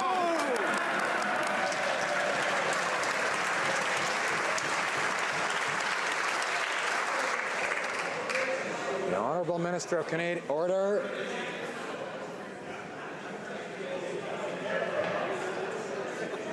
Allard, it's enough. The Honourable Minister of Canadian Heritage. I think the issue was more within the Conservative caucus than with the population of Canada, and therefore we're very pleased to have brought, through the initiative of the Member of Parliament of Ottawa-Vanier, a gender neutral of our national anthem, and we can be all proud that we've made this important decision that will change the history of Canada. Thank you. Honourable Member for London Fanshawe. Mr. Speaker, the Veterans Ombudsman has made clear that benefits are still inadequate for those who served our country. And he's also flagged unacceptable delays in veterans receiving those benefits. We now learn that more than 11,000 disability benefit claims are stuck in the queue. These are men and women injured in the service of their country. They deserve better. They were promised better. Will the minister please explain exactly when this backlog will be fixed? The Honourable Minister of Veterans Affairs. Honoring the service and sacrifice of our veterans is at the heart of what we do. For many of our ill and injured soldiers, they receive benefits through our department. Delivering timely benefits is an area we can and must do better at. Since coming into office, we have received a 22% increase in application for benefits. This is a good thing. I can also say that we have plowed through much of the backlog left to us by the former government as a result of them cutting 1/3 of our frontline staff. We'll continue to do better. We'll continue to deliver on behalf of veterans and our families. Member for Churchill, Kiewit-Nokaski. Mr. Speaker, the Temporary Foreign Worker Program is a source of national embarrassment. Today, migrant workers, advocates, and labour brought their calls for status and justice to Ottawa. The reality is that migrant workers in Canada are exploited. Their rights are abused, and they are under constant threat of deportation. We also know that the program puts downward pressure on Canadian wages. This is exploitation by design. So will the government stop the rhetoric, listen to migrant workers, and end the exploitation? Employment. Thank you, Mr. Speaker. And I want to thank the member for the question and answer that we will absolutely stop the abuse. We will stop looking at only paper and shuffling it like the previous government, actually put inspectors on the ground to ensure that every single Canadian worker is protected with the same rights the rest of us enjoy. Thank you, Mr. Speaker. For Carlton Trail, Eagle Creek. Thank you, Mr. Speaker. Mr. Speaker, the minister's safe spot to justify his frustrating inaction is more consultation. With whom he consults and for what purpose is a mystery. Farmers have been begging for a meeting since April, but the Transport Minister keeps saying, and I quote, too busy to meet. Getting our crops to market is too important for the Liberals to ignore. Why are the Liberals ignoring our producers and the jobs they create? The Honourable Minister of Transport. Mr. Speaker, of course, grain is extremely important for our Western farmers and for Canada, indeed. And I have been conducting meetings for the past 5 months with our railways, with our shippers, and with our farm groups. My staff at Transport Canada and certain ministers in this chamber have also been consulting, and I'm very much looking forward to my visit to Saskatoon to meet with farmers on the 20th of October. The Honourable Member for St. Albert, Edmonton. Mr. Speaker, the Liberal member for Sackville was reported as saying that the majority of candidates on the Prime Minister's Supreme Court shortlist are from outside of Atlantic Canada. This confirms that the Liberals are preparing to shut out Atlantic Canada from the court for the first time ever. Now, Mr. Speaker, if that is not the case, then the minister could simply stand up and confirm that the government will, in fact, appoint an Atlantic Canadian. Why won't she? The Honourable Parliamentary Secretary to the Minister of Justice. Mr. Speaker, it confirms no such thing. Under the previous government, the process for appointment of Supreme Court of Canada judges was opaque, outdated, and in need of an overhaul. In fact, that was the process, Mr. Speaker, that resulted in Stephen Harper attacking the Chief Justice of the Supreme Court of Canada. We've adopted a new process that is open, that is transparent, and one that is much more accountable. It is a process that includes candidates from Atlantic Canada and respects regional representation, and I'm pleased to say that the list that has come forward includes candidates from Atlantic Canada who are more than capable of competing in a national competition. The Honourable Member for St. Albert, Edmonton.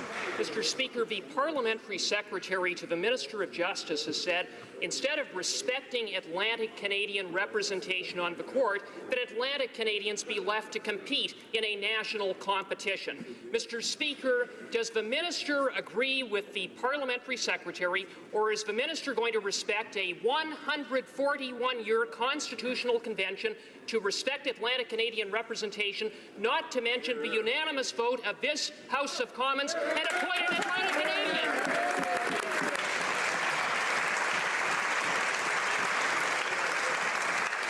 The Honourable Parliamentary Secretary.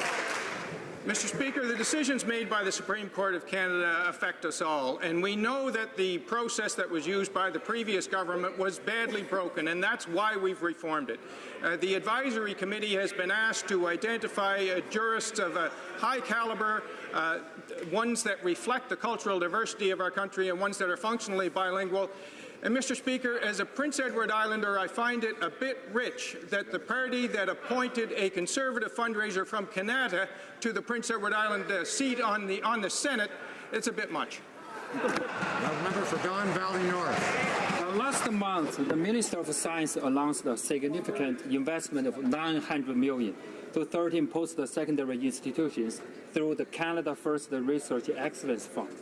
The Minister noted that the fund invests in areas and pressing issues where Canada's post-secondary institutions can become global leaders. Can the Minister provide the House with examples of pressing issues the fund might focus on in order to make our country stronger? The Minister of Science. Mr. Speaker, the Canada First Research Excellence Fund supports Canadian universities to become world leaders in strategic areas. Last month, we announced $900 million for 13 landmark projects across the country that will not only enhance economic growth, but allow Canada to address global issues such as climate change. The second round of competition is now closed, and I look forward to watching these excellent projects progress. The Honourable Member for Edmonton-Griesbach. Mr. Speaker, Kermit the Frog once said, "It's not easy being green." The Liberals are proving that. Last week, they passed a motion that says projects must be run through a green screen to gauge their impact on greenhouse gas emissions. If a project's not green enough, it could be punted. With this policy, good luck building new roads, freeways, or bridges for vehicles. Many major projects could croak under the weight of this Kermit permit. How will the Liberals build anything given this ill-conceived policy? The Honourable Minister of Infrastructure and Communities. Mr. Speaker, I was in British Columbia on Friday to announce 35 projects for water and wastewater infrastructure in this province, and we have approved 700 projects, more than 700 projects since taking over. And as a matter of fact, Mr. Speaker, within the last 4 months, our government has approved more funding than the previous government did in 5 years combined together, Mr. Speaker. We are delivering on the commitments that we made to Canadians. We will continue to do so. The Honourable Member for Jonquière. Mr. Speaker, 9 days away from the end of the previous agreement, and it's clear that the Liberals seem to be unable to conclude a new agreement on softwood lumber with the United States, and the forestry industry is preparing for export taxes, a trade war that will lead undoubtedly to the closure of our industry and the loss of hundreds of jobs. Will the government work on a support plan for the Canadian softwood lumber industry, like, for example, an emergency loan guarantee program? The Honourable Member of International Trade. Minister, it's important to remember that the agreement on softwood lumber expired under the previous government. Since coming to power, we have been extensively involved in negotiations. We've had a very good meeting in Saguenay this summer with producers and workers. I met with Mike Froman, the American representative, 3 weeks ago in Washington, and I will meet again with him this Wednesday in Toronto. We are looking for a good agreement for Canada's workers, not just any agreement. Mr. Speaker, transportation is one of the leading contributors to greenhouse gas emissions in Canada. The residents of my riding are concerned with the emissions from the rail sector that goes through my downtown west riding of Davenport, where I have not one, not two, but 3 railroad tracks running through it. Could the Minister of Transport kindly update this House as to the steps that have been taken and the progress that the government has made on this matter? Minister of Transport. Mr. Speaker, I thank the member from Devonport for a very pertinent question. Of course, in this government, we are committed towards greener transportation, and that is why we are putting in place regulations with respect to air pollutant emissions from locomotives. It's part of a series of regulations that will be progressively more stringent over time. We believe in taking a broad approach to handling the 23% of pollutants and greenhouse gases in this country from transportation. Thank you. Honourable member for Caribou, Prince George. Well, with the carbon tax and their trade record, they won't have to worry about that. Mr. Speaker, we know the Liberals favour so-called engagement with China, despite their appalling human rights record. But the member for Richmond East stepped over the line, not surprising given the trouble he's found himself recently. He draped himself in the red scarf of the Chinese Communist Party as a Chinese flag was raised at the Vancouver City Hall, celebrating 67 years of communist rule. Do the Liberals realize just how insulting such behaviour is to Canadians of Chinese origin whose families have suffered and died under Chinese communism? The Minister of Foreign Affairs.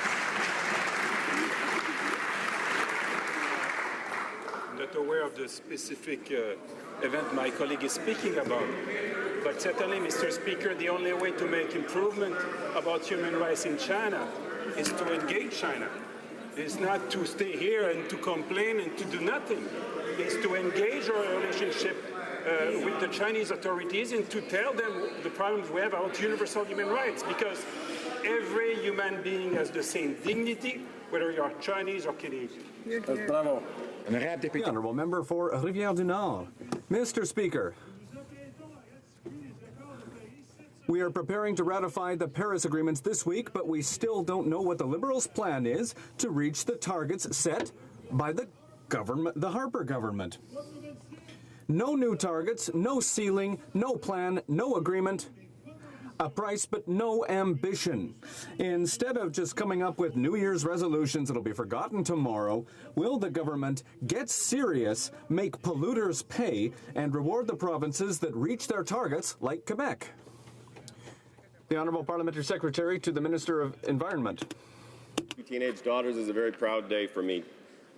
We have actually taken action in significant ways, including the actions today to address climate change. We started with significant investments in Budget 2016. We went on and worked with the United States on reducing methane emissions. We've made commitments with respect to clean energy across the continent, and we've been working on a pan-Canadian strategy with the provinces and territories. And today we announced a carbon pricing mechanism that will work across the country. We are taking action, as Canadians expect us to do, to address climate change while growing the Canadian economy. The honourable member for Repentigny. Mr. Speaker, while the environment ministers are meeting in Montreal, and while here in this House we're discussing the ratification of the Paris Agreement, the Prime Minister has a great opportunity to show that he has a vision for the future when it comes to sustainable development. A real opportunity to show that he's serious. It's very simple, Mr. Speaker. Will the Liberal government commit to rejecting once and for all the Energy East pipeline project, which would increase by itself greenhouse gas emissions by over 30 million tons a year? Parliamentary Secretary for Natural Resources. Thank you, Mr. Speaker. As we continue to say in this House, and the Prime Minister said it very well today, we know that in order to grow the economy, we need to protect our environment. As we go forward with various major projects, we will go forward with our interim measures we put in place in January to ensure that Canadians are consulted, Indigenous communities are consulted, and indeed, Mr. Speaker, I am proud to say that our process is working, and we are getting there. Thank you, Mr. Speaker. The honourable member for Repentigny. Mr. Speaker, we can grow the economy with green energy. All it takes is real political will.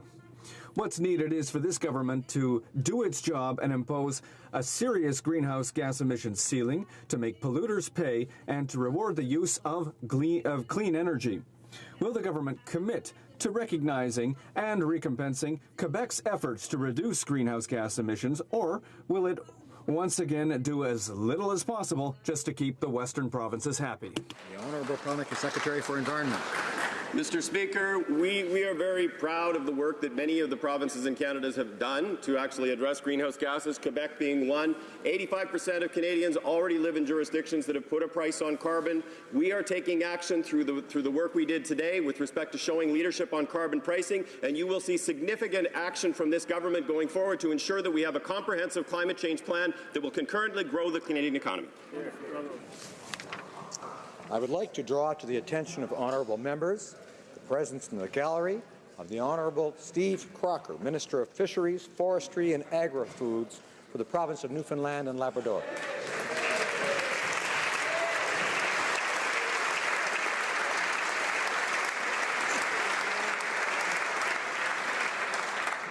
Tabling of documents.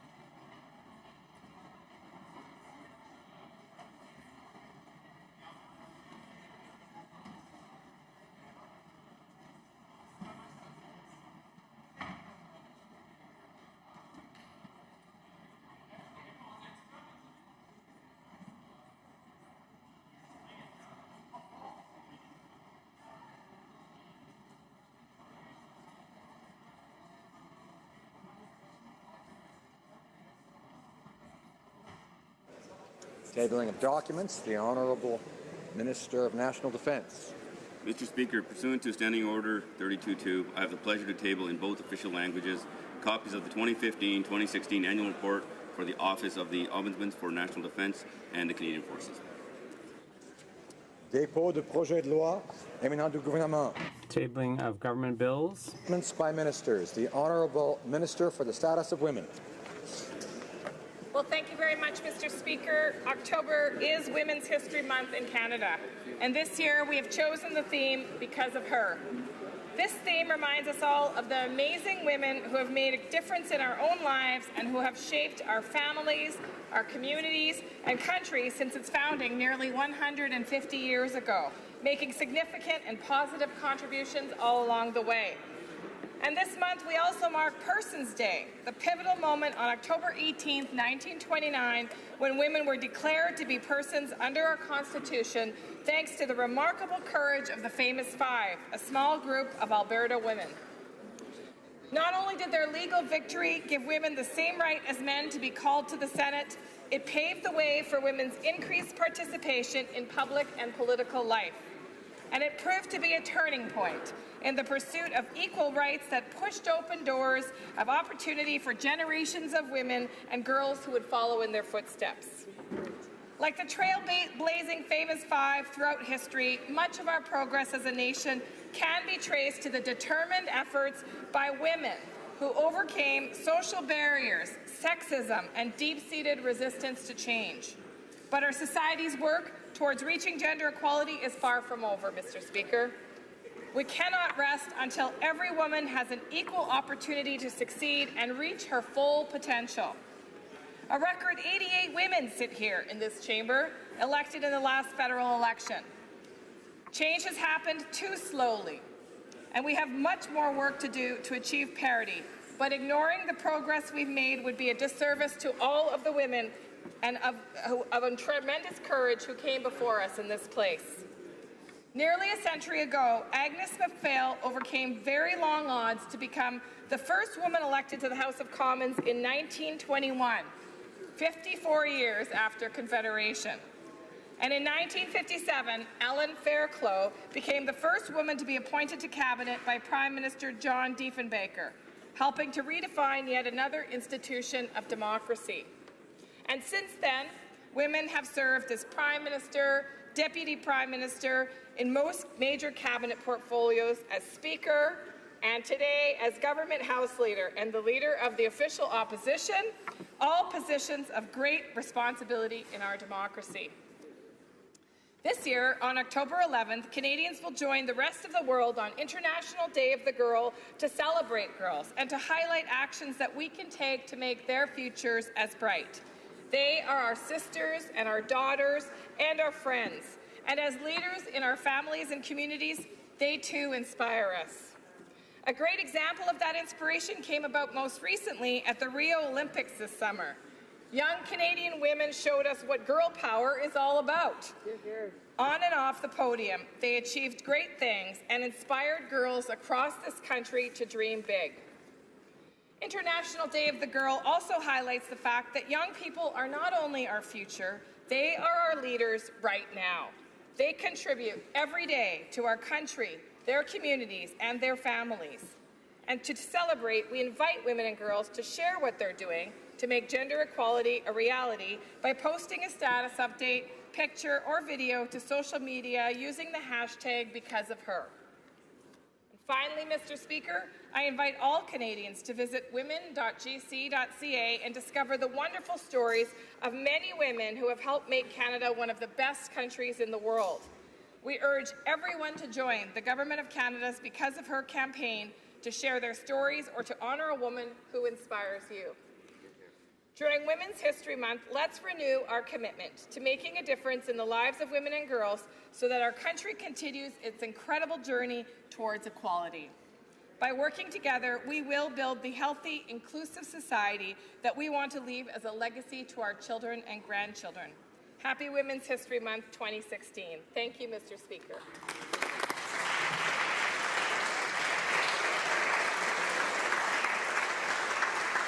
The honourable member for Sarnia-Lambton. Thank you, Mr. Speaker. Since 1992, the Government of Canada has recognized the month of October as Women's History Month. During the month of October, we stand to recognize and honor the contributions of girls and women who have helped and who still help to build and shape our nation. This year, the theme for Women's History Month is Because of Her. Throughout this month, we will be retelling our stories and encouraging our next generations to continue to strive towards gender equality in all fields, as well as in our everyday lives. As chair of the Status of Women Committee, I would like to encourage every member to reflect on the women in your lives and in your communities who have strived for change. The women who, against all odds, have fought for equality both in Canada and in an international setting. Ce mois de commémoration. This month of commemoration includes International Day of the Girl on October 11th and Persons Day on October 18th. International Day of the Girl is a time to recognize that girls and young women are the next generation. They may have a huge influence in the years to come. The theme, Because of Her, recognizes all generations of girls and women, past, present, and future, fighting for gender equality in Canada. Persons Day celebrates the legal status of person that was given to women in 1929. That was a landmark in gender equality in Canada. This decision calls attention to women in legal and political circles, past and present, who've contributed to changes to Canadian law and policy. Throughout Canada's history, women have been there. From the outset, they've worked, innovated, and contributed to building a strong, proud Canada. A nation's progress is often attributed to its leaders and those who make a contribution. It's important to remember that these leaders and contributors have often been women. Those who came before us pushed for change in the face of obstacles. It's because of women and girls who came before us that we have the Canada we now know. I would like to encourage women and girls to pursue their true interests, regardless of stereotypes or gender norms. There are no limits on the opportunities available to women and girls in our day and age. Science and technology fields are becoming increasingly accessible, and I would encourage any women who are interested in these fields to pursue their interests. I was a chemical engineer for 32 years, and am now the first female engineer here in the House of Commons. There is no limit to what we can achieve, and I hope one day that seeing women in engineering, construction, or even politics is considered normal. Today, I'm proud to stand with 88 other women in this House, one who is leader of the official opposition, 2 who are House leaders, and several who are committee chairs. I would like to invite every member of this House to participate in this movement on their social media platforms.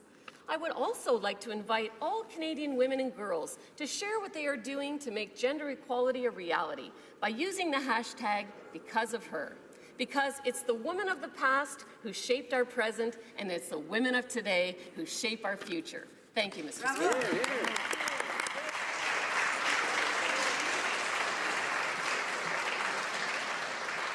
The honourable member for Nanaimo Ladysmith. Standing today to mark Women's History Month, I'm reminded of the lineage of women who have made it possible for me to take this seat here.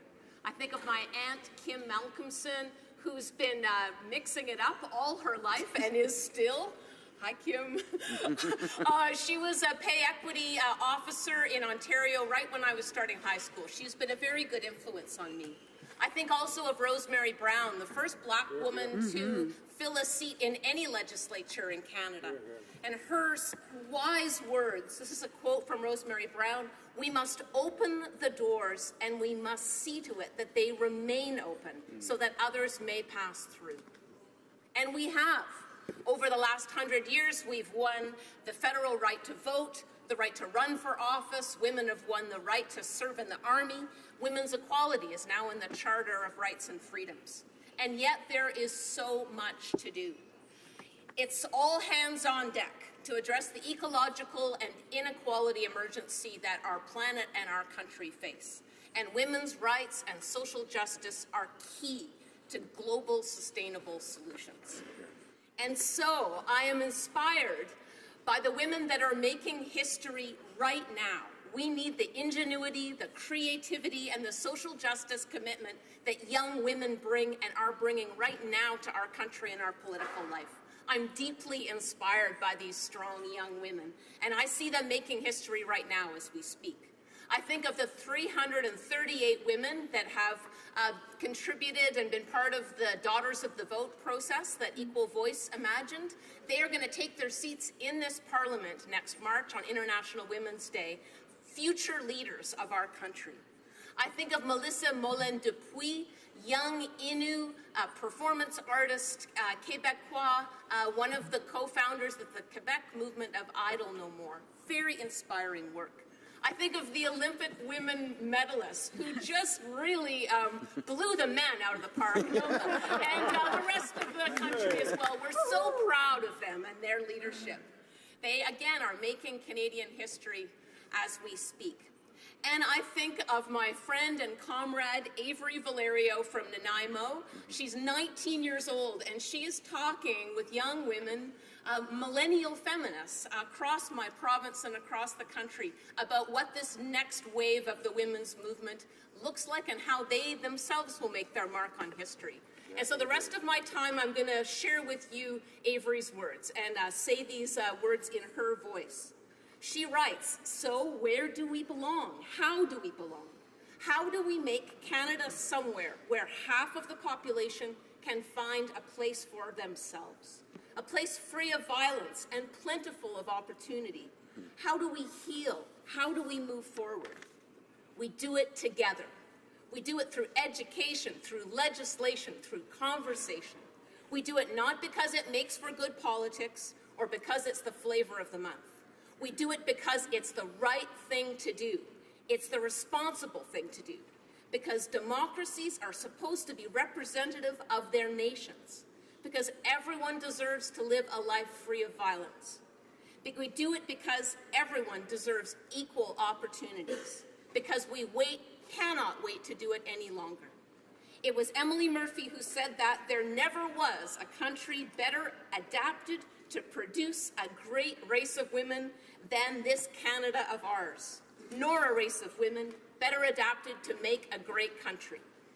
And so together, it is up to us to move forward. As Canadians, it is up to us to continue the work on building a feminist country. It is up to us to build a Canada where everyone belongs. Here, here.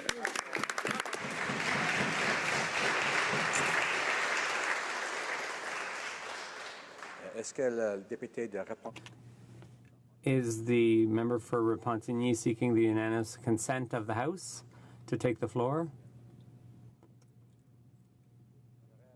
The honourable member is seeking the unanimous consent of the House to take the floor. Is it agreed? Agreed. The honourable member for Repentigny. Thank you, Mr. Speaker, and I'd like to thank the House. It being Women's History Month, I'd like to invite my colleagues to celebrate the contributions made by half the population to our social and democratic lives. If you stop and think about it for a second, you can picture the women who made change happen all around them at all levels.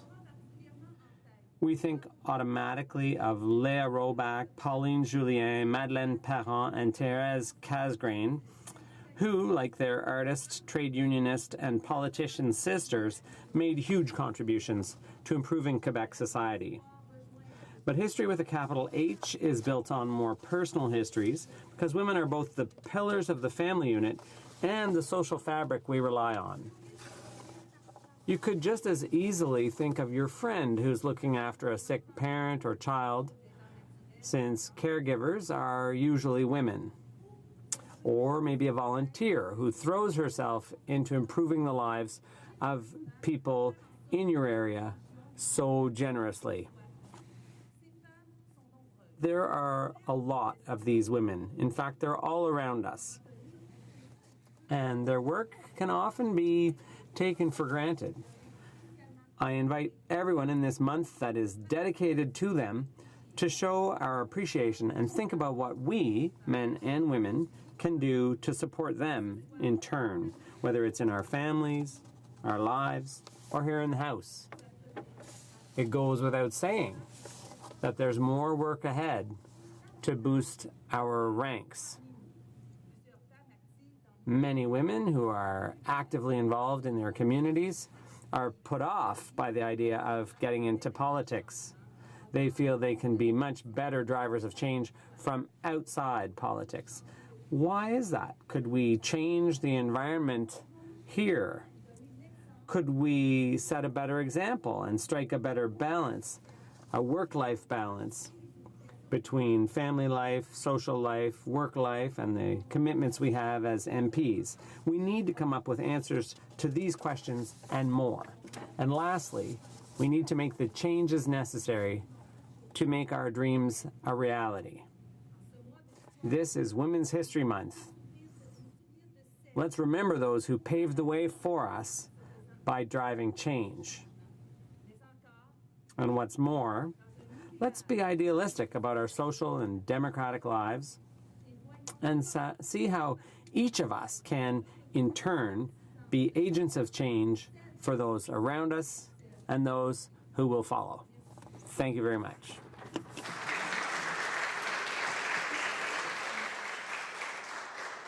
Present reports from interparliamentary delegations. The honourable member for Yukon. Monsieur le Président. Mr. Speaker, pursuant to Standing Order 34.1, I have the honour to present to the House in both official languages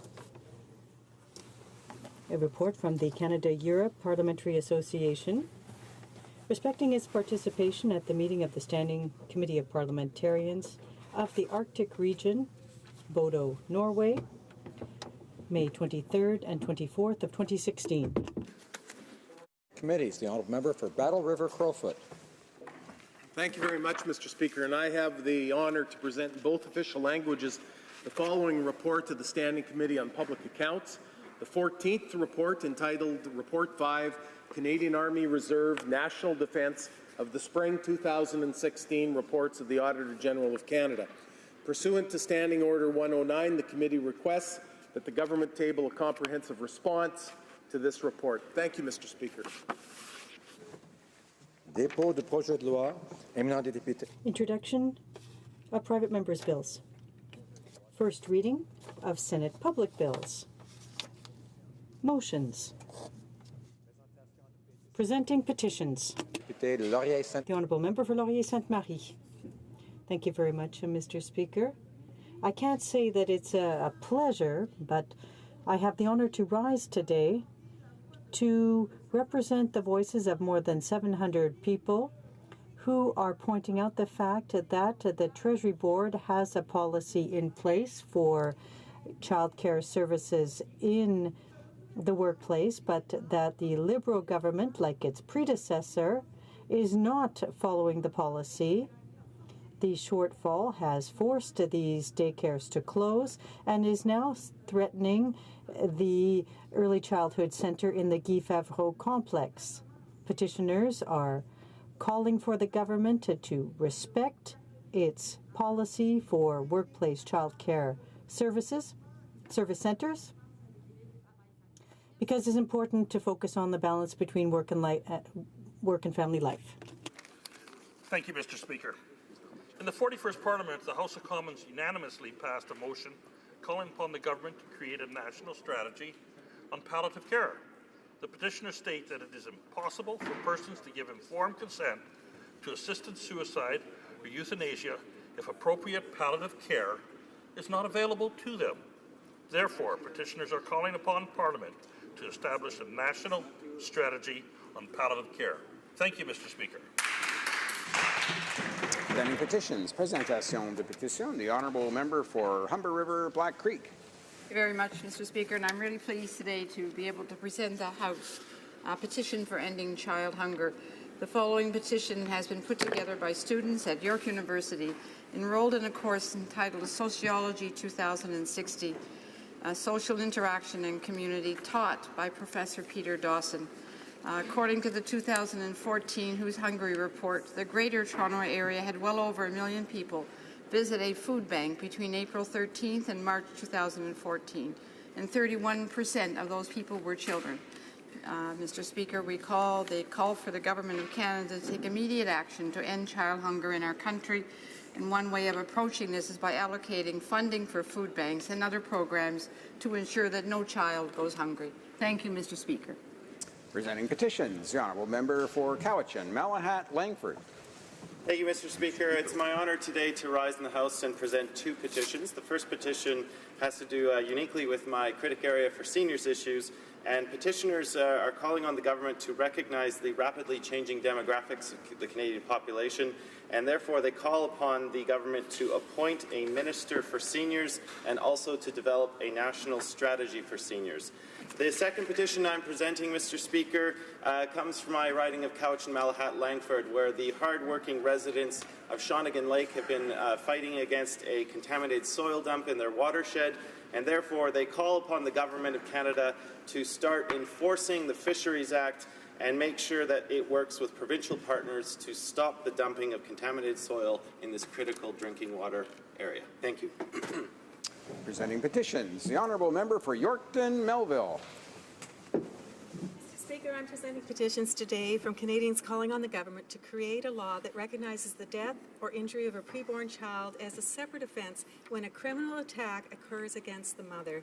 As Canadians have called on the Minister of Status of Women to support such a law, the head of the agency, Status of Women Canada, responded on the Minister's behalf stating, quote, "The government has already expressed its opposition to C-225 for a number of reasons, including the fact that the bill prevents addressing the issue of violence against women and girls in a broader manner," end quote.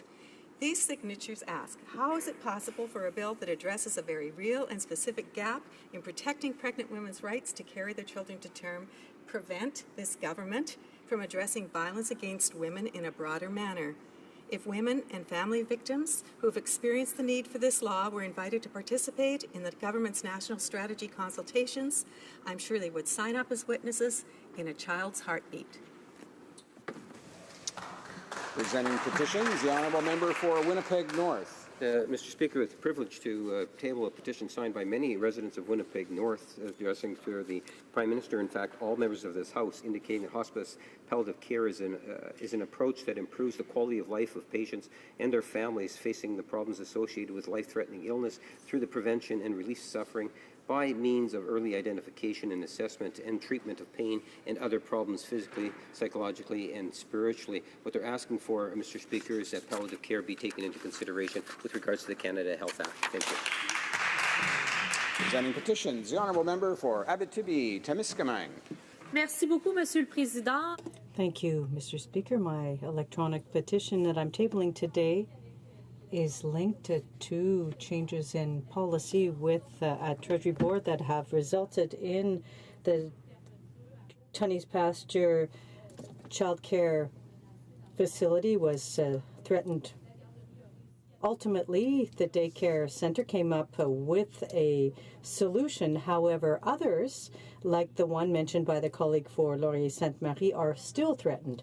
And I think it's important to table this petition because it calls on the government and Treasury Board to balance and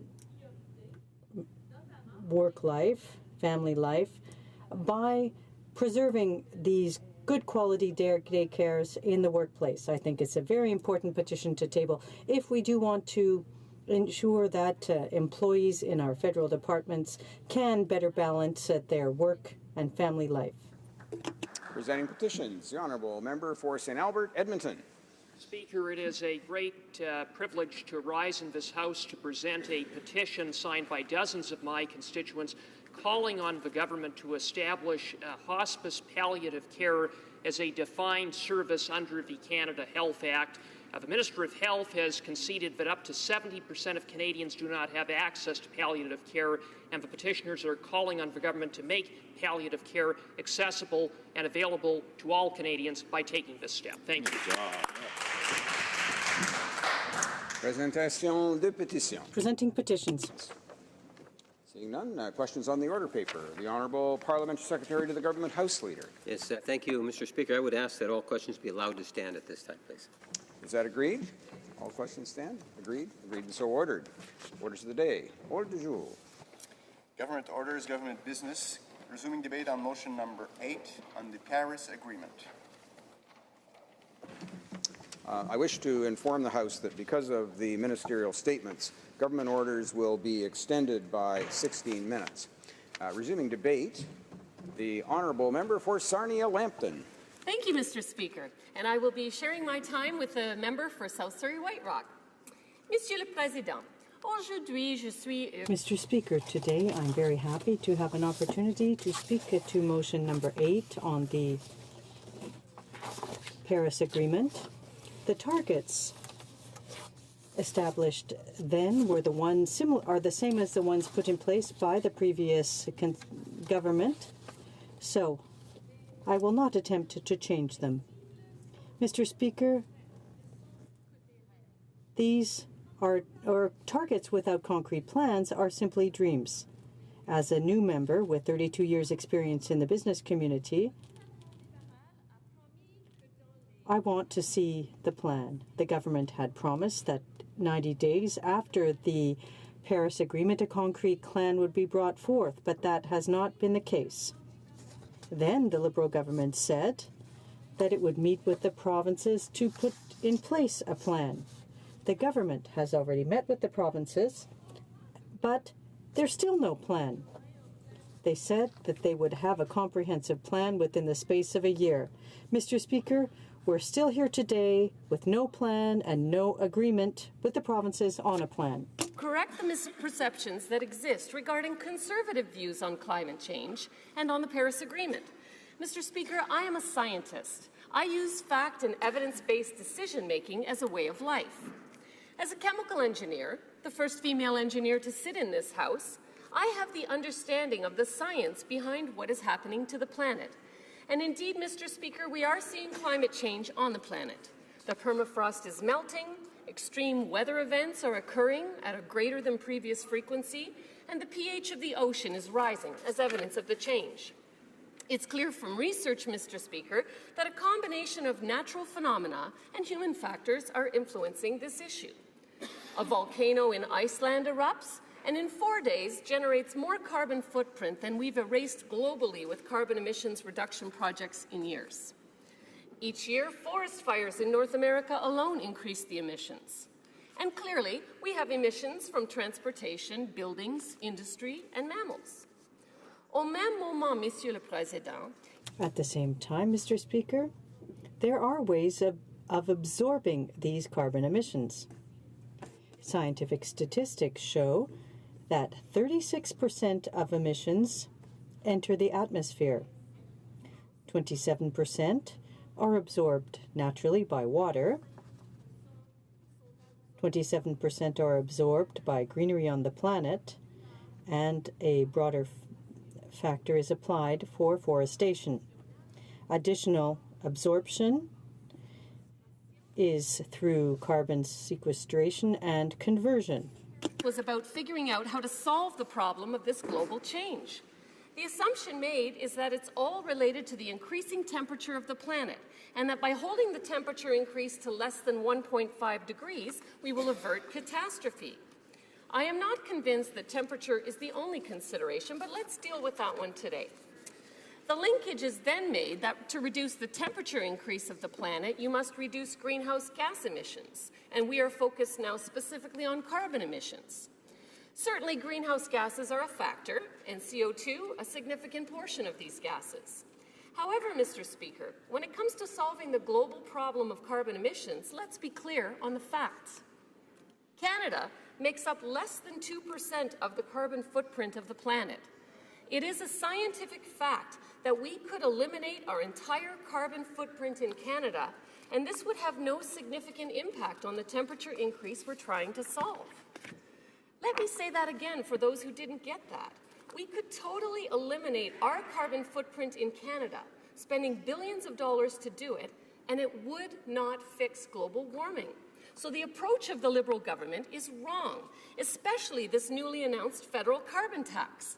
This will just kill Canadian jobs and move the carbon footprint elsewhere on the planet. The scientific fact, Mr. Speaker, is that of the 36 megatons per year of carbon emission on the planet, China is responsible for nearly 1/3. Between China, India, the US, and Europe, they make up 60% of the carbon footprint. Unless their emissions are addressed, the permafrost will continue to melt, the oceans will continue to get more acidic, and weather events will increasingly occur. So, Mr. Speaker, while I am supportive of Canada doing our part to lead in helping the planet, it's critical to see that we must move in concert with these other substantive contributors to the problem. Otherwise, we will bankrupt our nation, spend millions to eliminate our footprint, as well as the jobs associated with them, and we will achieve nothing.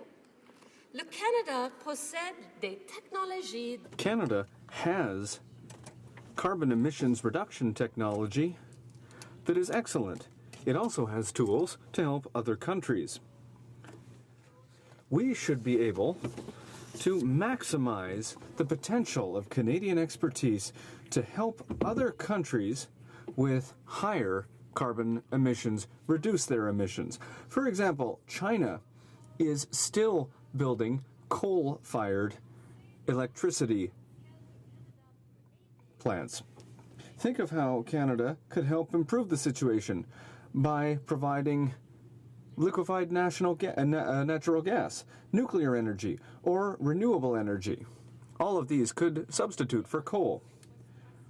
We could also promote carbon sequestration and biotechnology. That would create Canadian jobs, well-paying jobs, while at the same time helping the planet. Should not be doing, however, are some of the following. The U.S. is already receiving power from Canada made with renewable energy in Ontario that we have a surplus in. It costs us 40 cents a kilowatt hour to produce it through the Ontario Liberal Green Energy Program that they have currently suspended, recognizing it was economically detrimental to the province. Anyway, it costs us 40 cents per kilowatt hour to produce it, but we're giving it to the U.S. for 4 cents a kilowatt hour. Quebec is also giving them surplus hydro. So we're certainly helping the U.S. reduce carbon footprint this way, but it's economically punishing to Canada. Similarly, the cap-and-trade system introduced in Ontario is resulting in us paying California $300 million per year. Is this helping reduce the footprint? Nope, just transferring money to the U.S. Within my riding of Sarnia-Lambton, this cap-and-trade tax has already caused one major industry to cancel its $105 million expansion.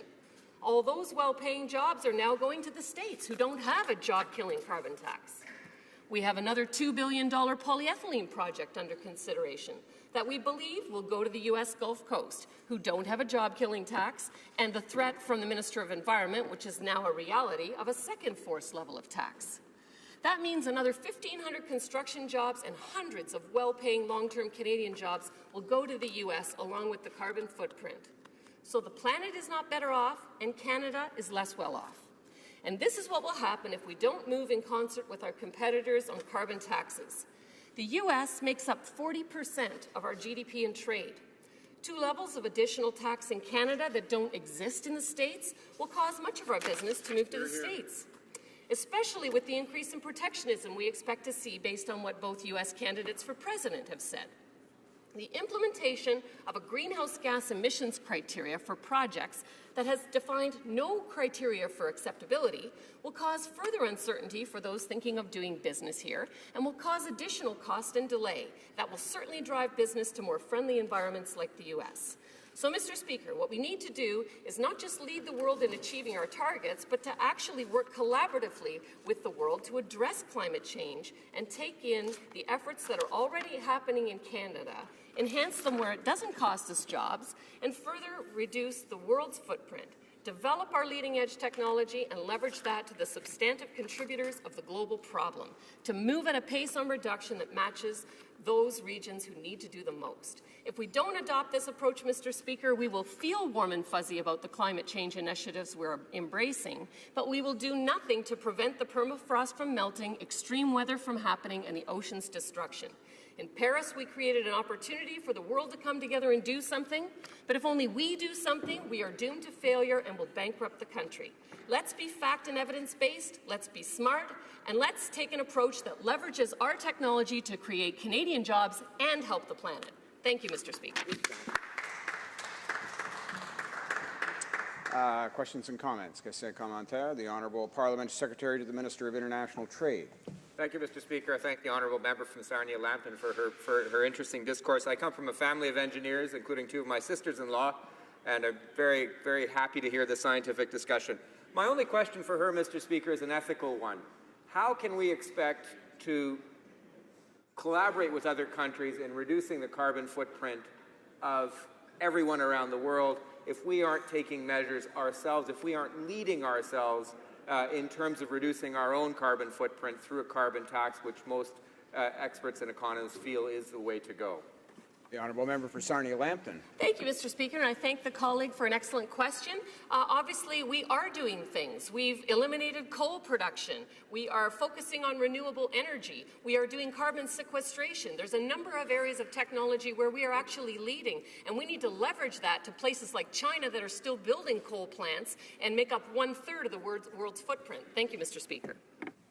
Questions and comments. Question commentaire. The Honourable Member for Bull River. Thank you, Mr. Speaker. I enjoyed the presentation and your scientific knowledge of it. Just could you go back again and one more time explain the relationship between the temperature rising and what we need to do with the carbon footprint?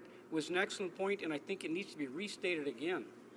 Honourable Member for Sarnia-Lambton. Thank you, Mr. Speaker, and thank you to my colleague for another excellent question.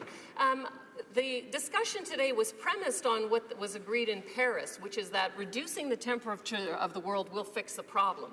And as I said, I don't think that's the only part of the story, and certainly CO2 is only one emission to talk about. So I believe there's lots to do, and I think that Canada can lead in leveraging technology, but certainly we could eliminate our whole footprint and the world is not going to get any cooler. Questions and comments? The Honourable Parliamentary Secretary to the Government House Leader. Yes, Mr. Speaker, on a number of occasions, the member tries to give the impression that, okay, we don't have to worry here in Canada because we're just not big enough. We're not polluting enough, so we don't have to worry about Canada. Yet, on the other hand, she talks about leadership. I'm wondering if she can kind of reconcile, would she not at the very least acknowledge that in order to be able to provide leadership on the issue, that you have to get the job done in your own backyard. And that if you listen to what young Canadians in particular are saying, Mr. Speaker, and this is one of the reasons why the Conservatives lost touch with governing, is because they weren't listening to what Canadians really wanted. Would you not agree that young people in particular have built up an expectation where they want Canada to demonstrate leadership? In order to demonstrate leadership, we do have to play our own role in making our system that much better. The Honourable Member for Sarnia-Lambton. Thank you, Mr. Speaker, and thank you to the member for a question. I would say that Canada is already leading in technology, in bio and clean tech, and a number of areas, carbon sequestration being one of them. I think the important thing is not to be warm and fuzzy only and forget the facts. The fact of the matter is, scientists will tell you in Canada, all the emissions that go into the air, 36% are absorbed by the air, 27% by land, 27% by water, and an additional amount for the forest. So with the low population density in Canada, there is actually a very valid scientific argument that we are carbon neutral. So we have the technology, we are leading, and we just need to now attack the ones in the world that have 60% of the problem and are still building coal plants. Question commentaire. Questions and comments. The Honourable Member for Edmonton, Strathcona. Thank you, Mr. Speaker. I have to say I'm a little stunned at the response right there, but I thought that in Paris we actually finally came forward and said that we would actually work constructively with the other nations instead of attacking them because they're actually taking action, like China and the United States, and investing in the cleaner technologies. One thing, Mr. Speaker, that we need to do is to stop talking about developing renewable and cleaner technologies and actually give the support to deploy them. One thing that I think that the member would agree with me, and I'll be interested in her response, is everybody knows that the sooner you take the action to address climate change, the less it's going to cost. And we have lost 3-4 decades. And so it's going to be increasingly expensive now. Surely the member thinks that now is the time, without further delay, to finally take action on reducing greenhouse gases. A member for Sarnia-Lambton. Thank you, Mr. Speaker, and thank you to the member for her question. I'm glad she brought up the topic of cost of renewable energy, because I live in Ontario, and in my riding, we actually have the largest solar farm in the world, and we have a number of wind farms, but we are selling and signing 20-year contracts for 40 cents a kilowatt hour. We have shut down plants in my riding at 4 cents a kilowatt hour, and we've driven the price of electricity up so high that people in Ontario can't pay their electricity bills. The Ontario Liberals have finally realized that and said they're not going to sign any more contracts at that economically bad price, and I wish this government would get some sense on that too. Resuming debate, the Honourable Member for South Surrey, White Rock. Well, thank you very much, Mr. Speaker, and I'm pleased to rise in the House today to speak to the Paris Climate Change Accord.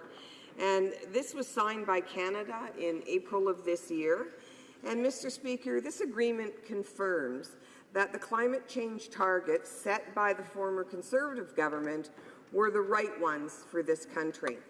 It reaffirms and it demonstrates that we are dedicated to the environment through innovation, regulation by sector, a clean energy dialogue with the United States, and with looking at renewable fuels.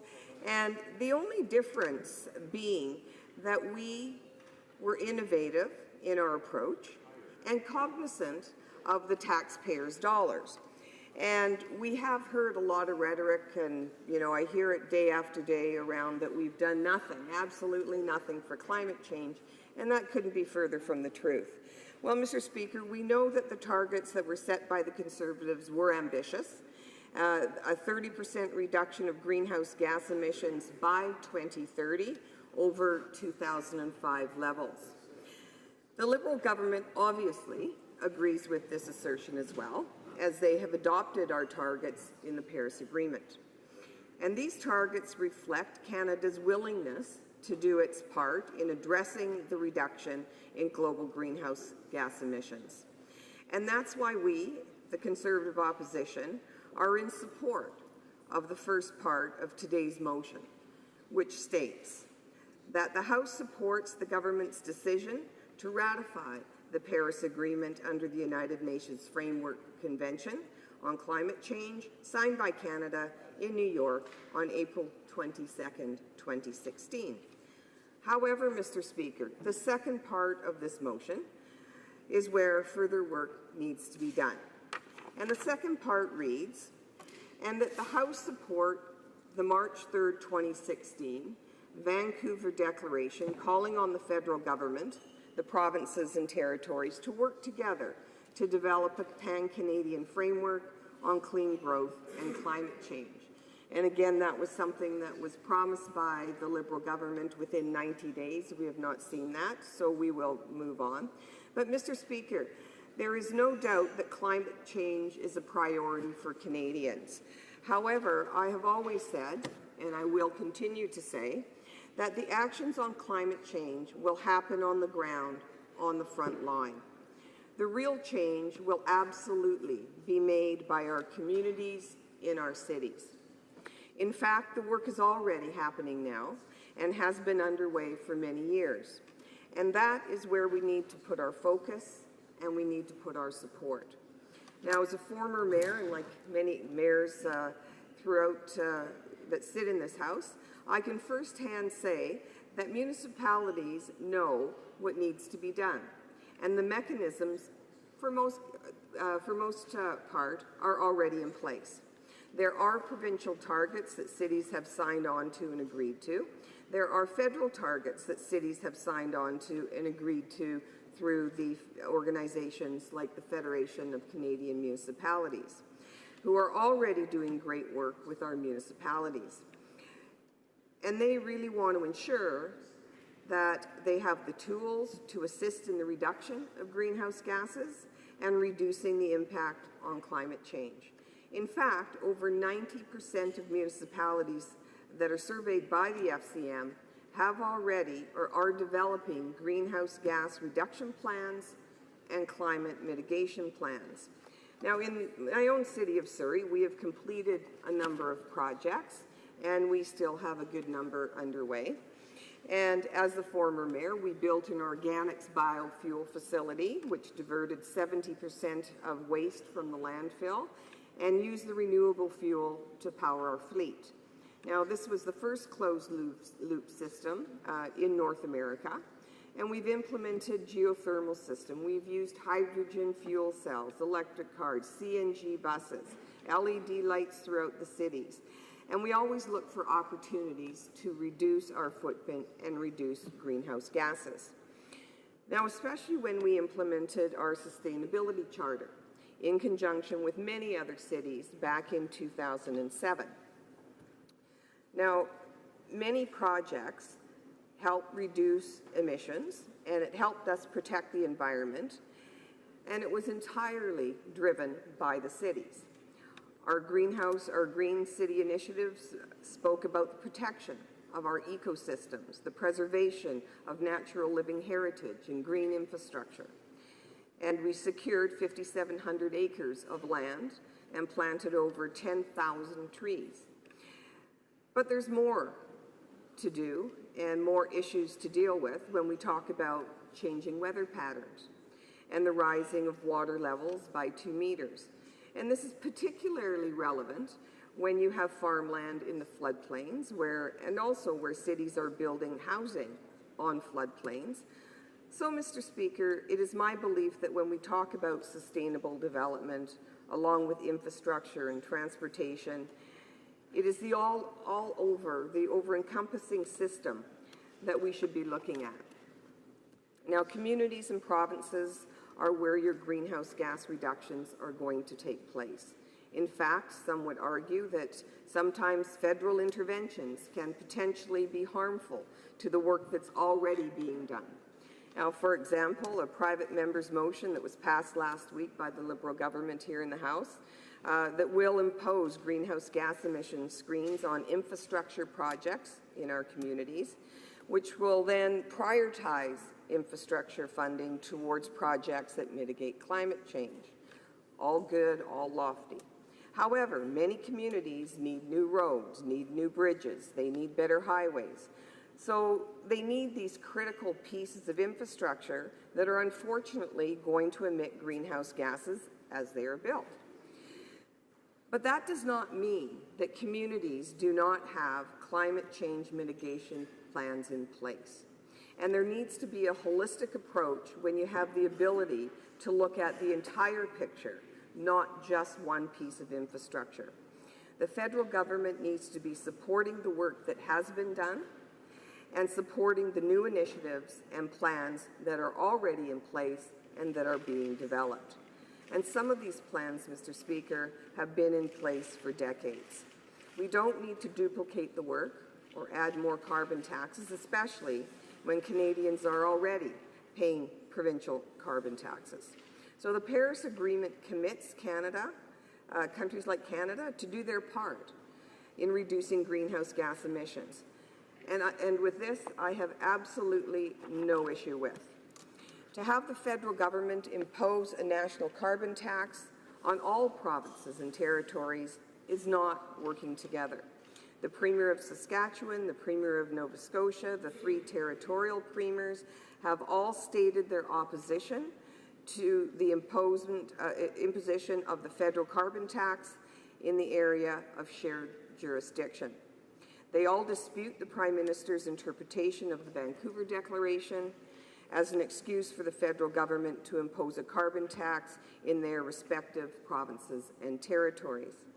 Mr. Speaker, it is my belief that we need to be supporting our communities that already have well-established and effective greenhouse gas reduction plans and climate change mitigation plans in place. We also need to help and support those communities who struggle with these issues to develop more robust plans. That is exactly why my colleague, the member from Abbotsford, introduced the amendment this morning and called on the federal government to work with provinces and territories to develop a reasonable plan to combat climate change that does not encroach on provincial or territorial jurisdiction or increase the overall tax burden on Canadians. Otherwise, we will be duplicating work, we will be potentially be encroaching on the rights of our provinces, and frankly, I think we have enough work to do on our own. And again, the FCM and every provincial organization that deals with cities and municipalities already have that framework in place. And in BC, it is the UBCM, which just met last week, that also has set targets for greenhouse gas and climate change targets for cities. So I think it's important to acknowledge all of the existing work that has been done over the years and look at how we can take the existing system and make it more robust. So, Mr. Speaker, I thank you for the time to lay these issues out, and I look forward to some questions from my colleagues. Questions and comments. Question commentaire. The Honourable Parliamentary Secretary to the Minister of the Environment. Thank you, Mr. Speaker. The honourable member says that the previous government had a credible climate plan. I spent the last 20 years as an executive in the clean tech industry, and I have to tell you that there is nobody in the clean tech or clean energy sectors that would agree with that characterization. If she truly believes that, how can she explain the fact that if you take everything done up until the end of 2015 from a regulatory perspective and from a carbon pricing perspective, and you forecast forward as to where we will be in 2030, we will be 10% above the 2005 level in 2030, and the Conservative target was 30% below? The honourable member for South Surrey White Rock. Great, thank you. So I guess my question would be through you, Mr. Speaker, is why did you adopt the our plan if it's frankly not something that the member would appreciate or support? But I'm going to say this. I mean, we worked on the international climate change adaptation with the World Bank. We did a number of things, actually 19 new clean technology projects under the Asia-Pacific Partnership on Clean Development and Climate, invested heavily in carbon capture technology, also protected a record amount of parkland, made historical investments in wetland, boreal forest restoration, and also, too, I mean, established clean air regulatory agenda, introduced regulations for cars and trucks, heavy-duty trucks, worked with the U.S. on vehicle emissions, sulfur and gasoline, began to work on any number of fronts, provided supports on the development of carbon capture technology, remove tax breaks on oil sands producers. So, and also too, I mean, the biofuel facility and the renewable energy, that was frankly work that I did as the former mayor with the Conservative government. Questions and comments? The honourable member for Edmonton Strathcona. Thank you, Mr. Speaker. Thank you very much to my colleague for her speech. Yes, the Conservatives had a plan of sorts and made a lot of promises over a 10-year period. One of those promises, as I've mentioned earlier in this place today, was that they would issue regulations to govern the greenhouse gases from the fossil fuel industry. Those were first promised, I recall, by Mr. Prentice, who was then the Environment Minister. Those never came forward. Other measures that their government could have taken would be to fast-track the phase-out of coal-fired power. They could have mirrored the measures taken by the Premier of Alberta because of the clear evidence provided by the Canadian Medical Association of the serious health and environmental impacts of coal-fired power. So I wonder if the member could respond to that, is why her government did not take serious measures while they were in power to actually begin reducing greenhouse gases in a more rapid way. Honourable member for South Surrey White Rock. Thank you very much for the question. And I would say that there were a number of things done. Speaking on, there was introduced new regulations to reduce emissions from the coal-fired electricity generation. And, working to phase that out, as I have heard. I think there's a lot that can be done. I think that there's a lot that is being done. And I think that there's an opportunity on all sides of the House to do what we need to do to protect the environment. The point here is to do it right. The point is not to bear costs onto Canadians and implement tax after tax after tax. There's other ways to do it. There's regulatory ways to do it. There's incentivizing ways to do it. There's the technology that can be developed, and we should keep that technology here. I was speaking on a plane to a fellow that's from Alberta that is going to Brazil to do biomass. And so all of that technology, it leaves the country. So you've got to switch around and say, okay, how can we keep that brain trust here and export our technology to places like China, to India, to all of the countries where the carbon emissions are off the chart. And that's where we have the jobs. We keep them here in Canada, not export them. Reprise de débat. Resuming debate, the Honourable Parliamentary Secretary to the Minister of the Environment and Climate Change. And I will be splitting my time with the member from La Salle, Aymar Verdun. Mr. Speaker, I'm proud to rise today to speak to the motion in support of the government's ratification of the Paris Agreement. This agreement, Mr. Speaker, represents the cumulative efforts of 190 countries, civil society partners, private sector companies, and Indigenous peoples. Collectively, we came together in common cause with the purpose of protecting our planet, and that is what we are here to discuss today. Mr. Speaker, the critical need to address this issue of climate change is actually a very big part of the reason I got into politics in the first place. I did this to work to ensure that we have a healthy and prosperous future for my teenage children and for future generations of Canadian children, and to ensure that our country pursues a path that will enable us to take advantage of the enormous economic opportunity that climate change represents and thereby ensure the future prosperity of this country. For 10 years, Mr. Speaker, the Conservatives sometimes talked about climate change but failed to act. Last October, Canadians spoke and voted for real change, real action on the climate issue. The vote in this House this week represents a significant step in Canada's active international and domestic engagement regarding this critical issue. At its core, the Paris Agreement is an important tool for enabling the world to effectively address climate change. Article 6 of the agreement will be particularly important in paving the way for future cooperation amongst countries on the issue of carbon pricing, and I am proud that Canada played a key role in negotiating this part of the agreement. Global cooperation on carbon pricing will help to lower the overall costs of reducing greenhouse gases and thus has the potential to encourage countries to increase the level of ambition of their nationally determined greenhouse gas reduction targets over time. In our domestic context, First Ministers agreed in March to pursue the development of a pan-Canadian plan for reducing greenhouse gas emissions and furthering clean growth. Carbon pricing is one element of such a plan. Carbon pricing is an essential tool for reducing greenhouse gas emissions at the lowest possible cost and for stimulating investment in green infrastructure and low-carbon technology. Carbon pricing uses the market to drive clean investment decisions, encourage innovation, and reduce emissions. Carbon pricing can do all of this for a number of reasons.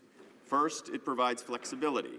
Instead of government making the decisions on what actions must be taken, carbon pricing allows businesses and consumers to take advantage of their own least-cost options for reducing greenhouse gas emissions, and it provides a clear financial incentive for them to continue to reduce their emissions as long as it is cost-effective to do so. Second, carbon pricing will help Canada transition to a low-carbon economy.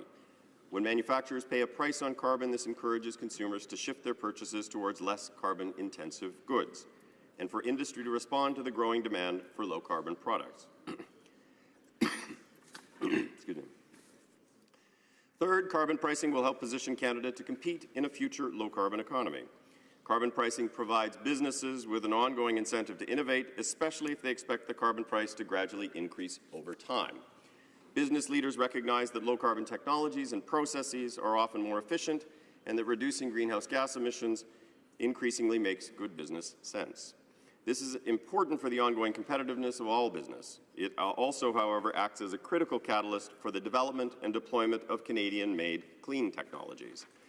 Mr. Speaker, I spent the past 20 years of my life working as a senior executive in the entire environmental technology field.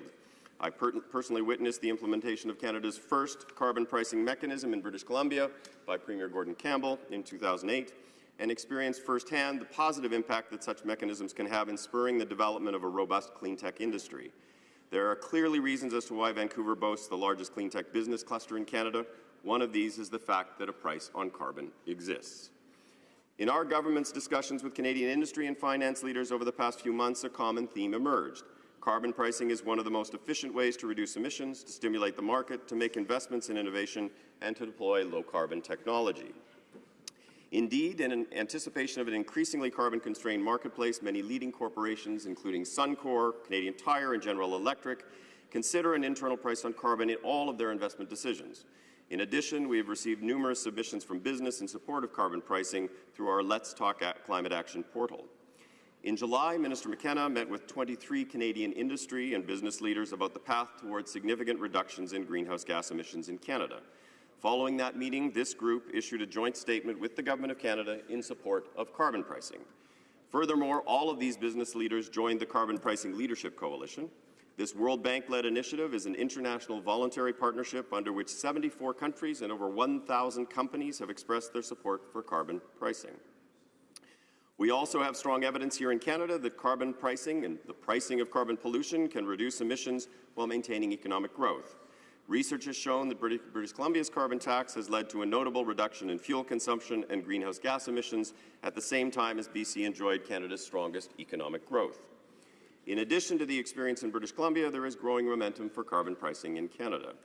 As of January 2017, Canada's 4 largest provinces, representing more than 80% of Canada's population, will have broad-based carbon pricing. British Columbia's carbon tax covers all fuels combusted in the province, and revenue from the carbon tax is used to reduce taxes. Alberta has had a carbon price applied to large industrial emitters since 2007, and Alberta's government is getting ready to put in place an economy-wide carbon levy starting in January of next year. Quebec has had an economy-wide cap-and-trade system since 2013. Quebec linked its cap-and-trade program with California's program in 2014, and the Quebec-California linkage is widely cited as a pioneering example of international cooperation on carbon pricing. Ontario's cap-and-trade program will start in January of next year, and Ontario plans to join the Quebec-California cap-and-trade program. Mexico has also announced its intention to join the Quebec-California program. The government has been working with provinces and territories to build on carbon pricing systems that are already in place and to put a price on carbon across Canada. Last March, in the Vancouver Declaration, First Ministers agreed that transitioning to a sustainable, low-carbon economy is necessary for our collective prosperity, our competitiveness, our health and security, and that taking smart and effective action today on climate change is essential for future generations.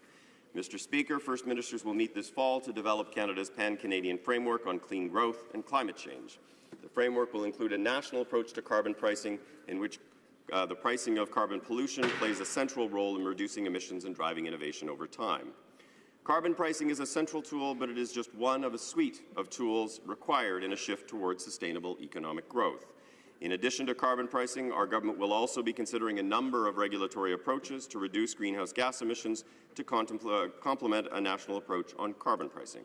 In addition, we have committed to making significant new investments in green infrastructure and in clean technologies. These investments and the clear, focused strategy the government has been developing with respect to clean tech and innovation will be critical not only as part of a comprehensive plan to address Canada's greenhouse gas emissions, but also as a critical enabler for putting the Canadian economy firmly on a successful transition path towards a low-carbon future. Mr. Speaker, over the past several months, I have been actively engaged with various federal departments and with companies across the country in discussing and developing frameworks and potential measures that will ensure that Canada will be well positioned to capitalize on the opportunities that a low-carbon future will provide. Mr. Speaker, our government is committed to putting Canada firmly on a path to achieving its greenhouse gas reduction targets and to enabling Canada's transition to a low-carbon economy. With the ratification of the Paris Agreement, we will take a very important step, one that will signal to the world our commitment to this global effort. Mr. Speaker, I am proud to support this motion. I urge all of my colleagues in this House to support this government in taking action to secure the future of Canadian families and, in particular, the future of Canadian children.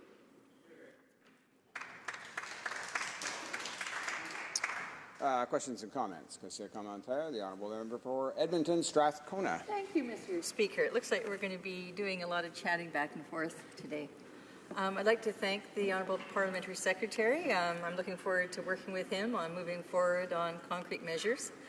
I understand that he has worked in the clean energy sector, and the question I would pose to him is does he share my concern that Canada has fallen back by 41% in our investments in clean infrastructure when the rest of the world have their economy based on and booming in this trillion-dollar economy? Does he think that a $10 per ton tax is going to spur investment right away in this sector? Honourable Parliamentary Secretary. Thank you for the question, and it's a very good one. I mean, the extent to which this government abandoned the clean tech space over the past 10 years, the previous government abandoned the space, is reflected in Canada's clean tech share of overall the global GDP associated with clean tech, where it actually shrunk by half in terms of what Canada actually has done. So part of going forward, what we need to do is certainly make investments in infrastructure-related issues with a green lens to ensure that they are actually furthering the work that we're doing with respect to reducing greenhouse gas emissions while improving the productivity of the economy. But we also need a very focused strategy with respect to clean tech in general, where Canada actually is focused on identifying the areas of technology where we either have or can develop a sustainable competitive advantage in the world so that we can effectively participate in what is going to be more than $1 trillion world market. Questions and comments. The Honourable Member for Yellowhead. Thank you, Mr. Speaker.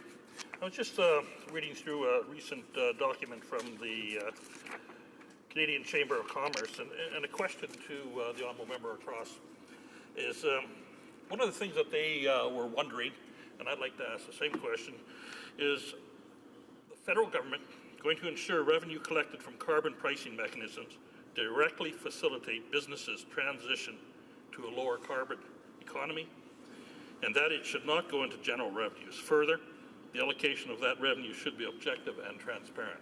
What if you could comment on that, please? The Honourable Parliamentary Secretary to the Minister of the Environment. Yeah, thank you for the question, Mr. Speaker.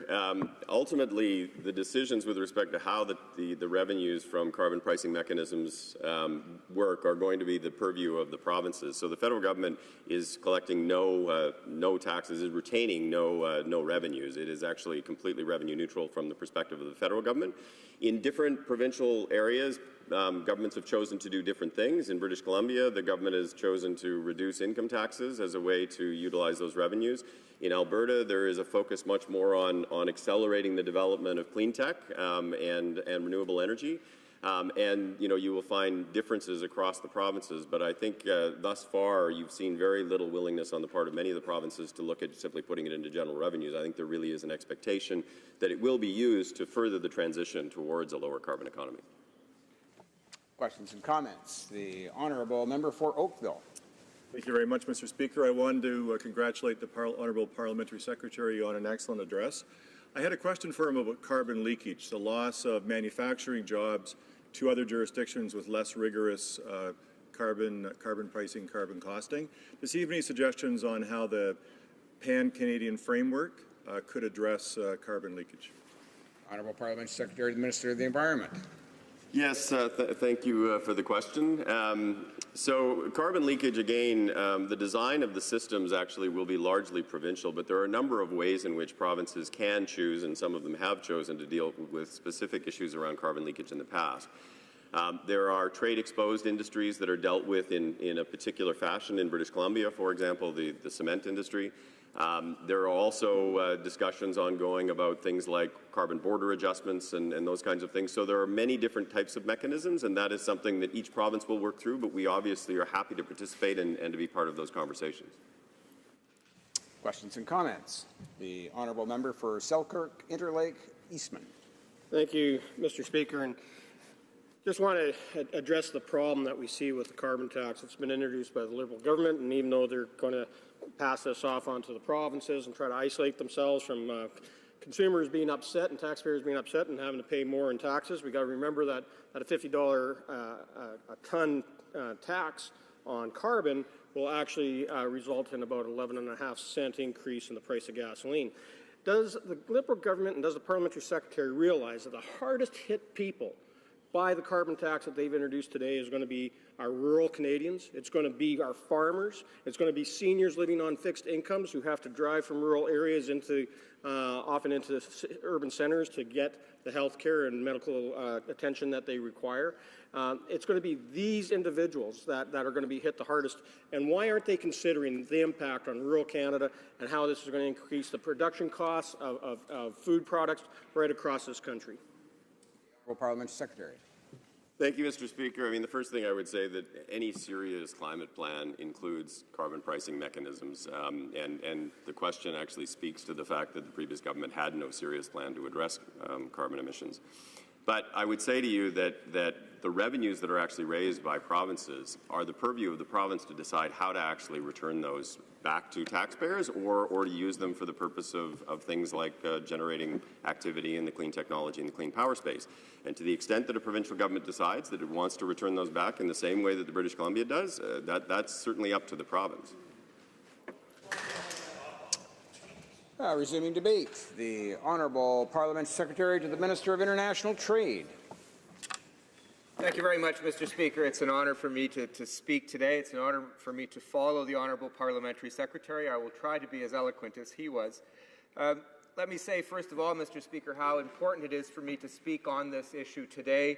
It is very important to my constituents, as I found out during the course of a consultation on climate change in my riding.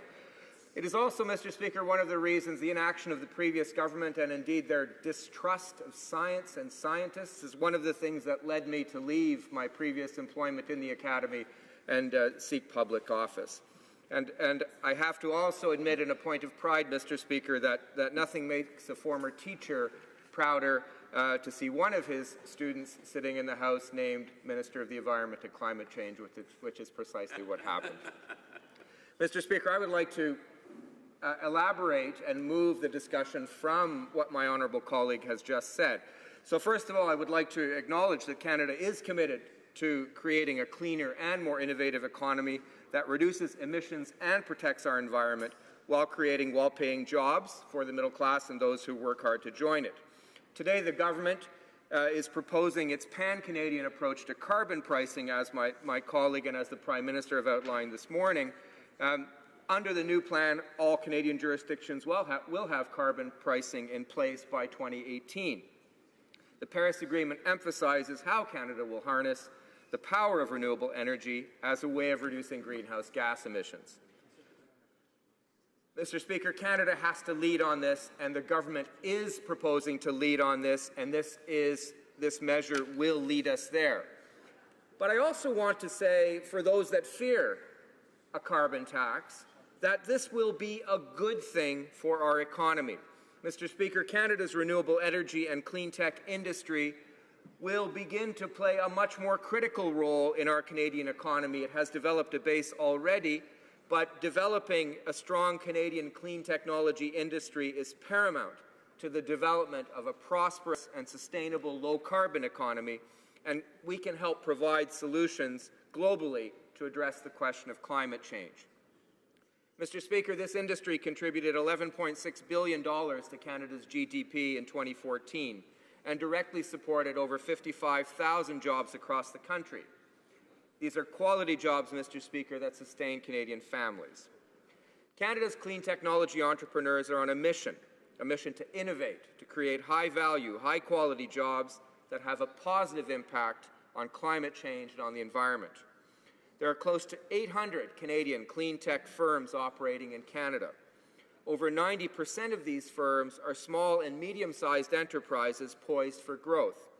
These companies play a critical role in creating clean electricity, clean energy, and in reducing the environmental footprint for all of Canada's manufacturing industries, including our natural resource industries, helping them to become more efficient and more competitive internationally. So this is a 21st century industry sustaining innovative, advanced manufacturing jobs from coast to coast to coast, and it is one that a carbon price will help to spur and continue to grow and create incentives for it to grow. Monsieur le Président, nous désirons que les... Mr. Speaker, Canadian companies need to be international leaders when it comes to the use and development of clean and sustainable projects to be exported subsequently throughout the world. Meeting that objective will strengthen our economy, Mr. Speaker, and will reduce greenhouse gas emissions.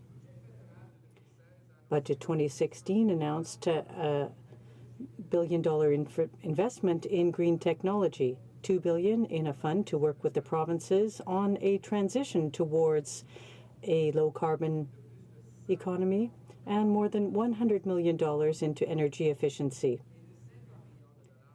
$50 million for sustainable development technology in this country.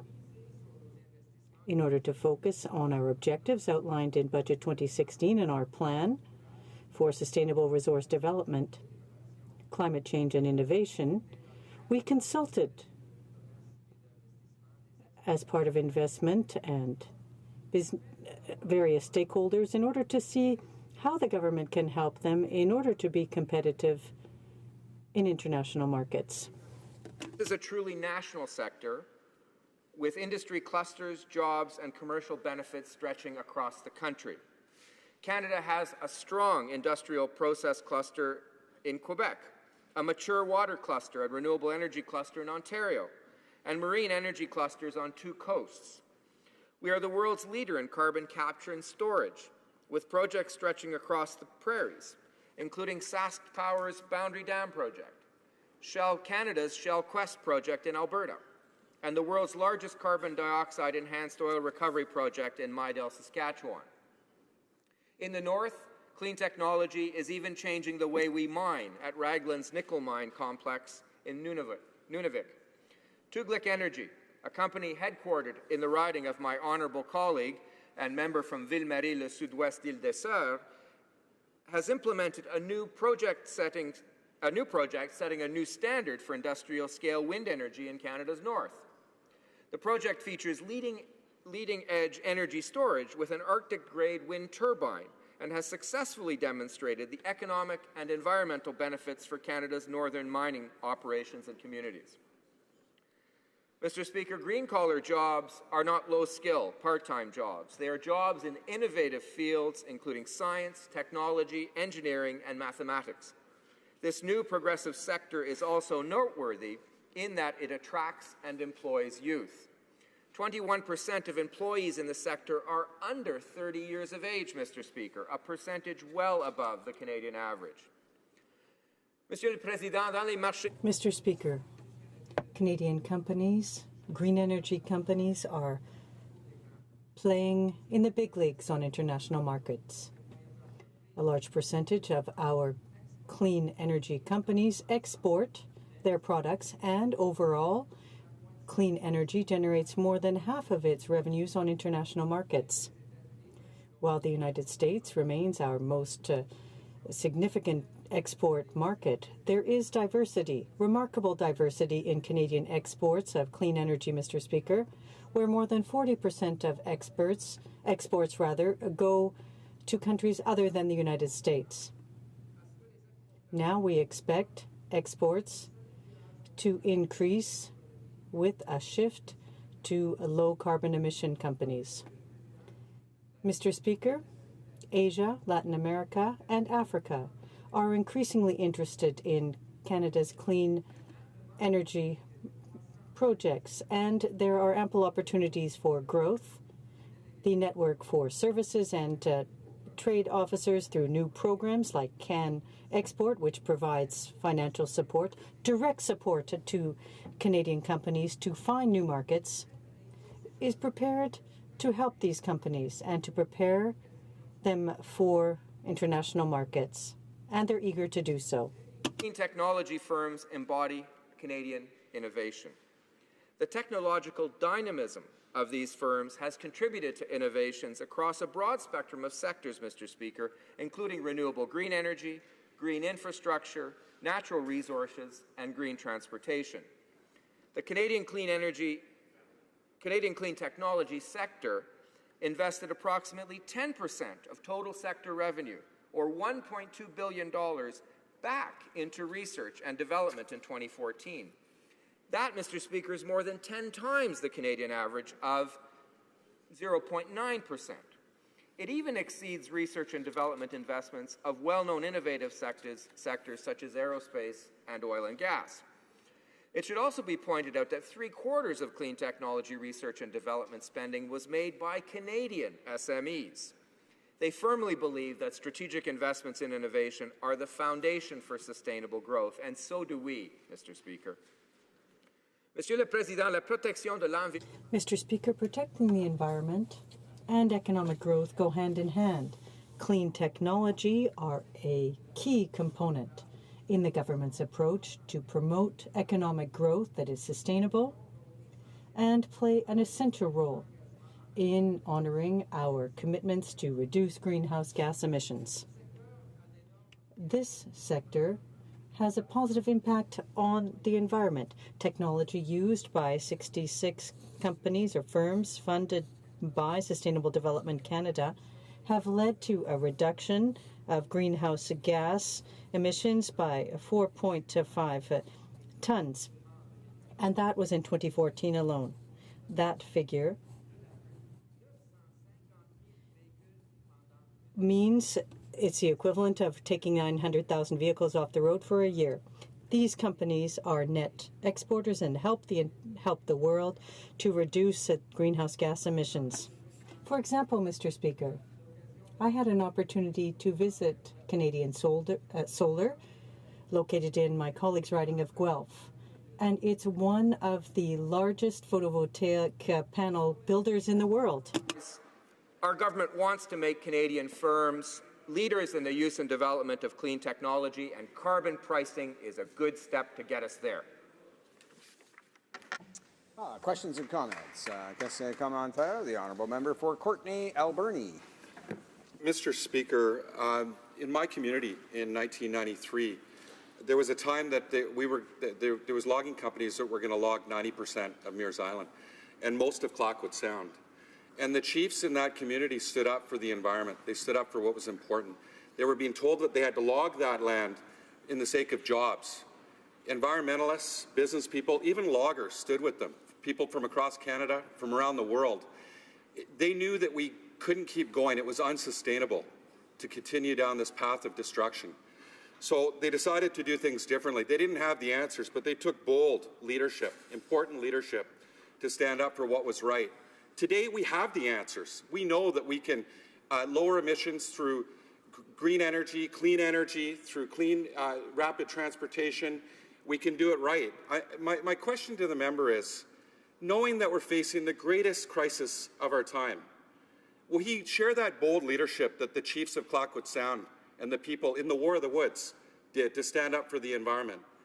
You know, today we aren't even meeting the commitment by the United States of meeting commitments by 2025 of 30%.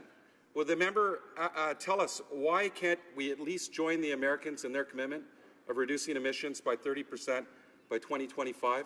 We know in Sweden they've grown their economy by 50%, and they've reduced emissions by 25% since they signed on to Kyoto. So it can be done, Mr. Speaker. The Honourable Parliamentary Secretary.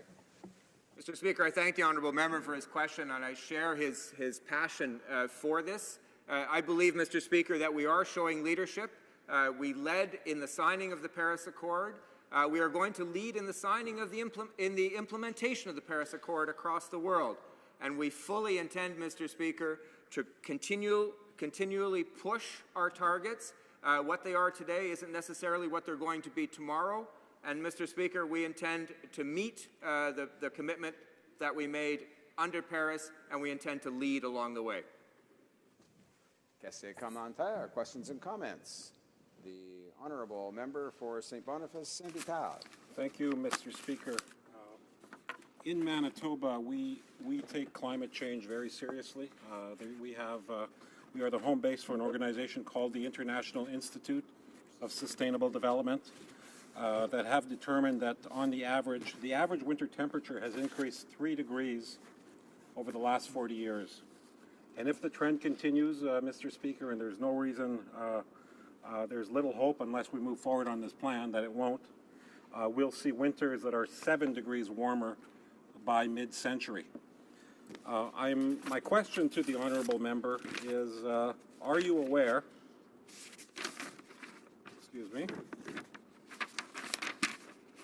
are you aware that the Manitoba Conservative government, who were recently elected last April in the provincial election in Manitoba, in their throne speech stated that they will adopt a climate action plan which will include carbon pricing that fosters emissions reduction, retains investment capital, and stimulates new innovation in clean energy, businesses, and jobs. This is the brand new Manitoba Conservative government in Manitoba, led by a former member of Parliament of this chamber. Are you aware? The Honourable Parliamentary Secretary to the Minister of International Trade. Thank you very much, Mr. Speaker. I thank my honourable colleague for his question. Indeed I am, and indeed I know that most Canadian, 85% of people in Canada are already living in a province or territory committed to carbon pricing. Most experts say that carbon pricing is the way to go, Mr. Speaker, so it's not surprising that we would find support on all parts of the political spectrum, including members of the Conservative Party across Canada, including former leaders such as Preston Manning, who have indeed come out in favour of carbon pricing as the solution moving forward. We have time for just one more short question and response. The honourable member for Bow River. Appreciate the statement by the member and the. I was aware that the Premier of Alberta, who has been brought up many times about this, has said today, unless Alberta gets a pipeline to Tidewater, they won't sign on to this agreement. They're done. Secretary. Again, I thank the honourable member for his comment. the process for the approval of pipelines is another way in which we are trying to balance economic need with a primordial mission to protect the environment against climate change. We've established a good set of processes, and we're moving forward in good faith on all of those various projects. Conformément à l'article. It is my duty, pursuant to Standing Order 38, to inform the House that the questions to be raised tonight at the time of adjournment are as follows. The Honourable Member for Rimouski-Nejet-Témiscouata-Les-Basques on the Canada Revenue Agency. For Port Moody Coquitlam in respect to fisheries and oceans, and the Honourable Member for Essex regarding international trade. Resuming debate, the Honourable Member for Saskatoon-Grasswood.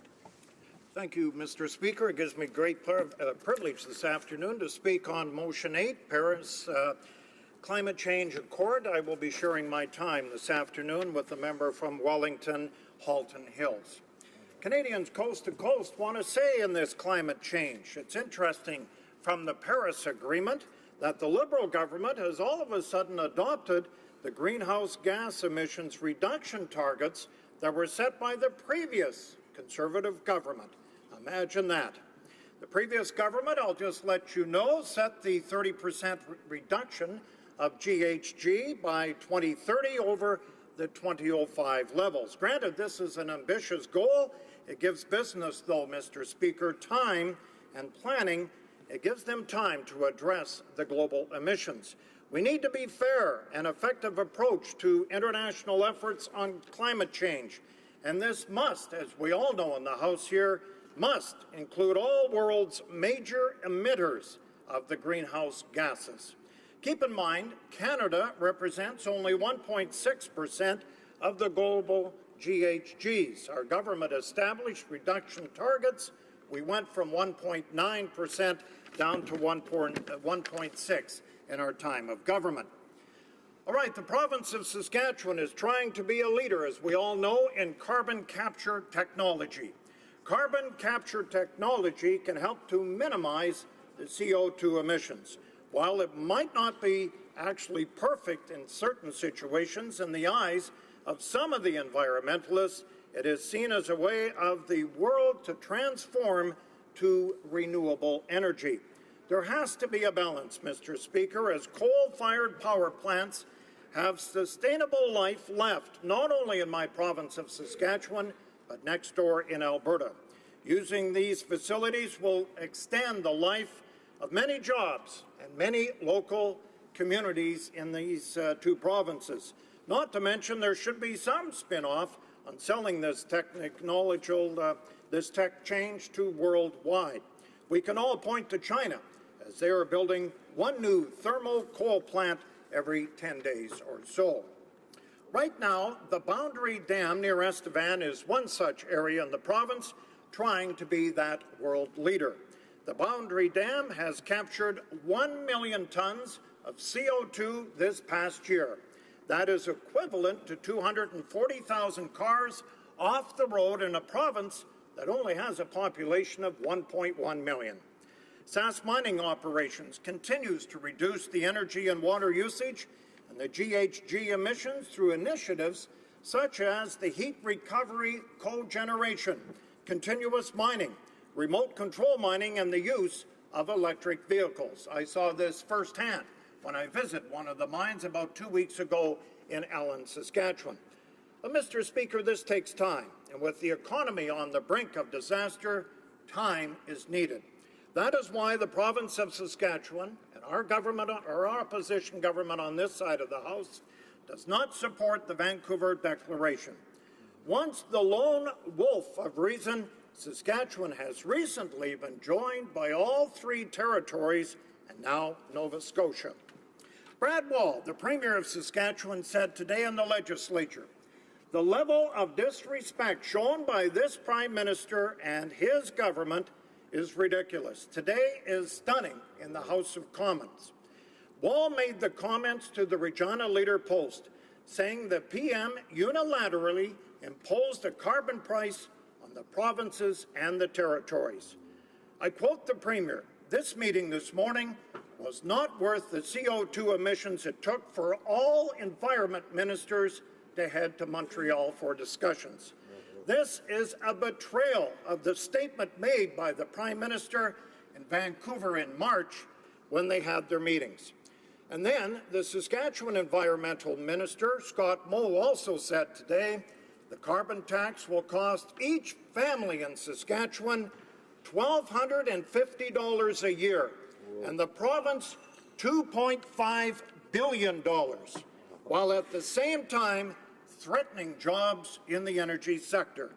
Facing a tax could be on par with Pierre Trudeau's National Energy Program introduced, Mr. Speaker, in the 1980s.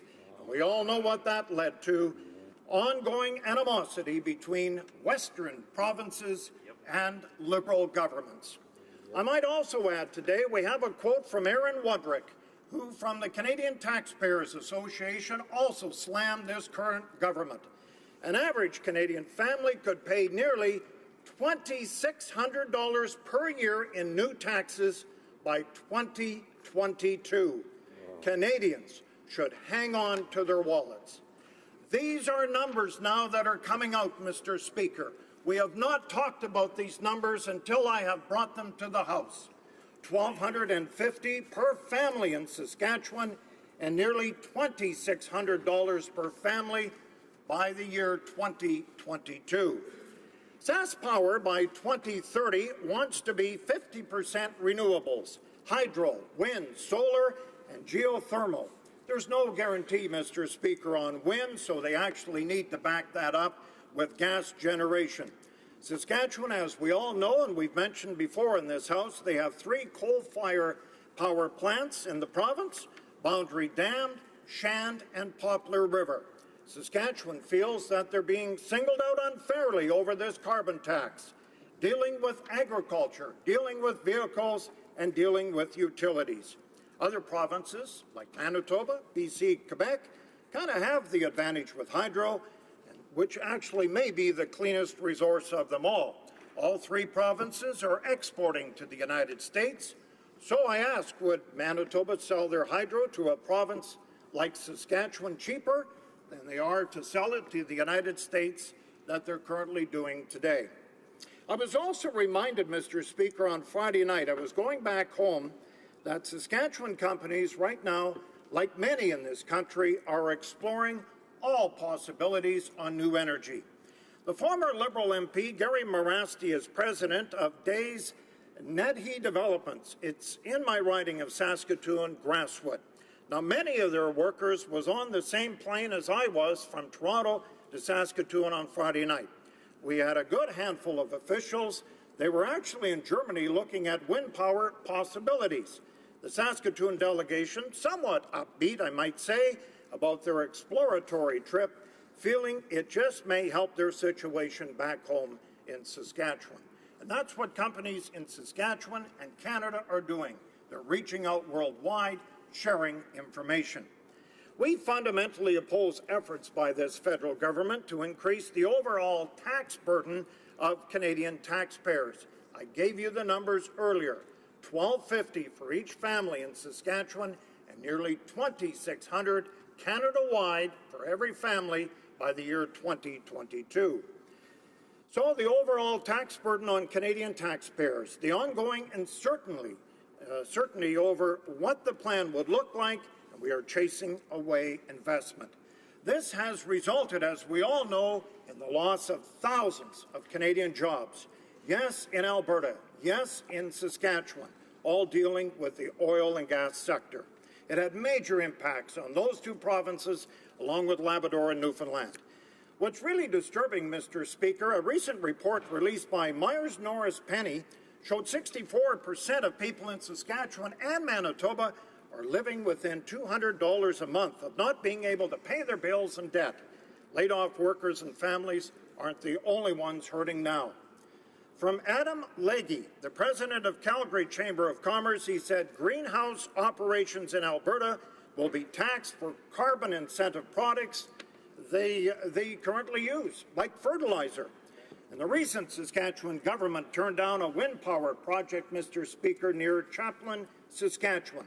The Environment Minister said, and I quote, "Potential impact on migratory birds were simply too great, and that is the reason the government couldn't approve the project." I might add, groups like Ducks Unlimited also have a big say in Western Canada. We have a great Ducks Unlimited organization in our province. They have done a tremendous amount of work. Our previous Conservative government reduced the carbon emissions, growing the economy. We're stalled right now, Mr. Speaker, and that is why today provinces and the territories are more than skeptical about the Vancouver Declaration to develop a pan-Canadian network on clean growth and climate change. Thank you, Mr. Speaker.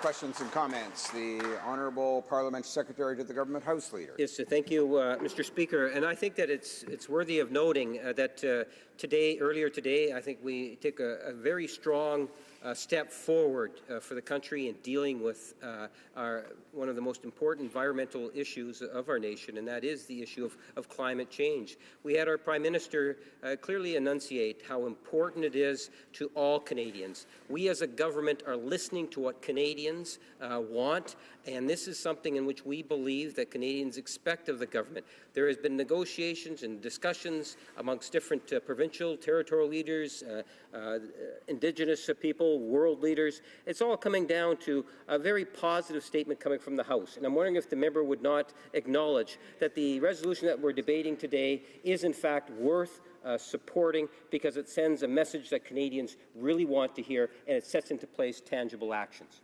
Honourable Member for Saskatoon, Grasswood. Well, thank you very much, Speaker. I don't think the Honourable Member heard my speech. I talked openly about the Premier of Saskatchewan today, the level of disrespect shown by this Prime Minister and his government in the House of Commons today. The people of Saskatchewan are not happy. And I'll tell you what, when they find out their taxes are going up, 1,250 by Saskatchewan stats, they're not going to be happy coast to coast to coast. So no, Mr. Speaker, I was happy on the Paris Accord, but I'm certainly not happy and will not vote for this on the Vancouver Declaration. Questions and comments. The Honourable Member for Courtenay, Alberni. The member for sharing his views on this bill. Mr. Speaker, in Courtenay, Alberni, just in the last few years, we have seen flooding in our community. We've seen the banks of the Somas River and the Puntledge River break. We've seen drought. Mount Arrowsmith, our snowpack was gone by June in 2015. We'd never seen that before. Our salmon couldn't even make it upstream, and it rained just in time for our salmon run. Infrastructure has been stressed in all of our municipalities from drought, from flooding. We've seen Humboldt squid from California show up on our coastal beaches in Tofino. This is never seen before. Acidification in Bain Sound, forest fires. It's an urgent situation we're facing. The National Roundtable on the Environment and the Economy forecasts it will cost us between $21 billion and $43 billion a year by 2050, the impacts of climate change. I'm asking the member if he can maybe answer, wouldn't it be fiscally responsible to not shoulder the tax burden to future generations, but to mitigate that right now and invest in tackling climate change in an urgent manner, like other countries, like Sweden maybe has taken that approach? The Honourable Member for Saskatoon, Grasswood. Thank you, Mr. Speaker. As I mentioned, there's companies in this province of Saskatchewan, there's companies in Canada that are going worldwide. We all know we want to work on a fair climate change, but what does it look like? My province right now has unemployment of nearly 8%. Next door in Alberta, they're over 8%. So where are we going? There is a balance, and that's all I'm saying. There is a balance, and balance needs time, Mr. Speaker, because government, along with business, need to get on the same page, and it doesn't happen overnight. Questions and comments. The Honourable Member for Louis Saint Laurent. Pleased to have listened to the speech made by my honourable colleague, who takes a real strong support of his constituents in Saskatchewan. But first and foremost, he talked for the average Canadian. The guy work it this morning, work hard, pay taxes, and want to see his wages well used by the government. But today, this is a bad day for Canadian because this government imposed, quote, I quote the Prime Minister, he said that in the House in the question period, to impose a new tax. And more than that, there is a new fight between the federal government and the provinces. So I would like to know the colleague, what do you think about these new sunny ways of the government?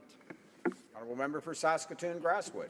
Thank you, Mr. Speaker. Thank you to my colleague. It is not revenue neutral. We were told today in this place it is revenue neutral. We already have stories out there. The price of gas is going up 11.5 cents a litre. In my province, we export a lot of vegetables in the winter. We can't grow vegetables when it's minus 40. So this is not going to be revenue neutral. We have been told by the Premier of Saskatchewan it is going to cost families $1,250 a year. We have been told by the Federation of Canada, the Canadian Federation, that is going to cost homeowners over $2,600 a year by the year 2022. So we were told this is revenue neutral. I say to the members across the way, it is not revenue neutral, as quoted today from the Premier of Saskatchewan, who is leading this cause. Resuming debate, the Honourable Member for Wellington, Halton Hills. Thank you, Mr. Speaker. I'm happy to rise in the House to speak on this issue of climate change. It's, I believe, one of the greatest environmental challenges of our time. And this file, Mr. Speaker, has befuddled federal governments for over 2 decades. So I'm glad to see that the current government has come forward with a plan.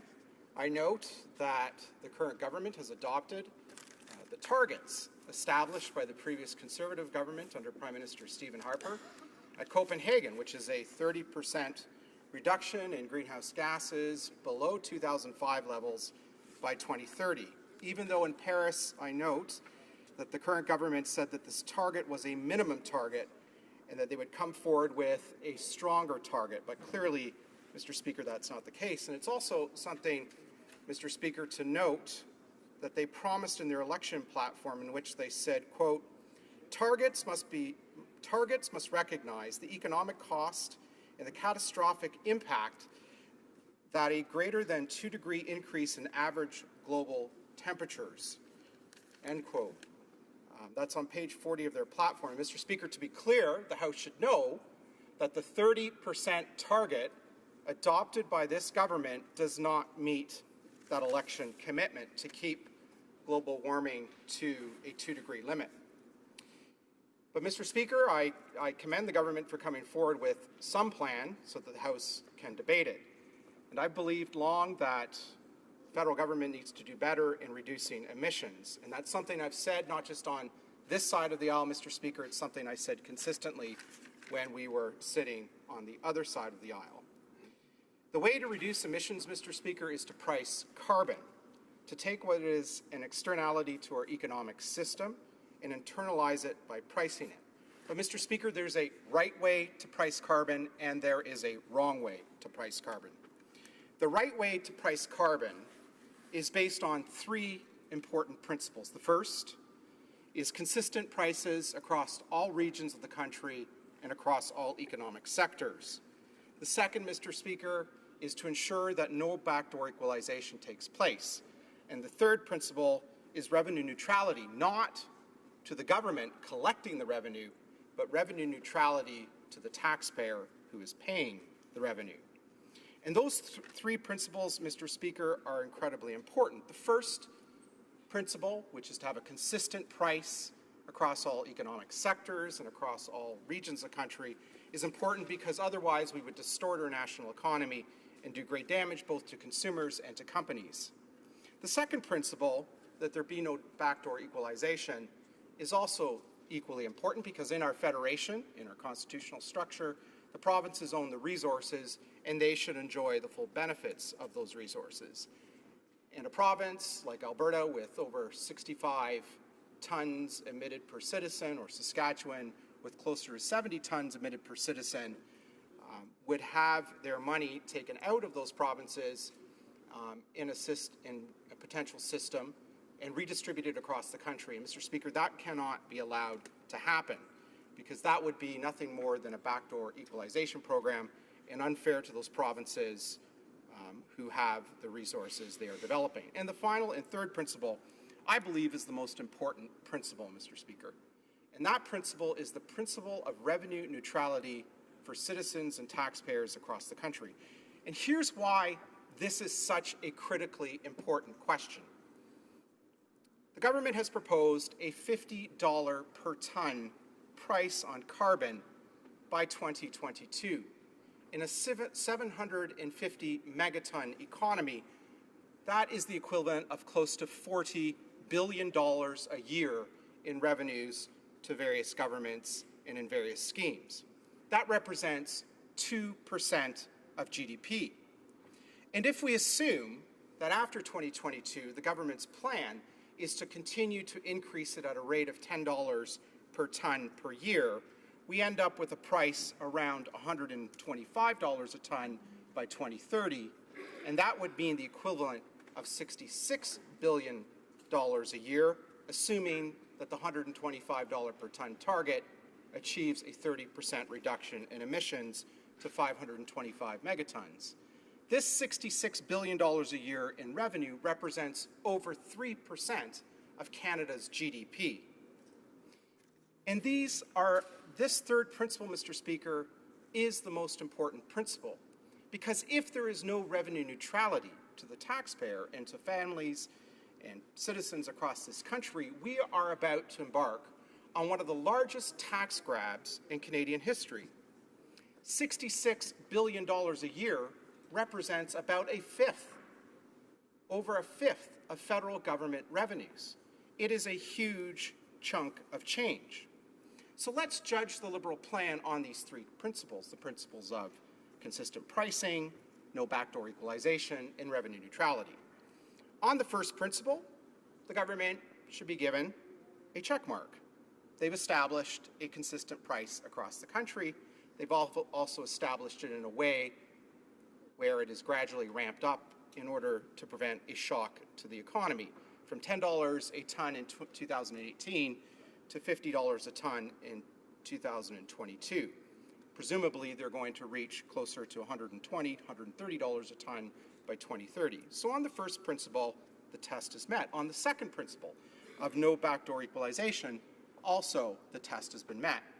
The federal government, by mandating that the provinces collect these revenues, and by mandating that where provinces do not collect these revenues, the federal government will do it on their behalf and remit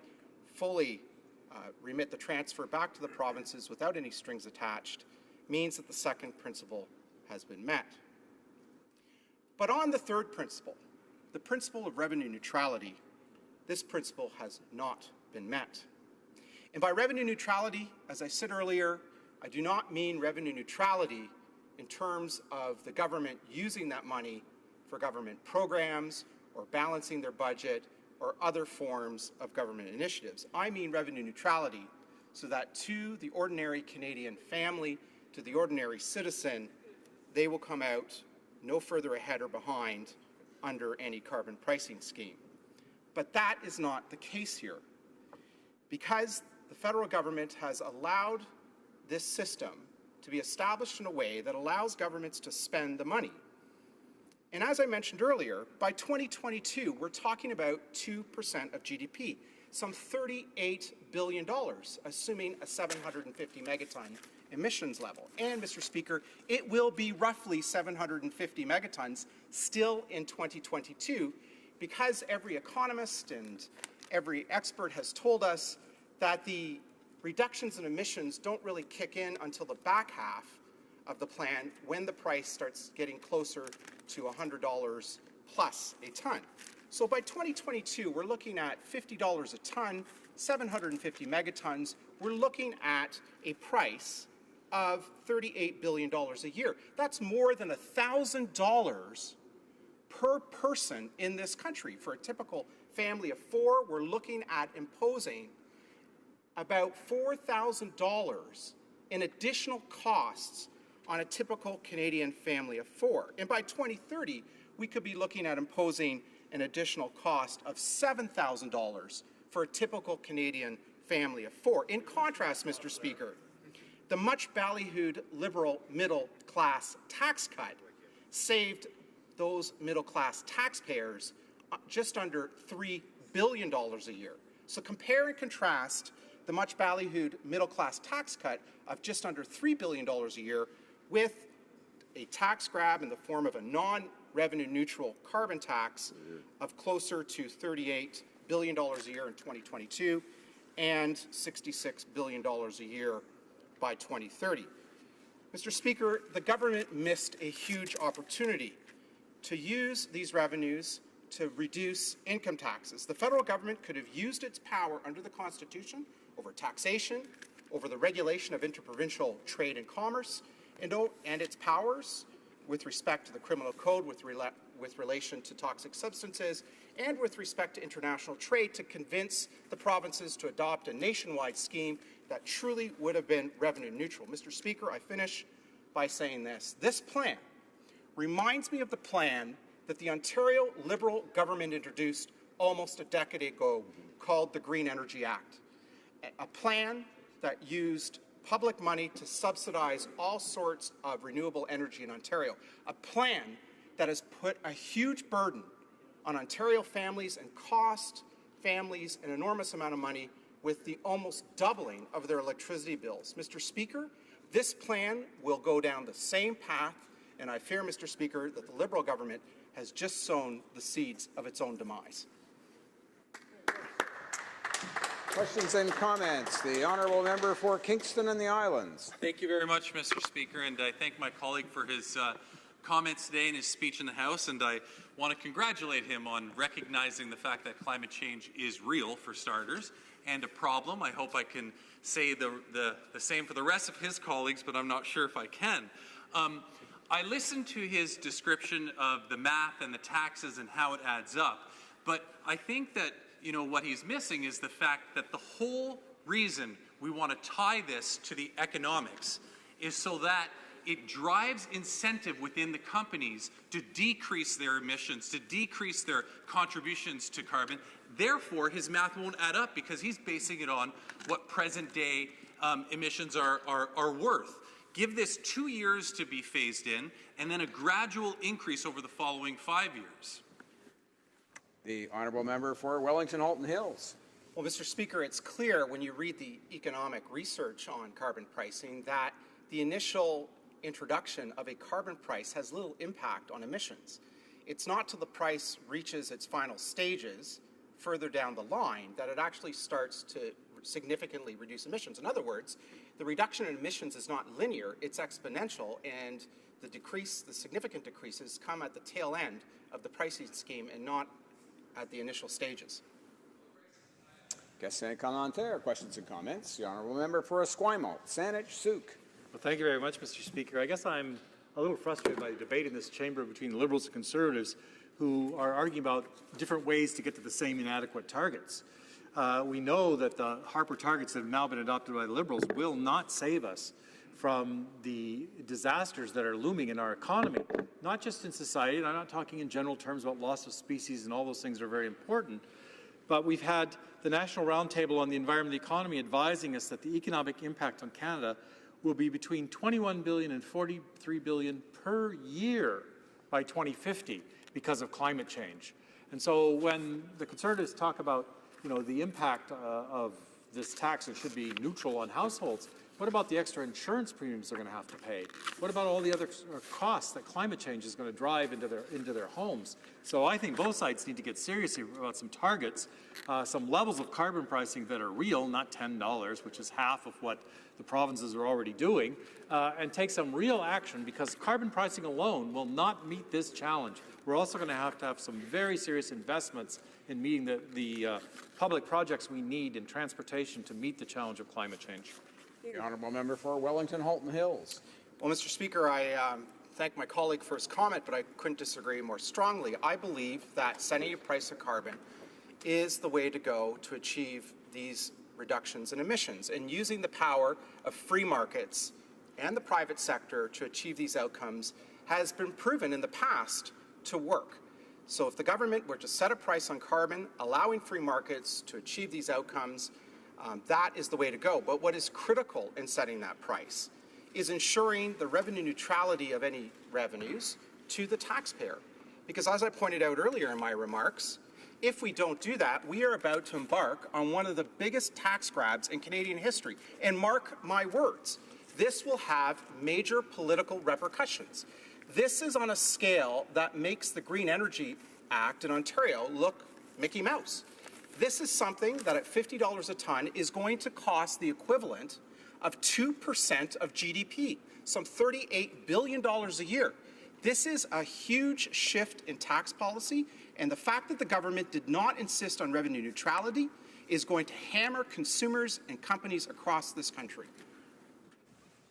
We have time for just one more short question and response. The honourable member for Haliburton, Kawartha Lakes, Brock. Thank you very much, Mr. Speaker. I appreciate my friend from Wellington Halton Hills for his comments. Very well laid out case. In my riding, there are a lot of beef farmers. We have some manufacturing that's left that's managed to survive the Ontario Liberals, and especially with the Green Energy Act, which is almost driving them to the point of not being able to compete. And now I'm hearing words here about a potential likely new carbon tax. So we have, cattle farmers that want to get their product to market. We have manufacturers competing with economies all around the world. Maybe, Speaker, through you, my friend can explain how does Canadian business compete now with this new tax scheme they have? The honourable member for Wellington Halton Hills. Well, Mr. Speaker, that allows me very briefly to touch on something else that I wasn't able to touch upon during my remarks, which is that the government, it not only did not bring forward a revenue-neutral carbon tax, they also failed to come forward with a plan to eliminate all the regulations, the costly and ineffective regulations that put a huge burden on consumers and on companies across this country. Regulations like the corporate average fuel economy standard regulations, regulations like the biofuel and ethanol and biodiesel standards that could all have been eliminated had a proper revenue-neutral price on carbon been implemented. It would have saved consumers and companies a lot of regulatory burden and a lot of undue cost. But all that opportunity was missed because the government failed to show leadership on this issue and establish a nationwide revenue-neutral carbon tax using the power of free markets, while at the same time cutting red tape and all the regulatory overburden that's been imposed on consumers and companies across this country. Resuming debate, the honourable member for St. Boniface, St. Vital. Thank you, Mr. Speaker. I want to announce that I will be sharing my time with the Member of Parliament from Davenport. Monsieur le Président, c'est un grand honneur. Mr. Speaker, it is an honour to rise today in this House in order to speak to this very important subject for the people of St. Boniface, St. Vital. Most important environmental issue of our time. The adoption of the Paris Agreement last December was a historic accomplishment in the global effort to address climate change. Why is it so important? If you look at my province, the impact of climate change could be dramatic. Manitoba's location in the middle of the continent means that we will feel climate change sooner with more severe changes. Scientists have detailed how Manitoba, already known for its extreme weather, will see summers get much drier and much, much hotter, and winters much warmer. In fact, the average winter temperature in southern Manitoba has increased 3 degrees over the last 40 years. Our winters are increasingly caught in a freeze-thaw cycle, which is devastating for our already maligned infrastructure. The impact on our ecosystem could also increase in toxic algae blooms in Lake Winnipeg. I must repeat myself, Mr. Speaker. The average winter temperature in southern Manitoba has increased by 3 degrees over the last 40 years.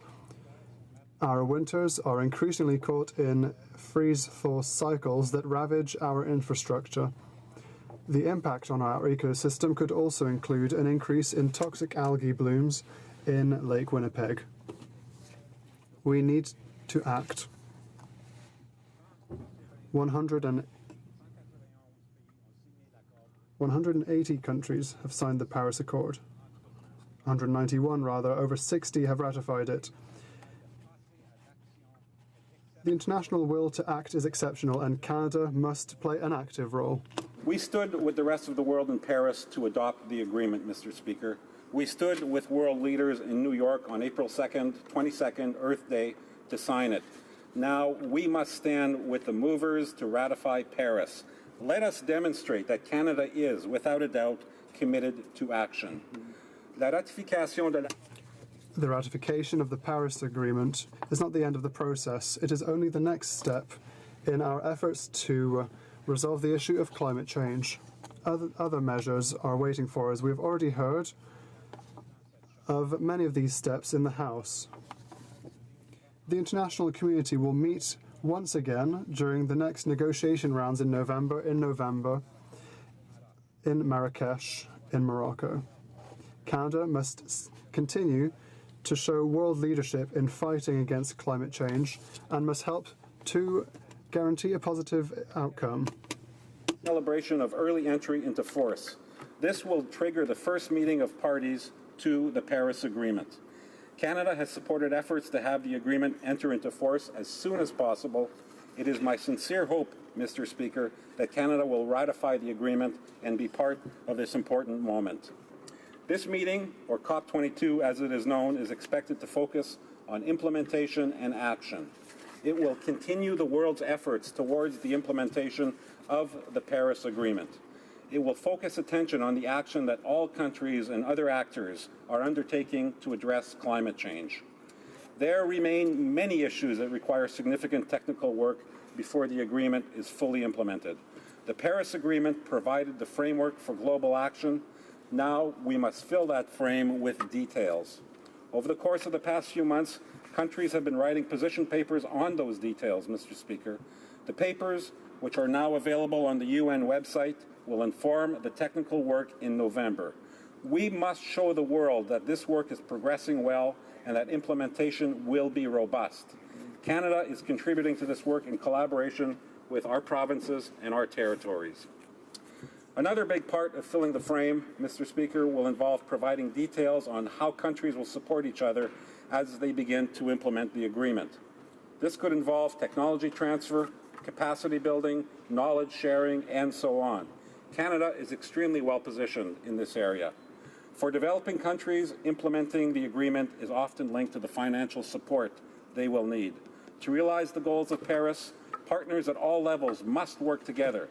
Financial support for climate action in developing countries is an essential part of this. Au Maroc, in Morocco, donor countries will provide more clarity and predictability with regards to future climate change funding. They will meet the objectives that seek to raise $100 billion US before 2020. The governments must show progress with regards to their commitments. This is an essential element to lead to confidence. COP22 will provide countries with a unique opportunity to have a frank dialogue on how to unleash financial flows to ensure transformation to a low-carbon economy. Everyone will be expected to demonstrate progress and action in Morocco. It will be a measure of success as the world seeks to maintain the momentum of Paris. As part of this, Canada will showcase our work under the Pan-Canadian framework and the significant new investments we are making in the areas of clean tech and green infrastructure. How will Canada contribute to the success of COP22? As we did in Paris, Canada will be constructive. Canada will be active. We will advance our positions, and Canada will engage the world to advance the implementation of the Paris Agreement and showcase our climate change efforts at home and abroad. We will demonstrate our commitment to action through the Pan-Canadian framework as well as our international actions, not just under the UN, but through complementary fora such as carbon pricing, Leadership Coalition, and the Climate and Clean Air Coalition. This is not just about emission reductions. We also have much to share about our experiences in adapting to the impacts of climate change. For example, Canada will highlight the climate change challenges Indigenous and Northern communities are facing. We will tell the world how the different levels of government, private companies, and local communities in Canada are working together to address our short and long-term climate change adaptation and energy-related issues. Our efforts include incorporating Indigenous science and traditional knowledge in decision-making, and we have a good story to tell the world there. To help share Canada's unique perspectives and experiences, we will go to Morocco with an inclusive delegation. That will include provinces, territories, national Indigenous organizations, non-government organizations, youth, and individuals from the private sector to join the Minister of Environment and Climate Change. Nous invitons... We invite the leaders of the opposition to join the Minister and the Canadian delegation. Mr. Speaker, we first must take the next important step. Nous devons ratifier l'accord. We must ratify the Paris Agreement. Let's give Canada a seat at the table of COP22 as a founding partner to the Paris Agreement. Thank you very much, Mr. Speaker. Questions and comments. The honourable member for Provencher. Thank you, Mr. Speaker, and I want to commend my colleague from Winnipeg, St. Boniface, for his speech. And I'm just wondering if he's considered the impact at all of this new carbon pricing that was announced earlier today on industries like farming and transportation. The city in which he resides has got a little project happening there called Centerport, which is it's a center of Canada transportation distribution center, north, south, east, west. It's the center of Canada. And, transportation burns diesel fuel. It consumes a lot of that jet fuel. There's going to be a huge impact on those two industries. And I'm wondering if my honourable friend here has any answers for those people who are going to see astronomical increases to their costs of doing business. Member for St. Boniface, Saint Vital. Sure. Thank you. Thank you for the question from my honourable member. That is precisely why we are moving ahead with an implementation plan to address climate change. There's an organization in the city of Winnipeg called the Prairie Climate Centre that have determined that if our carbon emissions remain the same, we will be experiencing, Winnipeg and Manitoba will be experiencing 46 days of above 30-degree temperature per year within the next 30 years. And that's 4 times the current average of 11 days. And that's going to mean extreme weather. That's going to mean increased droughts, increased flooding, increased forest fires. And those are all very good reasons to get serious about climate change. And that's why we're moving forward on this. Questions and comments. The honourable member for Essex. Thank you, Mr. Speaker, and I thank my colleague for his speech. I have to say that sitting here today, I'm struck by the fact that the commitments are not being honoured that were given to Canadians last year in the election. I think that most Canadians, Mr. Speaker, felt like we were going to see something different with this government. We were going to see them actually address climate change in a way that would impact generations to come. I know that the environmentalists in Essex today would join the list of Canadians that are feeling let down by the Liberal government. This new plan for the environment is no different than the old plan, and that was a weak plan to begin with. So there's no difference between what we had and what is being presented here today. The Minister of Environment and Climate Change has stated several times that the previous government targets were just the floor. But now they're backtracking. Suddenly the floor is the ceiling, and we're talking about the exact same targets. Can my colleague tell this House why they have misled Canadians into believing that they would improve Canada's performance beyond conservative targets? Honourable member for St. Boniface, Saint Vital. Mr. Speaker, I certainly don't agree with the premise of the question by the honourable member. We've gone to Paris in good faith. We've engaged the world to address the climate change. We've brought the whole issue here for a vote. We've put all sorts of incredible details on the next step with an actual price on carbon pollution, which was announced by the Prime Minister today. We are working with provinces, and that's nothing like the previous government, Mr. Speaker, who in their 2008 budget actually had a plan to address climate change, but unfortunately, no progress was made on that. Questions and comments. Question commentaire. La députée de... The honourable member for Glengarry Prescott Russell. The member for St. Boniface for his great speech. And I just listened to the other side talk about farming and the importance of farming, and somehow that farmers won't progress when we enact a price on carbon. I've recently spoke with the egg farmers of Canada, and they've managed to reduce their carbon footprint by 50% and increase by 50% their production. So I think this would be good for the residents of Winnipeg, where my colleague represents his riding, and I would ask him that why is it important that we put a price on carbon today and the impact that the choice that if we don't put a price on carbon, what might happen in the future? Honourable member for St. Boniface, St. Vital. Well, Mr. Speaker, I thank my honourable member for the question. I've noted some statistics, some research, some valid scientific research that the previous government obviously did not respect, from the Prairie Climate Center, from the International Institute of Sustainable Development, that says if we do nothing, if we keep emitting the carbon at this rate, what we're going to be experiencing is increased droughts, increased flooding, increased forest fires, none of which is good for any sector in Manitoba or across Canada. Resuming debate, the honourable member for Davenport. Thank you, Mr. Speaker. I rise in the House today.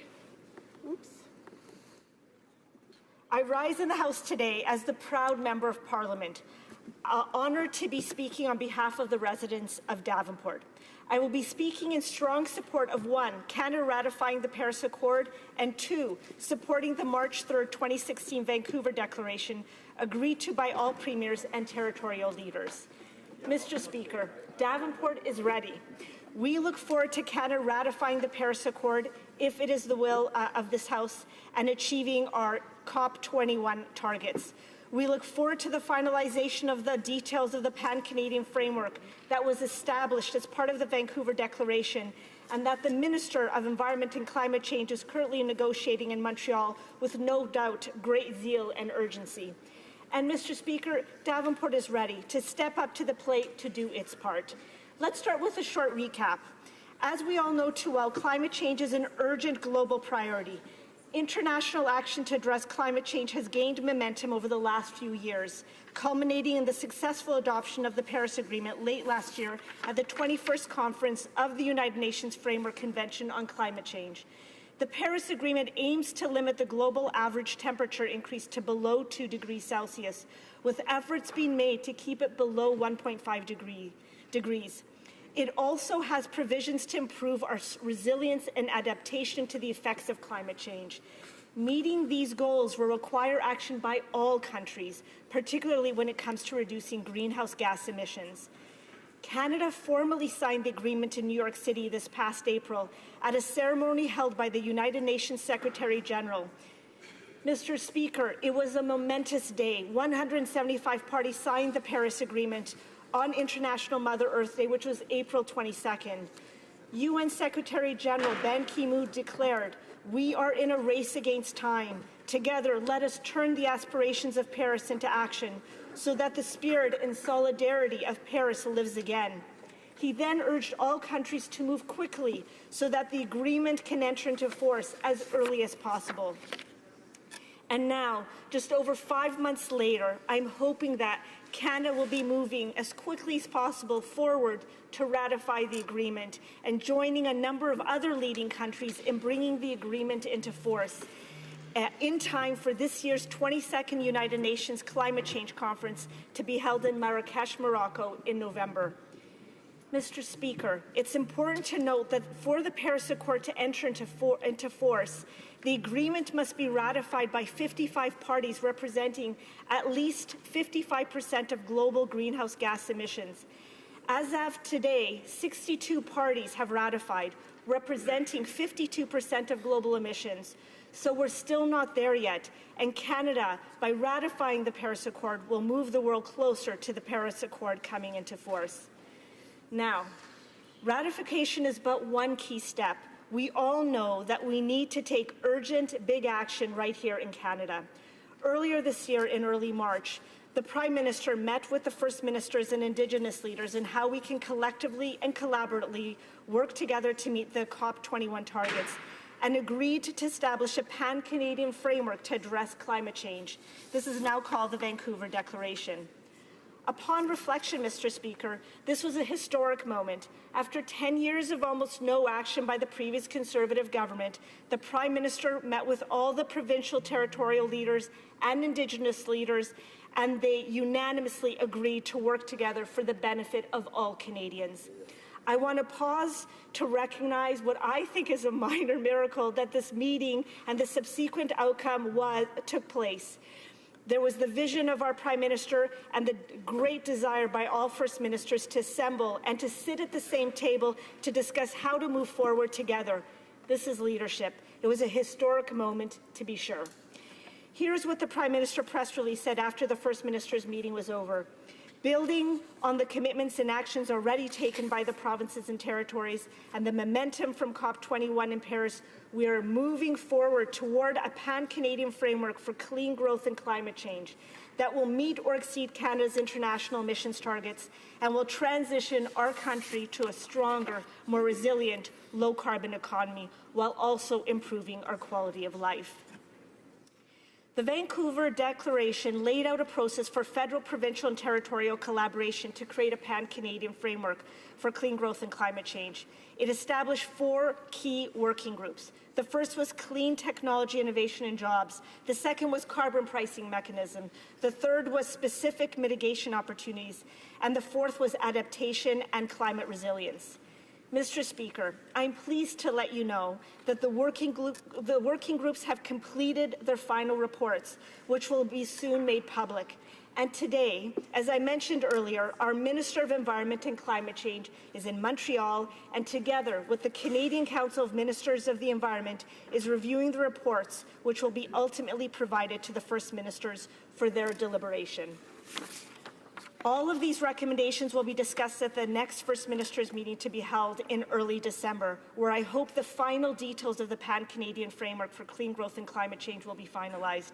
A framework that will lay out key measures and commitments by federal, provincial, and territorial governments and will enable us to meet our national climate change target by 2030. Mr. Speaker, it's also important to note that the Minister is incorporating the ideas and suggestions made by Canadians who made submissions online or via a town hall.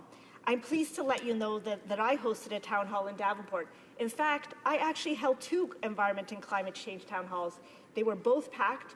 I knew it would be of great interest to the residents of Davenport, and I can tell you, Mr. Speaker, they had a lot to say. So here's what I heard. I heard that Davenport is ready. Davenport riding strongly supports the Canadian government stepping up to the plate and taking leadership on the environment both nationally and internationally. Davenport supports an ambitious agenda to reduce greenhouse gas emissions. Putting a price on carbon is vital to this transition. By now, Davenport residents will have heard the Prime Minister's announcement earlier today that the pricing for carbon pollution will be set at $10 per tonne in 2018 and rise $10 each year to $50 per tonne by 2022. Revenues will be neutral for the federal government, and any revenues generated stay in the provinces from where it came. I believe this is good news for Davenport and good news for Canada. Mr. Speaker, during the town halls, I also heard that Davenport is ready for good-paying jobs. We know that moving towards a low-carbon economy will create the kind of jobs we want to have while creating a better future for all of us. Putting a price on carbon pollution will encourage innovation, will bring the good-paying jobs that Canadians are seeking. And as our Prime Minister said earlier today, if we do not take advantage of the opportunities before us, we do a great service to all Canadians. Mr. Speaker, Davenport is ready to do its part. We know that taking action on climate change, reducing greenhouse emissions, transitioning how we live, think, and work is a shared responsibility, and Davenport is ready to be part of the solution. We support increasing the use of renewables, encouraging more urban agriculture, reducing food waste, and eliminating packaging. We support boosting the number of bicycles, electric and alternative fuel vehicles on our roads, and improving the efficiencies of our home and buildings. Davenport is ready for a timeline, a game plan of how Canada will move forward towards a low-carbon future, how we will transition to using renewable, clean energy. Shimon Peres, one of the founding fathers of Israel, who sadly passed away just last week, said in an onstage interview at the World Economic Forum in January 2014 that the world is moving faster than ever before, but the opportunity before us is that we get to shape the world that we live in. The challenge of our time is indeed climate change. but with leadership at the national level, leadership at the provincial and territorial level, working hand in hand with Indigenous peoples across Canada, and with Canadians like the residents in Davenport stepping up to do their part, I have no doubt that working together we can reduce our emissions substantially, we can transition our behaviour, transition our lives, and we can meet Canada's COP21 targets. Our Prime Minister said earlier this afternoon that when Canada is faced with a problem, we lean in, we work together to solve the problem, and we live up to our commitment. As we enter the 150th anniversary year of this wonderful country that we're all blessed to call our home, we are asking all Canadians to lean in, to work together, and do all we can to create a better future for our children, our grandchildren, and for generations to come. In today's challenging times, we are called to live up to the motto of Canada. Actually, it's the motto of the Order of Canada, but it still applies. Desiderantis meiorem patriam. They desire a better country. We indeed do desire a better country. And as our Prime Minister always says, in Canada, we can always do better. Thank you, Mr. Speaker. Questions and comments? The Honourable Member for Calgary-Nose Hill. Thank you, Mr. Speaker. In setting a price on carbon today, the Prime Minister made the assumption that that price will actually reduce greenhouse gas emissions and hopefully not have any detrimental impact on the Canadian economy. In setting a price, and in doing so, one would assume that the Prime Minister has done a detailed analysis of the inelasticity of carbon prices in Canada. So I'm wondering if my colleague opposite can validate the Prime Minister's assumption that a $50 tax on carbon will actually reduce greenhouse gas emissions by stating the data on inelasticities for carbon pricing that the government used to make this decision. The Honourable Member for Davenport. Thank you, Mr. Speaker. I want to thank my honourable colleague for her excellent question. As we all know, 80% of Canadians already live in a jurisdiction with a price on carbon. And I know that our Minister of Environment and Climate Change is working very hard to try to see if we can bring that to 100%. Carbon pricing, as we all know, is just one of several measures to reduce greenhouse gas emissions that's currently being discussed by the Pan-Canadian Framework on Clean Growth and Climate Change. And we know that carbon pricing policies help to do a number of things, including minimize the cost of reducing greenhouse gas emissions, providing a continuous incentive to technology, innovation, and transition to a low-carbon economy, achieve significant emissions reductions, and provide consumers and business with flexibility. Thank you, Mr. Speaker. Questions and comments? Question et commentaires. The Honourable Member for Courtenay Alberni. Thank you, Mr. Speaker. And I want to thank the Honourable Member from Davenport for talking about solutions and how we all have to be part of change. She talked about how we need to live, think, and work differently. She talked about cycling. We know that if we're going to meet targets of reducing emissions by 30% by 2030, that we're being told that that would mean the equivalent to every car and truck on the road being removed. We know that's not realistic. So we have to come up with new strategies, alternative strategies to get people moving differently, promote active transportation. In countries around the world, they've developed a national cycling strategy, for example, in countries like the Netherlands and Denmark and Germany. In Canada, right now, 2% of children are traveling to school by bicycle. In Germany, 15%, Sweden, 20%, and in the Netherlands, 50%.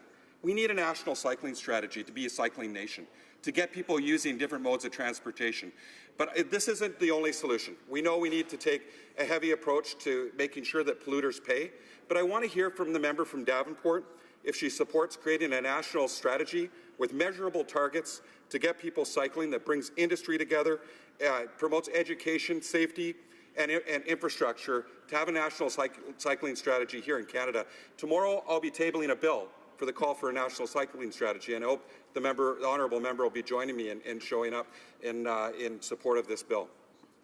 The Honourable Member for Davenport. Thank you, Mr. Speaker, and I want to thank the Honourable Member for his excellent question.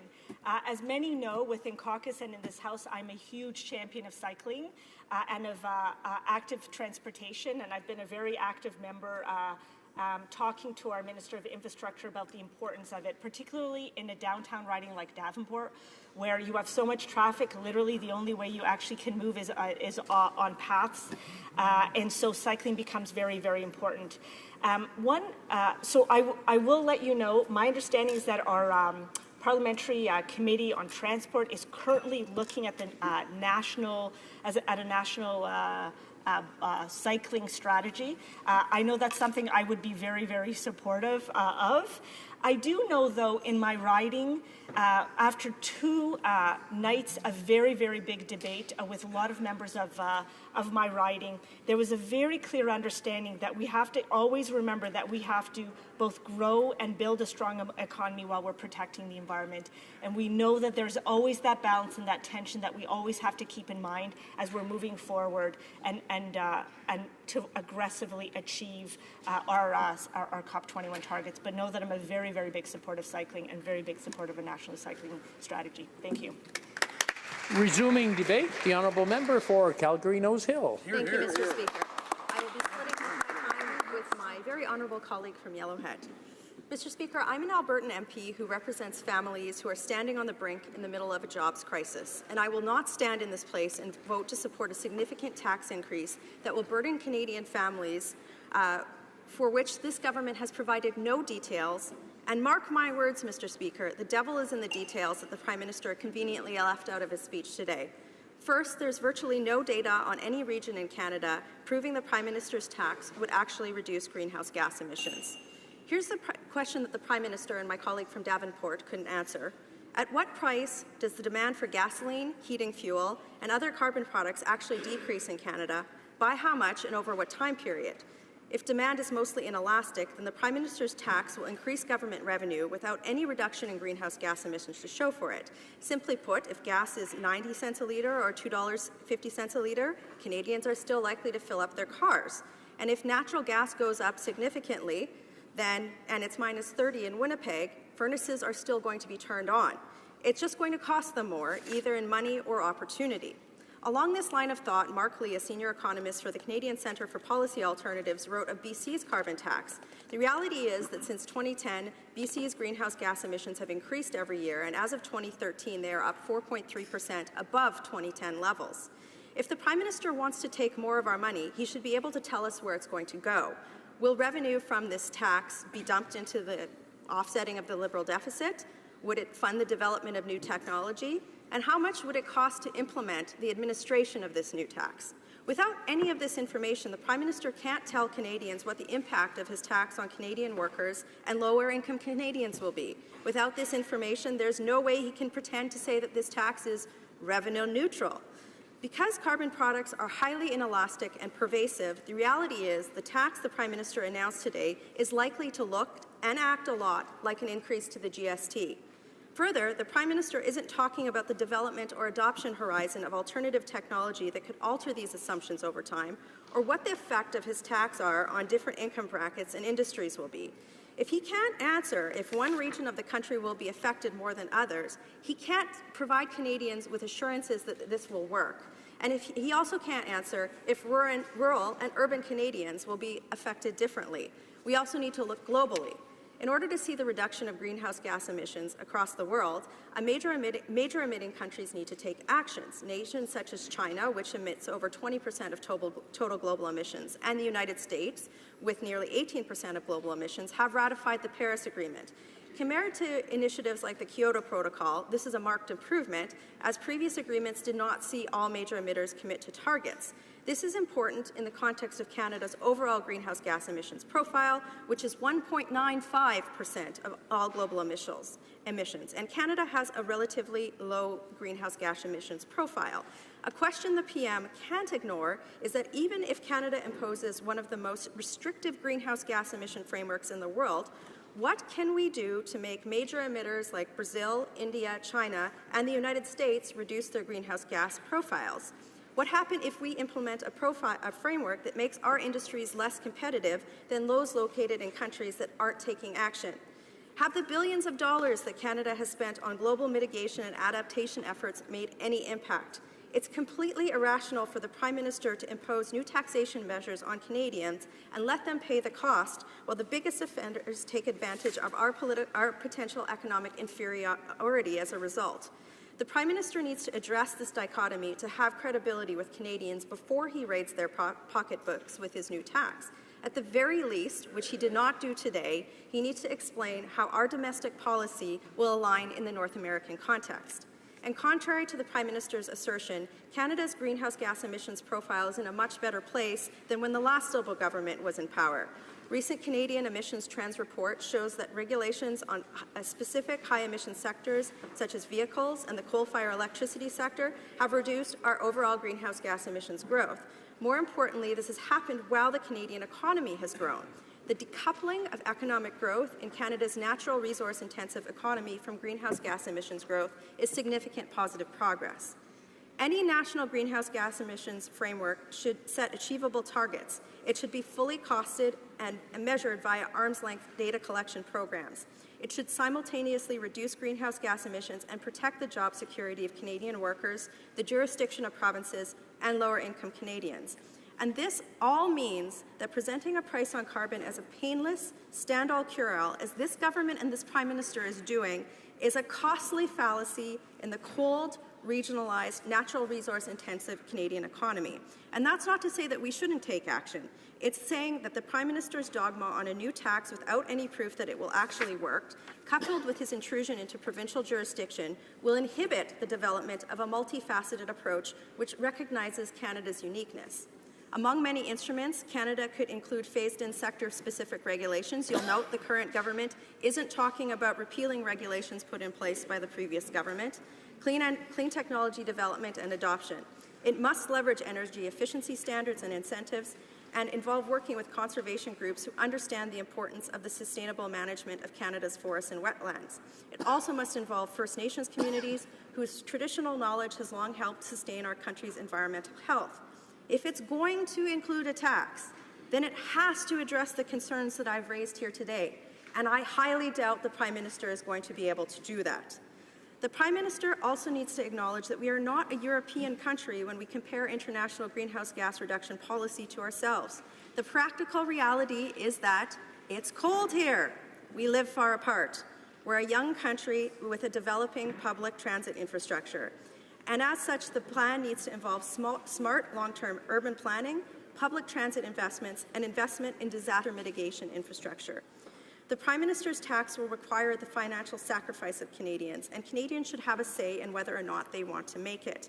They should be aware of the costs, which shouldn't be hidden in line items on electricity bills to avoid political scrutiny, the way the Ontario Liberals have shamefully gone about doing. To gain credibility, the Liberals need to move away from mythology on this issue. There is no evidence to back up assertions that a carbon tax would instantly result in the United States allowing us to build projects like KXL. They should admit that the few rich CEOs of Canada's big energy firms probably support their tax because it may force junior firms out of the market, enabling them to make a play for assets. The energy sector is not these CEOs, it's workers. And right now they are laid off and getting by on their credit card. They are not asking for more taxes. It's also worth noting that the last time the Liberals were in power, greenhouse gas emissions rose by 30%. So I don't trust this government to be able to reduce greenhouse gas emissions. I certainly don't trust them to do it without killing the jobs of my constituents. That's because in 1980, the father of the current Prime Minister announced a similar pan-Canadian strategy which used words such as fairness and opportunities in its objectives. This colossally disastrous social engineering experiment that was the National Energy Program forced thousands of Albertans out of their home and set the Canadian economy back for a generation.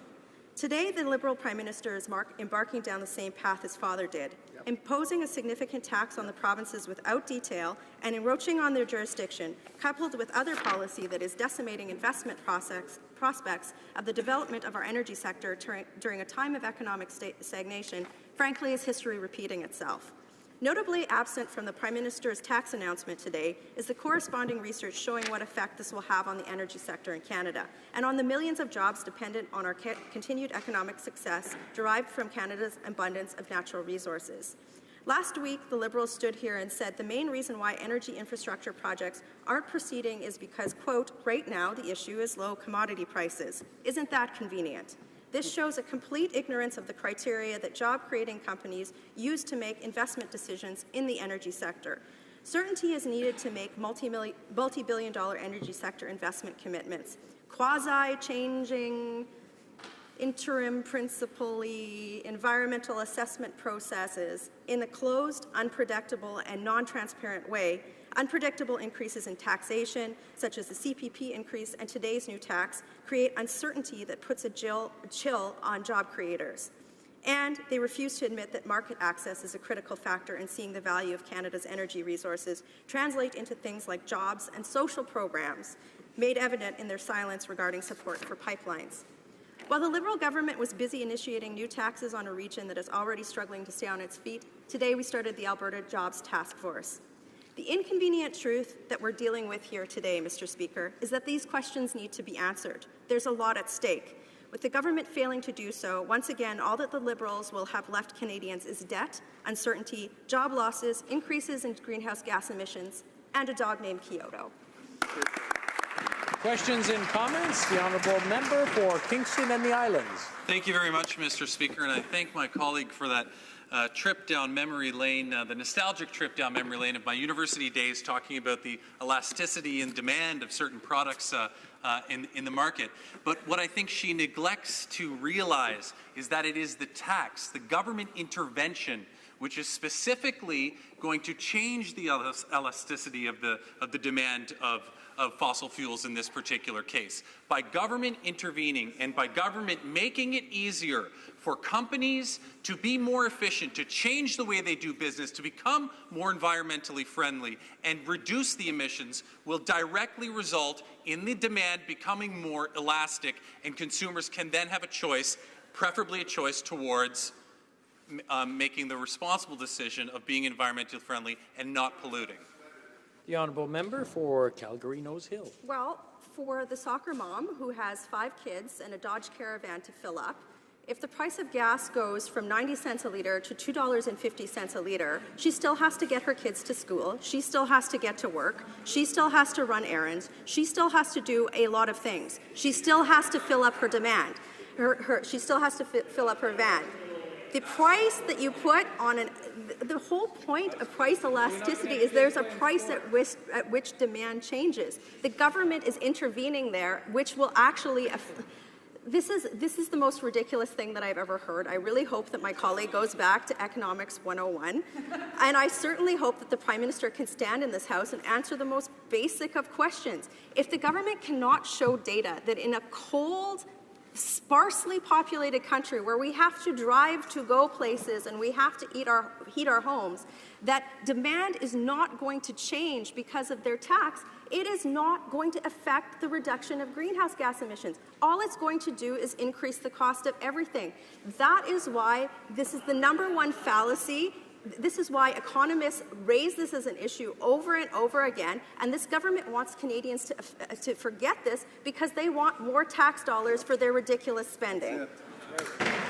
Questions and comments? L'honorable député de Drummond. The honourable member for Drummond. Merci, Monsieur le Président.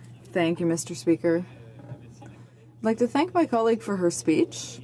I had the opportunity to work with her on the Environment and Sustainable Development Committee, and we read some of the Environment Commissioner's reports, several of which mentioned that under the Conservatives, unfortunately, the Conservatives' plan didn't allow them to meet their greenhouse gas emissions targets, as low as they were.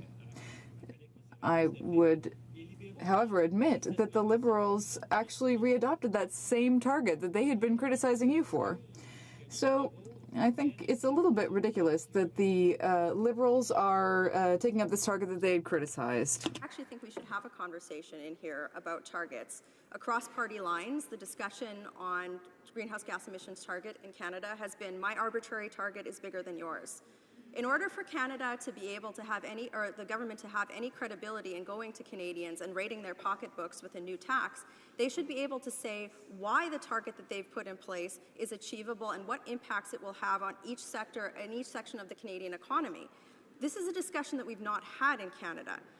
You know, I wish that we could elevate the debate beyond good versus evil on this particular issue, but the reality is that unless the government looks beyond the dogma of a revenue grab on this and looks at ways to actually reduce greenhouse gas emissions, we're never going to see change in Canada. And we also need to look beyond our borders. So I think that the government, Mr. Speaker, has significantly oversimplified this issue, and they're doing it at the detriment of Canadians and their livelihoods. Resuming debate, the honourable member for Yellowhead. Thank you, Mr. Speaker. I'm very pleased to rise today and share this time with the honourable member from Calgary Nose Hill. Mr. Speaker, the details of the Pan-Canadian strategy to meet the international commitments in the Paris Accord will include some form of carbon tax or cap-and-trade system. After the Paris Agreement was adopted in December of last year, all we have heard from this Liberal government is carbon tax. In fact, they have met with our provincial and territorial leaders to sell them on this carbon tax. Not all the provinces brought into this, and Mr. Speaker, they should not. This government is moving too quickly, and in doing so is not putting together a great deal for all Canadians. Pricing carbon emissions through a carbon tax, hopefully to encourage companies and households to adapt green practices, is simply a tax grab. Carbon tax puts a monetary price on the real costs imposed on our economy, communities, and planet. Shifting to energy-efficient products will put a demand on industry to develop better technologies. Where are we now, and where does this government think industry is going? I'll speak on this a little later, Mr. Speaker. The cap-and-trade system puts a firm limit or cap on the overall levels of carbon pollution from industry in reducing to set pollution targets. There are followers for both systems and arguments from both sides if a setup works and can work in unison.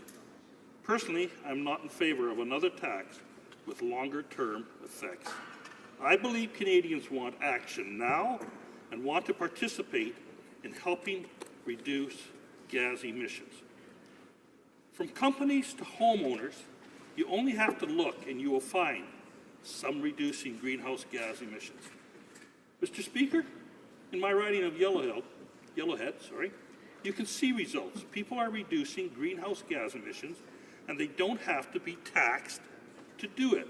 They do it because it's good for the environment. This Liberal government should look and listen to what our industry and individuals are doing and get involved.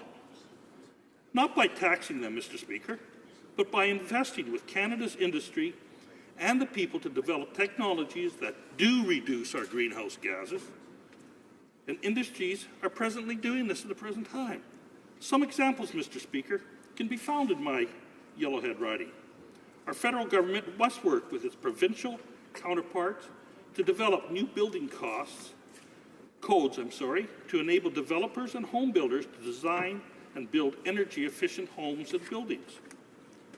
Financial incentive programs should be in place to assist in using solar and thermal power so that energy needs are reduced. Government-sponsored resources about the best building practice should be at the top of the list. Together with industry sector, Canada will be a leader. We should not be giving money to other countries to reduce their greenhouse gas emissions. We should be developing our science and technology to be the most efficient users of energy and in reducing greenhouse gas emissions. By sharing our science and technology with other countries, we not only become greener, we grow our economy. I recently built a home and a large workshop on my acreage in Edson, Alberta. Mr. Speaker, I use the best practices out there to make my home efficient. My house is 3,200 square feet, and my workshop is 2,400 square feet. My apartment here in Ottawa is 4 years old and is 800 square feet. I spend more money on power for my apartment than I do for my property in Alberta. Why? Efficiency. People across this great country of ours are doing the right thing in making us greener. Government incentives will encourage more to do so. The more involved we are, the greener we become, resulting in less energy needed. Very simple. Mr. Speaker, in my riding, we have a new college at the town of Drayton Valley. I'm very proud of it. It's called the BioMile and Clean Energy Technology Centre. The centre trains young people who are going into the energy work field the opportunity to learn the latest scientific and technical ways to reduce industry greenhouse gas emissions. This, Mr. Speaker, is where this federal government and provincial government should be investing. We can reduce emissions. Industry is already a player. Our students want to learn how to be the best in clean fuel technology, in clean building technology, and more efficient vehicle technology. This government should and must fund greener science and technology. Mr. Speaker, one of the big industry sponsors of the BioMile and Clean Energy Technology Centre is WestJet. This Alberta-based airline understands that we need to address greenhouse gas emissions as it pertains to the airline industry as a whole. I feel that confident that Air Canada and others do as well. 2% of Canada's greenhouse gas emissions come from transportation directly related to air travel. Canada produces, as we all know, less than 2% of the world's greenhouse gas emissions. I believe it's about 1.6. WestJet and others are working at reducing fuel consumption by 1.5% a year and reducing emissions by 50% from 2005 levels by 2020. They're reducing greenhouse gas emissions and fuel consumption by investing in technology innovation, infrastructure efficiency, operational improvements, and smart economic measures. They are investing billions of dollars on new, modern, efficient aircraft. They are, Mr. Speaker, already part of the solution. Why are we now going to hit them again with a carbon tax over and above some provincial carbon tax and some cap-and-trade programs? Mr. Speaker, my riding is known as coal country. We're proud of the industry. With several coal-fired electrical generating stations, our riding will see a lot more unemployment in people as the plants voluntarily close down due to the government regulations. The Genesee Hydro facility is one of the latest and is the state-of-the-art, and its greenhouse gas emissions are the lowest in North America and, in fact, in the world. This was done through science and technology, and I believe that these facilities can be made to emit 0% emissions. This is where government and industry should be working together, and in doing so, help the world to be more efficient at reducing greenhouse gas emissions. Besides thermal coal, Yellowhead is blessed with an abundance of metallurgical coal used in steelmaking. Some argue the best coal in the world. Mr. Speaker, Madam Speaker, this is probably correct as it comes out of the Yellowhead. Tech industries are a major player in the Yellowhead. They have been active in reducing greenhouse gas emissions by initiating corporate policies such as anti-idling policy on equipment, converting diesel-powered trucks to LNG, alternate energy generators, wind turbines. Their goal is to avoid 450,000 tons of CO2 emissions annually by 2030. Again, industry is doing their part in reducing greenhouse gas emissions. Adding a carbon tax, is this really the right thing to do? Or should the government be partners in new science and innovation in the mining sector? Mr. Speaker, agriculture is a big part of my riding. We have grain farms and cattle ranches. If you want to see a group of Canadians that want to protect the environment and work the land, these are our unsung heroes. Ranchers are strong conservationists. They work every day to keep the land healthy, all the while lowering greenhouse gas emissions. It's the same with our farmers. Canada's Farm Credit Canada has contributed $8.1 million in energy loans to make farmers more efficient and sustainable in their operations. They, in fact, have even in-house reduced their air travel by 13.5%, their overall travel by 6.7%, and the paper use by 9.4%. Again, Canadians working together to reduce greenhouse gas emissions. Farms, by planning minimum tillage practices, save over 170 million tons of fuel annually. Animal welfare and caring for the environment are important to people in agriculture. Their livelihood depends on it now and for future generations. Should our government hit them with a carbon tax or work with them to help reduce our emissions by investing in science and technology. Mr. Speaker, I would be remiss if I did not speak about our forest industry. Our forest plays an important role in the carbon cycle. They can be carbon sinks or carbon sources. How we manage our forests is extremely critical. Again, government and industry must and needs to work together using science and technology in harvesting, replanting, and protecting our forests. Thank you, Madam Speaker, for a little bit of extra time. Questions and comments, questions et commentaires. The honourable member for London West. Oh, sorry, is that not? Is it Burnaby North? Seymour? So I'm sorry, I can't see that there's one seat over there. Thank you, Madam Speaker. I've heard repeatedly that this proposal discussed earlier today is talked as a revenue grab, but I come from British Columbia, where the first carbon pricing was instituted, and it was revenue neutral, much like the proposal that was put out today.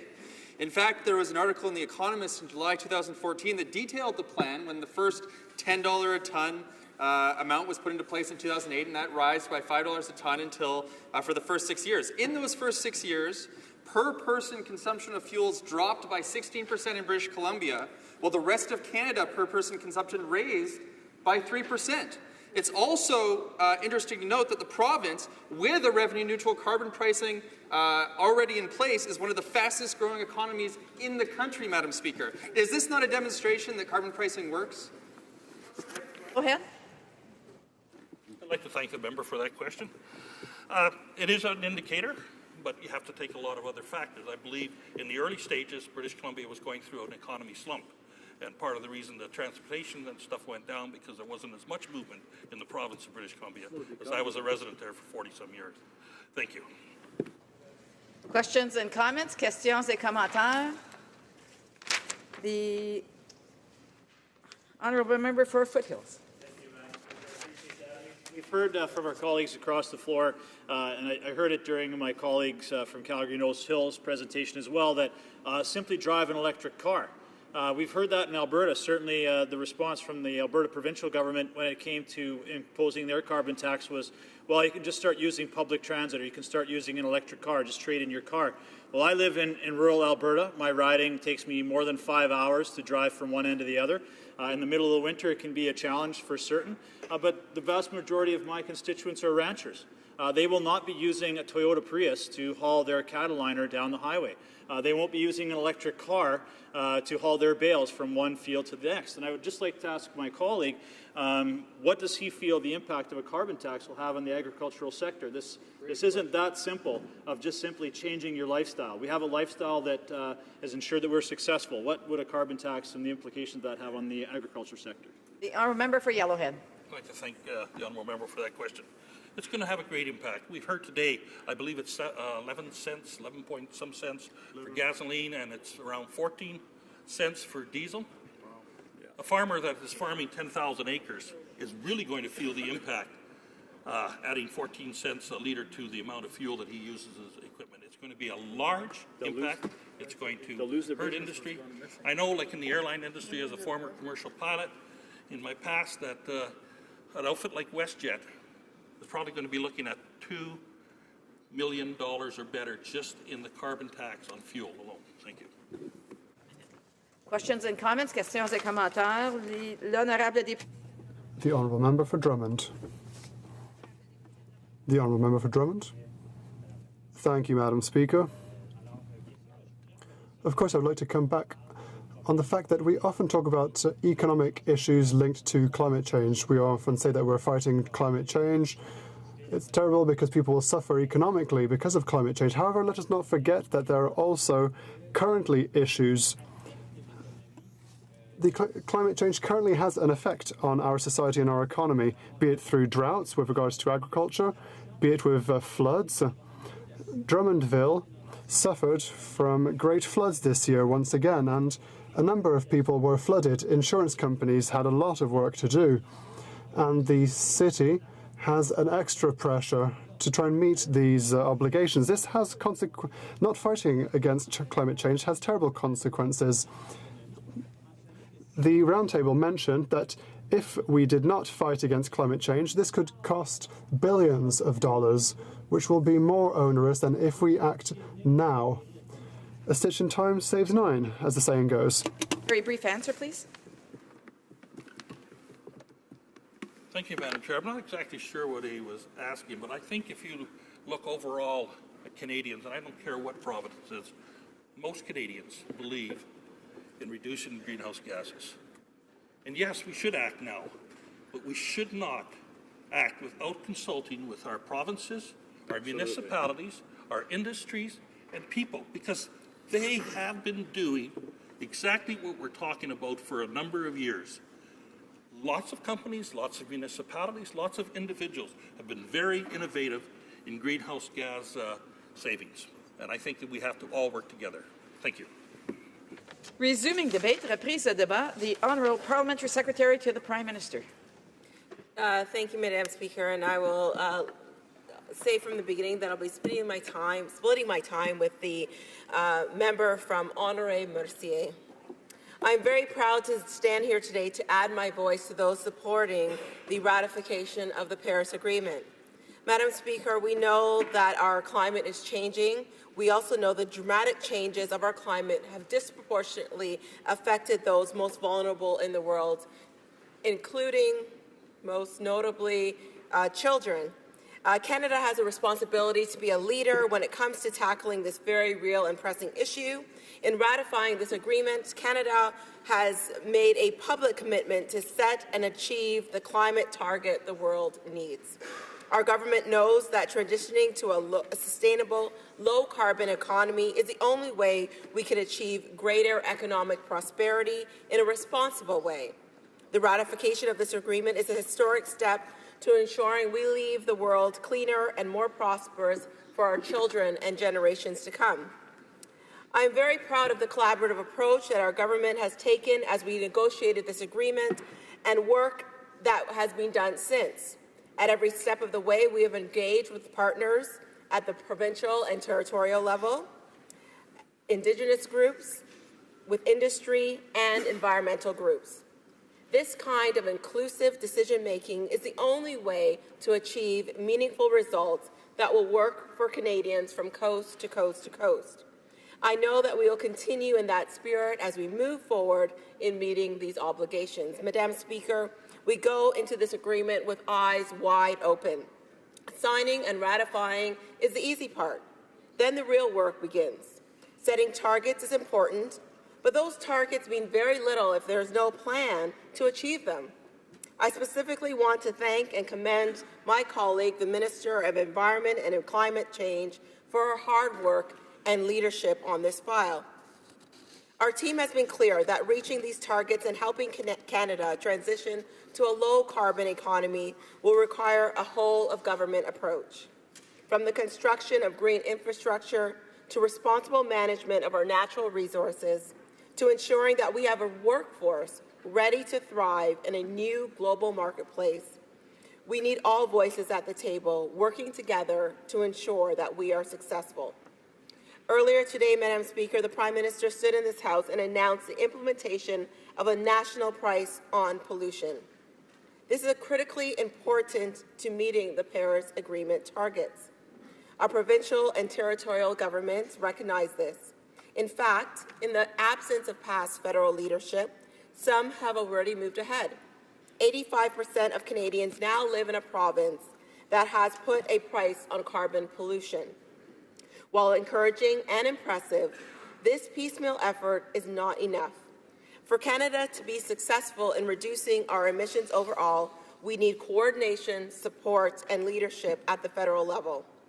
As the Prime Minister announced earlier, the government proposes that in provinces and territories with a direct price on carbon pollution, the price start at a minimum of $10 per tonne in 2018, rising each year by $10 to $50 per tonne in 2022.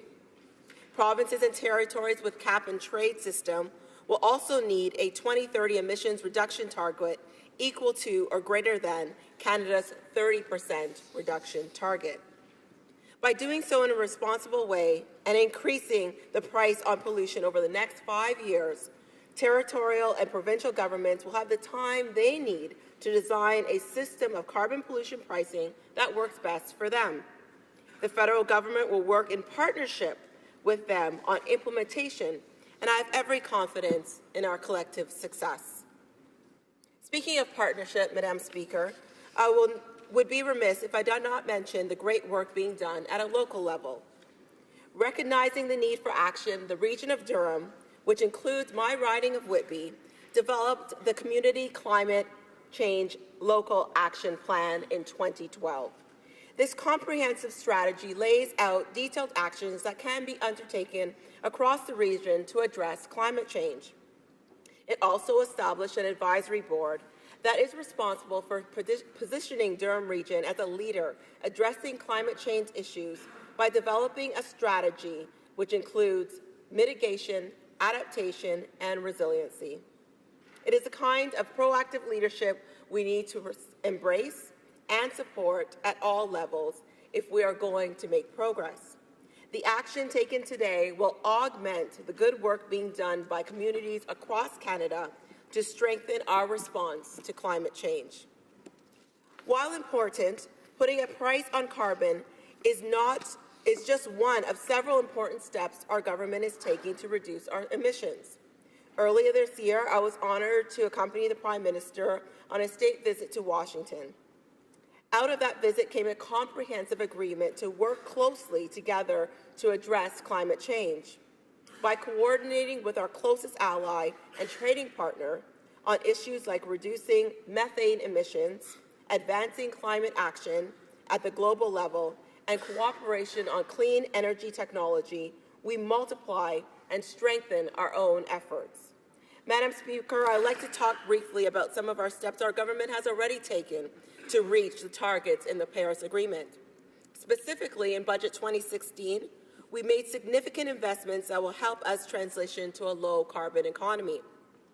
This includes $20 billion to establish the Low Carbon Economy Fund, which will support provincial and territorial actions that materially reduce greenhouse gas emissions. Additionally, we recognize the vital role that development of clean technology will play in combating climate change. Canada can and must be a world leader in developing cutting-edge technologies that will power the planet in decades to come. Accordingly, the budget provides more than $1 billion over the next 4 years to support the development of clean energy technology. Earlier this year, I hosted a climate change town hall in my riding of Whitby. From that meeting, it was clear that the constituents in my riding believe the government's priority should be on preparing Canada to lead the clean technology revolution. Budget 2016, along with our ambitious innovation agenda, developed in partnership with educational and research institutions and industry, makes the investment to get us there. Additionally, we are making massive investments to help communities prepare for, mitigate, and reduce the impact of climate change. Budget 2016 proposes to invest over $5 billion over the next 5 years in practical infrastructure that protects communities and supports Canada's ongoing transition to a clean growth economy. The budget also contains more than $3.4 billion over 3 years to upgrade and improve public transit systems across Canada. Better public transit means less cars on the road producing emissions. As the MP for a riding where many of my constituents travel to Toronto by car every day, I am thrilled with these investments to reduce emissions while improving my constituents' quality of life. Madam Speaker, my 12-year-old daughter, Candace, is an Earth Rangers ambassador. A couple of years ago, she aggressively raised funds for the endangered Oregon spotted frog. Our young people know the devastation of climate change and are working to combat it. I am proud that Budget 16 provided up to $197 million over 5 years to restore ocean and freshwater science monitoring and research activities. This will ensure that Canada's oceans, coasts, waterways, and fisheries are healthy, sustainable, and profitable for generations to come. Canadians right across the country are calling for their governments to act urgently on climate change. The ratification of the Paris Agreement is just one step, but an important one. It is Canada's public commitment to doing its part. There is much work to come and challenges that will need to be addressed, but I urge everyone in this chamber to join me in supporting the ratification. I truly believe that it is something future generations will look back on and be proud of. Thank you very much, Madam Speaker. Questions and comments? Questions et commentaires. The honourable member for Edmonton Strathcona. I'd like to thank the honourable member for her speech. She's obviously very committed to finally taking action on climate change. The government today announced that they would put a price on carbon, but we're getting feedback, Madam Speaker, from a number of people who worked on these issues for quite some time. Clean Energy Canada, who are experts on pursuing avenues for cleaner power sources, and the Suzuki Foundation. Clean Energy Canada has said, on its own, carbon price scheduled today won't get the job done. It's only one piece of the puzzle. Federal and provincial governments will need to pair carbon pricing with smart regs and a transition to clean power across the economy to get Canada on track to hit a national target.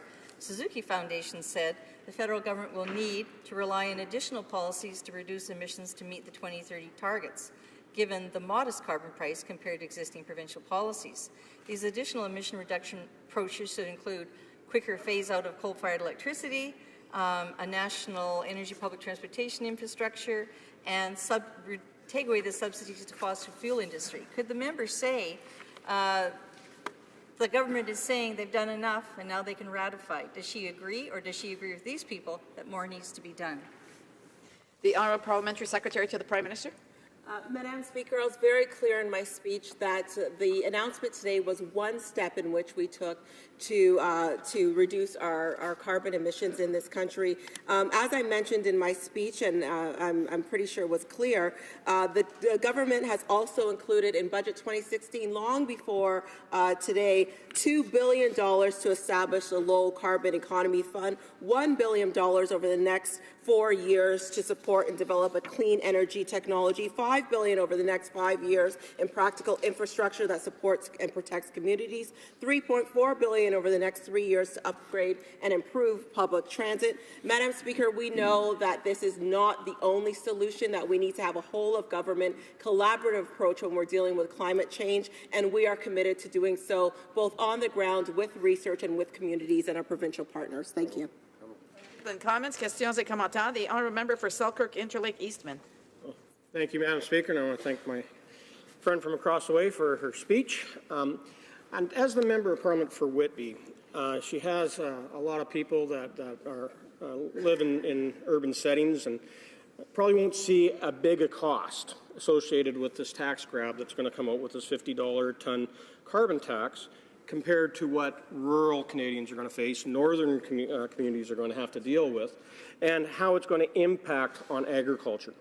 The one way that they are going to see it, especially those that are living on fixed incomes and low income, is in the price of food. We know that $50 a ton carbon tax will increase the price of fuel by 11.5 cents per litre. That translates into higher production costs, higher transportation costs of getting products to market, of growing those products, and it will actually disadvantage locally produced foods over imported foods, since trucks coming in from the U.S. will bring it in at a cheaper rate on cheap U.S. fuel compared to what our truckers are going to pay here in Canada. I'd like to ask my colleague from Whitby if she could explain to me how she will explain to her own constituents why they're going to be paying so much for locally grown produce. The Honourable Parliamentary Secretary to the Prime Minister. Madam Speaker, I'd like to thank my colleague for his question. I'd like to say that Whitby is comprised of both rural and an urban setting, and most of my constituents do travel to Toronto for work, so they do know how much the price of fuel affects their daily living. But, Madam Speaker, what is the alternative? Doing nothing?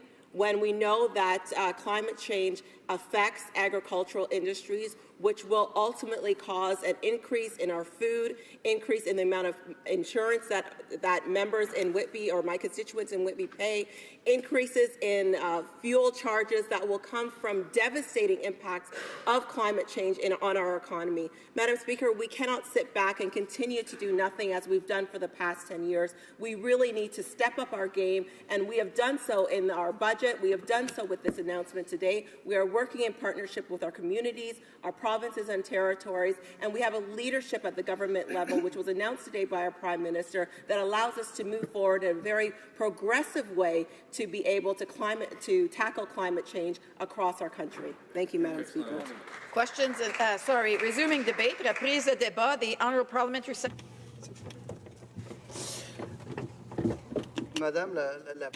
Thank you, Madam Speaker. We're going to talk about the Paris Accord because we're getting a bit away from the idea of this. You know that at the outset, our government is determined to strengthen the middle class and to strengthen our communities as well across the country. And that commitment is reflected partly by creating an economy that is both innovative and green. And, Madam Speaker, climate change, the effect of climate change, is a real threat for Canadians and for all of our communities. And, in fact, that is why the government has pledged to contribute to the reduction of greenhouse gases. And I would like to come back to what the Honourable Minister of Infrastructure and Communities said, which is that the evidence concerning climate change is undeniable and irrefutable. It's a fact. We experience it every day, and we must continue to gauge what is happening in that regard by basing ourselves on solid evidence and facts. We might remember that the record response to the detailed census questionnaire shows that Canadians believe that data and facts are an essential tool, and they are ready. They want to participate in this exercise. They want the government to show rigor and transparency, and Canadians know that this means working with reliable data and conclusive evidence, and that is why Infrastructure Canada and Statistics Canada are working on a common data collection initiative. And the goal is to collect exhaustive, standardized data based on conclusive evidence concerning the inventory and the state of Canadian public infrastructure at all levels. In the same vein, Madam Speaker, the government has made considerable efforts to consult stakeholders across the country, in all regions, in all provinces, to guarantee that the different aspects of our well-known infrastructure plan reflect the priority needs of Canadians. In early September, you might remember, Madam Speaker, that the Minister of Infrastructure and Communities met with the infrastructure ministers from across Canada. And in fact, that was the first time that these ministers from across Canada met around the table to discuss the needs and priorities for our communities, but also to discuss how we want to build the cities of tomorrow, because cities and municipalities are at the heart of our priorities and at the heart of our future. And the Minister of Infrastructure and Communities worked diligently with all our partners, because this is essential. We use that information to develop Phase 1 of our infrastructure plan, and we're also using that data to develop our Phase 2 of this plan. I don't need to remind you of this, but we do have 3 priorities. That is public transit infrastructure, social infrastructure, and green infrastructure. Now, under the investments, as part of the investments in green infrastructure, For Phase 1, we are going to be integrating the concept of resiliency with regard to climate change, and we're going to incorporate that into the National Building Code. That will serve as a model, and we'll do the same thing for the code, standards, and guides that have to do with key sectors of our public infrastructure. We will also support the deployment of infrastructure intended for replacement fuels that will be essential. I'm thinking about, for example, electric vehicle recharging stations and places where we can resupply in natural gas and hydrogen. This will also allow us to support demonstration projects of technologies that will move forward, allow us to move forward with recharging stations for electric vehicles. As we have said, we are going to make major investments in public transit because we want to replace or upgrade the inventory of our vehicles, because we're talking about labor mobility. We want to improve access for our businesses and also to reduce GHGs. Madam Speaker, we're also working closely with the Federation of Canadian Municipalities to improve municipalities' ability to target and address issues related to climate change and to reduce GHG emissions. And I would like to remind you that we have set up a special fund of $75 million, Madam Speaker. We have these projects, but we also are investing the money needed to fund them. Might I remind you that before the launching of Phase 1 of this investment program, the Minister of Infrastructure and Communities undertook broad consultation with a number of provincial, territorial, and municipal partners and with other partners. That is the best way to do this work, is to consult with all Canadians and all communities, and I can assure you that we did the same thing for Phase 2.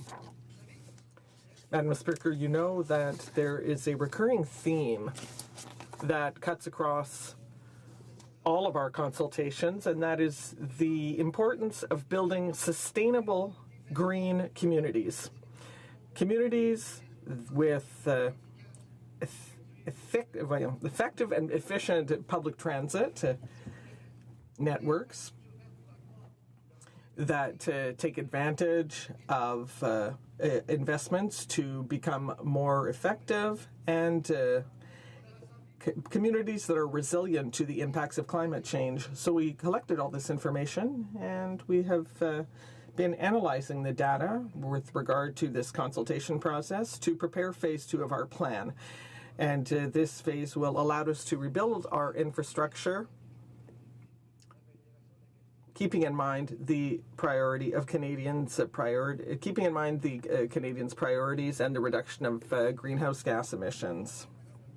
Now, Madam Speaker, you know that sometimes we take all the things we have for granted. We think that we have these wonderful things here in Canada, and we will always have it.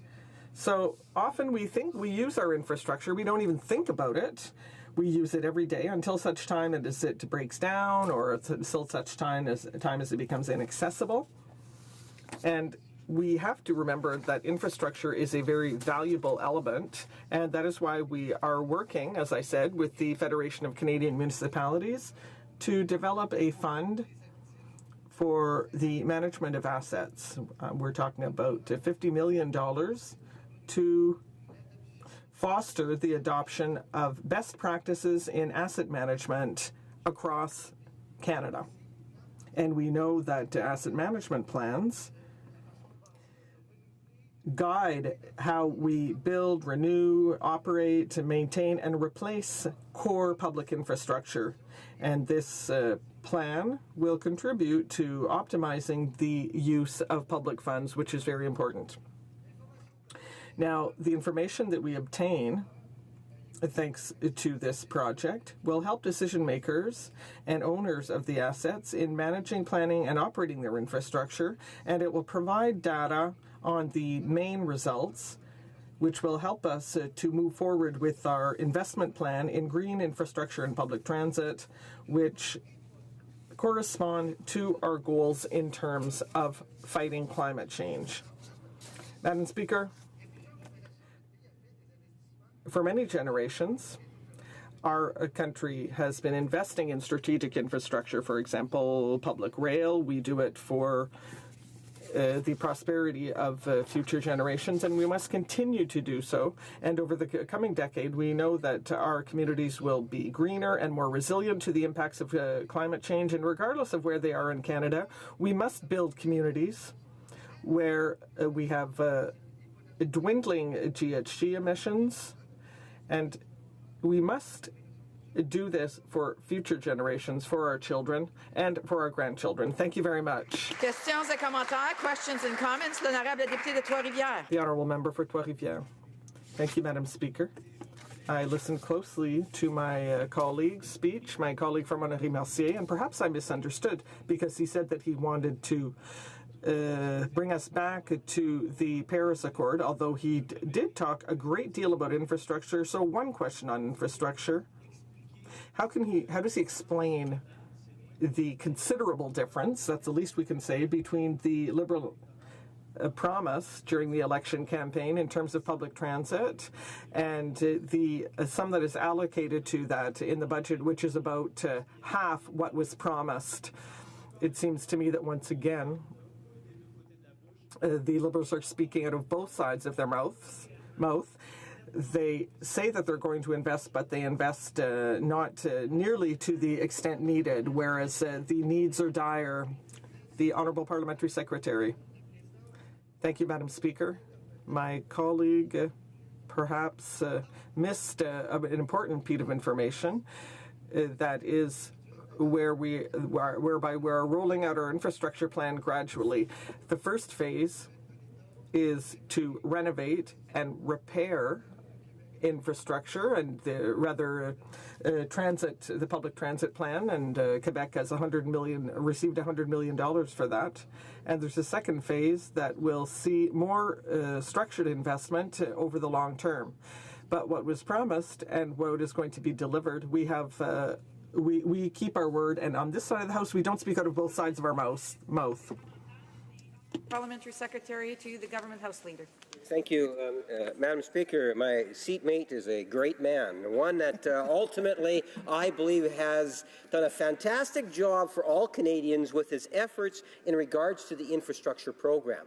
You know, today we're talking about our environment and the Paris Agreement and the whole carbon issue, and at the same time we have seen an aggressive government with my colleague seatmate's minister and his efforts in really advancing infrastructure. And my question to my colleague is, would he not agree, as I'm sure he will, how important it is that we promote through government initiatives such as infrastructure on how important it is that we invest in green technology? The Honourable Parliamentary Secretary. Thank you very much, Madam Speaker. I have always found that my colleague has a great deal of good judgment, and it is clear that investing in infrastructure is fundamental to our strategy to fight climate change. There are many different ways of doing so, Madam Speaker, and one of them I would like to mention, to come back to my colleague's question, is to invest in public transit. Why, Madam Speaker? Because if we take cars off roads, then that will lower greenhouse gas emissions. So just as there is a direct link to the economy, there's a direct link between green infrastructure and the environment. The Honourable Member for Foothills. Thank you, Madam Speaker, and I appreciate my colleague's speech. But again, we're focusing a lot on funding public transit. And, you know, we heard a lot about working with provinces and municipalities. I would say in my other colleague's statement, this isn't aggressive government. This is a government who's imposing this on provinces. The vast majority of Albertans do not want a carbon tax. The vast majority of Saskatchewan people do not want a carbon tax. But again, you're going to be funding infrastructure for public transit. There's not a lot of public transit in rural Canada. I know in my riding, in the entire riding, there's not one single bus service, barely a taxi service. I'd like to see what they'd feel about addressing the disproportionate impact on rural Canada that this program will have. A brief response from the Honourable Parliamentary Secretary, please. Thank you, Madam Speaker. Obviously, the infrastructure program is much broader, and it contains investment in public transit, but also in terms of water, of wastewater treatment, social housing. These are all elements of the program that will have a direct benefit for my colleagues' fellow citizens. They'll have an impact on his riding, and that is why this program was put forward by the Minister of Infrastructure, and it is very important to build the Canada of tomorrow. Resuming debate. The Honourable Member for Drummond.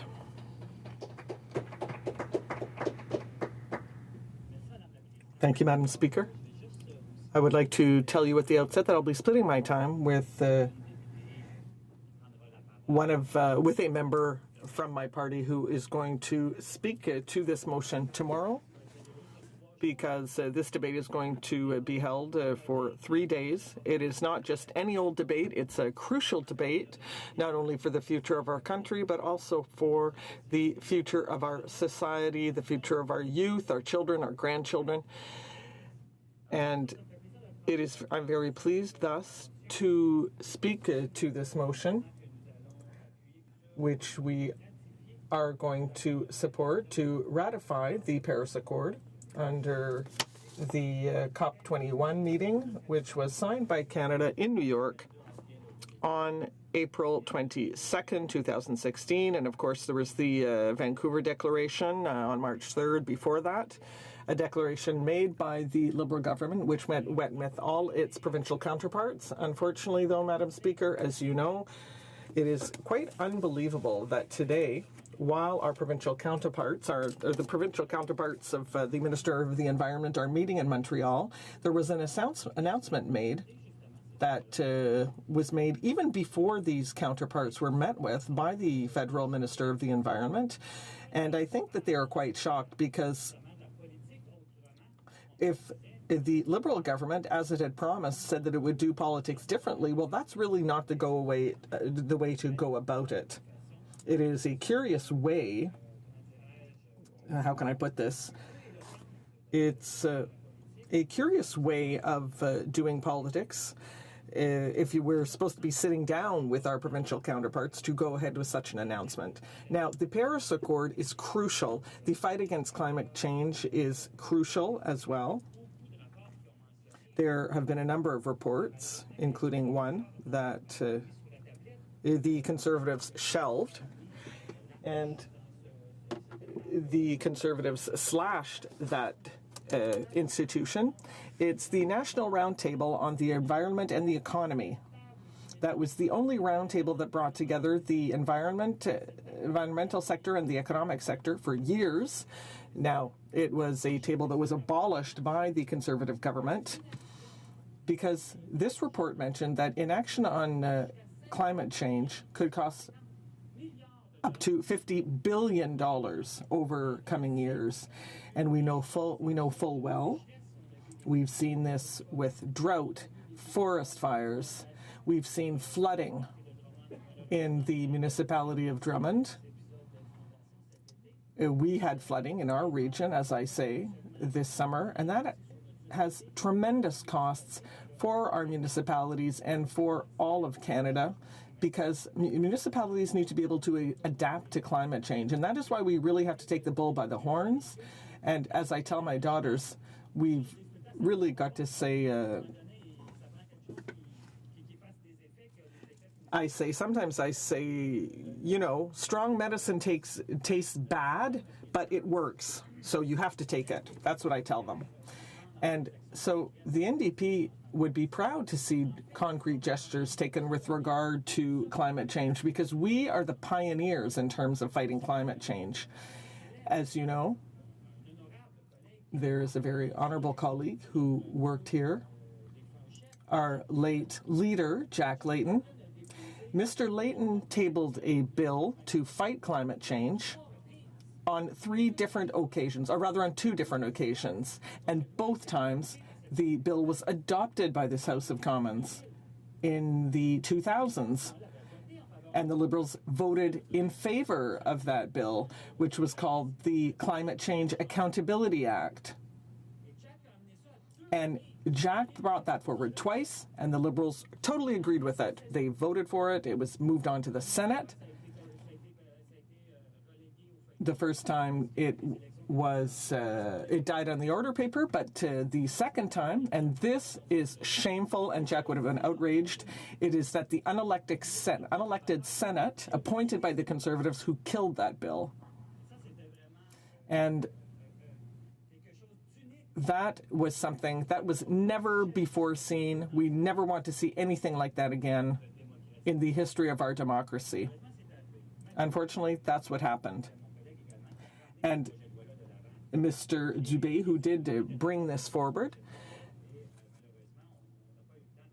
unfortunately, we were unable to adopt it because of the elections. But what did that bill say?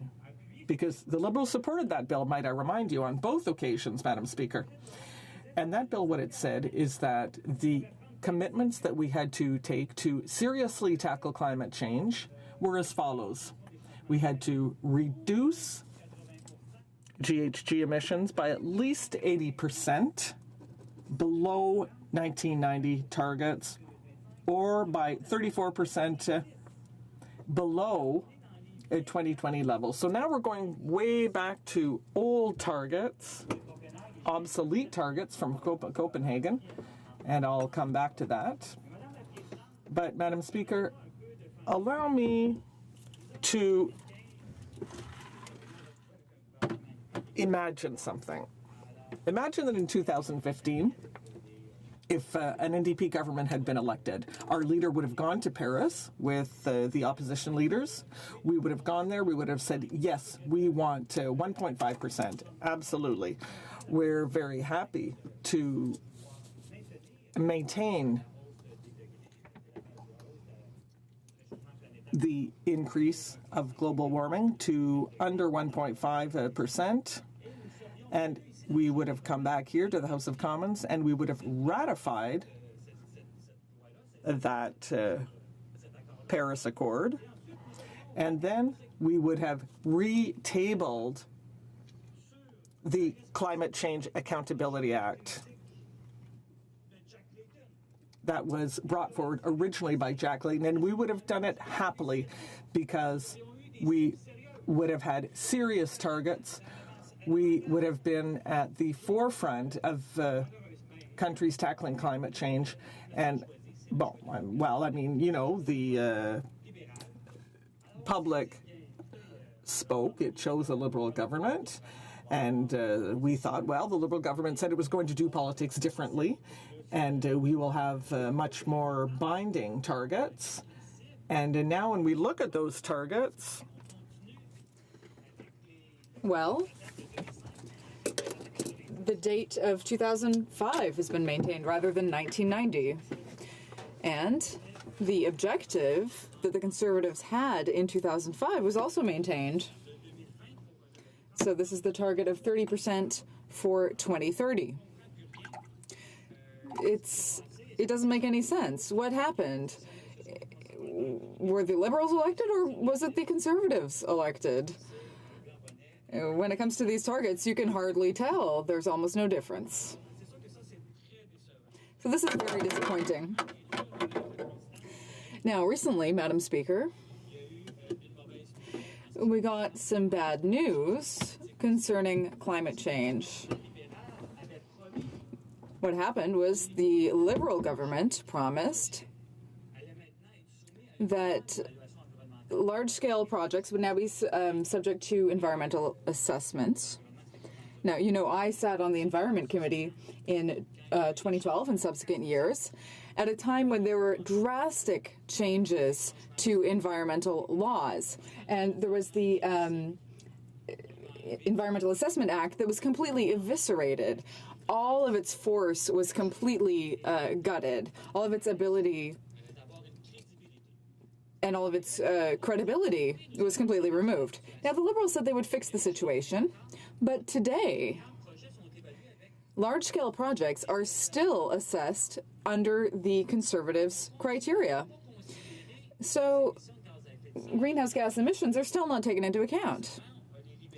Madam Speaker, recently, using this Conservative process, the Liberals approved the Pacific Northwest LNG project. So this is liquefied natural gas, or rather it's actually gas that comes from fracking.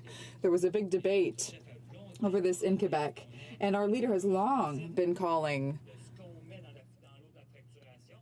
for having a process where we own everything that comes out of the earth, because there are a lot of problems with pollution and other effects of that.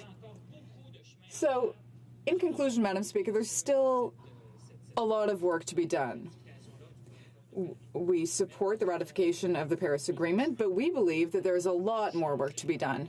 For example, we need to change the environmental assessment project for large-scale process for projects. It's urgent. Questions and comments, questions et commentaires.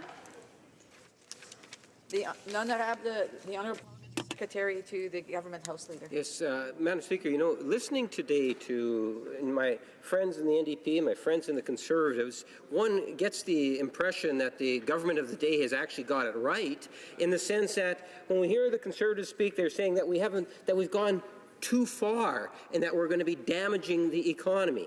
When we hear the New Democrats stand up in their place, it's, well, government hasn't gone far enough. We should be doing more in regards to the issue. My question to the member, would he not acknowledge that it is important that we recognize that we can, in fact, do more for our environment and have a healthy economy, that we can, in fact, do both at the same time? Would he not acknowledge that fact? The Honourable Member for Drummond. Thank you, Madam Speaker. Very briefly, absolutely we need to do more. And one of the things that I'm asking the Liberal government to do right away is, for example, not to approve the Pacific Northwest LNG project. Because they haven't taken greenhouse gas emissions into consideration. And the growth in greenhouse gas emissions is going to be enormous. If they want to have a serious plan, they need to be serious about evaluating large-scale projects like this one. Thank you, Madam Speaker.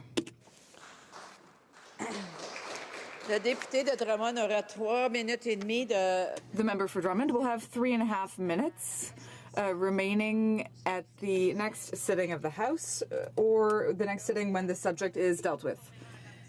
Now, pursuant to Standing Order 38, a motion to adjourn the House is deemed to have been moved and seconded at this time. Therefore, the question is that this House do now adjourn. The Honourable Member for Rimouski-Nejet-Témiscouata-les-Basques.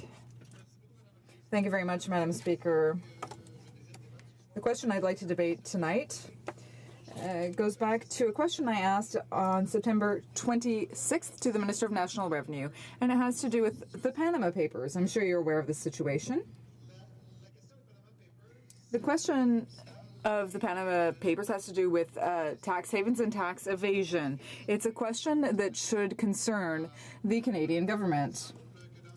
Unfortunately, it appears that in this case, as in the case of other leaks that have happened in the past, and that had to do with the Liechtenstein banking institution and also with KPMG, it seems that the federal government is not really interested in getting to the bottom of this. They claim that they are making investments, but really their efforts are not getting to the heart of the problem. I recognize that this is not a problem that is unique to the current federal government. It is a problem that has been maintained by successive governments in recent years. The question of the Panama Papers is one that poses many problems.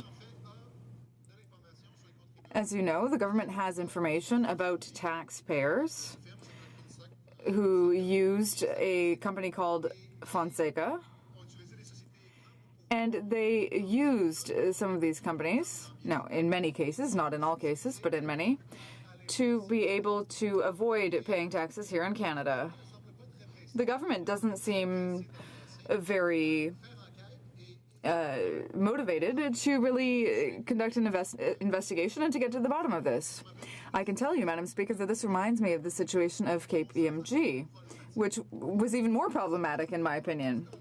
In that case, as in the case of the Panama Papers, the government said that they had really unveiled the strategy or the scheme of KPMG, and that they were going to investigate. What we learned from Radio-Canada and CBC journalists is that they were giving some of these people the opportunity to benefit from an amnesty, so that they would only have to pay the taxes that they would normally have had to pay anyway, but without interest and without any penalty. Now, if you look at the average taxpayer who fills out a tax return in good faith and who makes a mistake, well, that person is going to be hunted down, and they're going to have to pay their taxes back, sometimes double or triple what they owed because of the interest charges. But for these wealthy people who knowingly used a tax scheme to avoid paying taxes, well, they're getting a free pass, and all they're being asked to pay back is the money they would have owed anyway.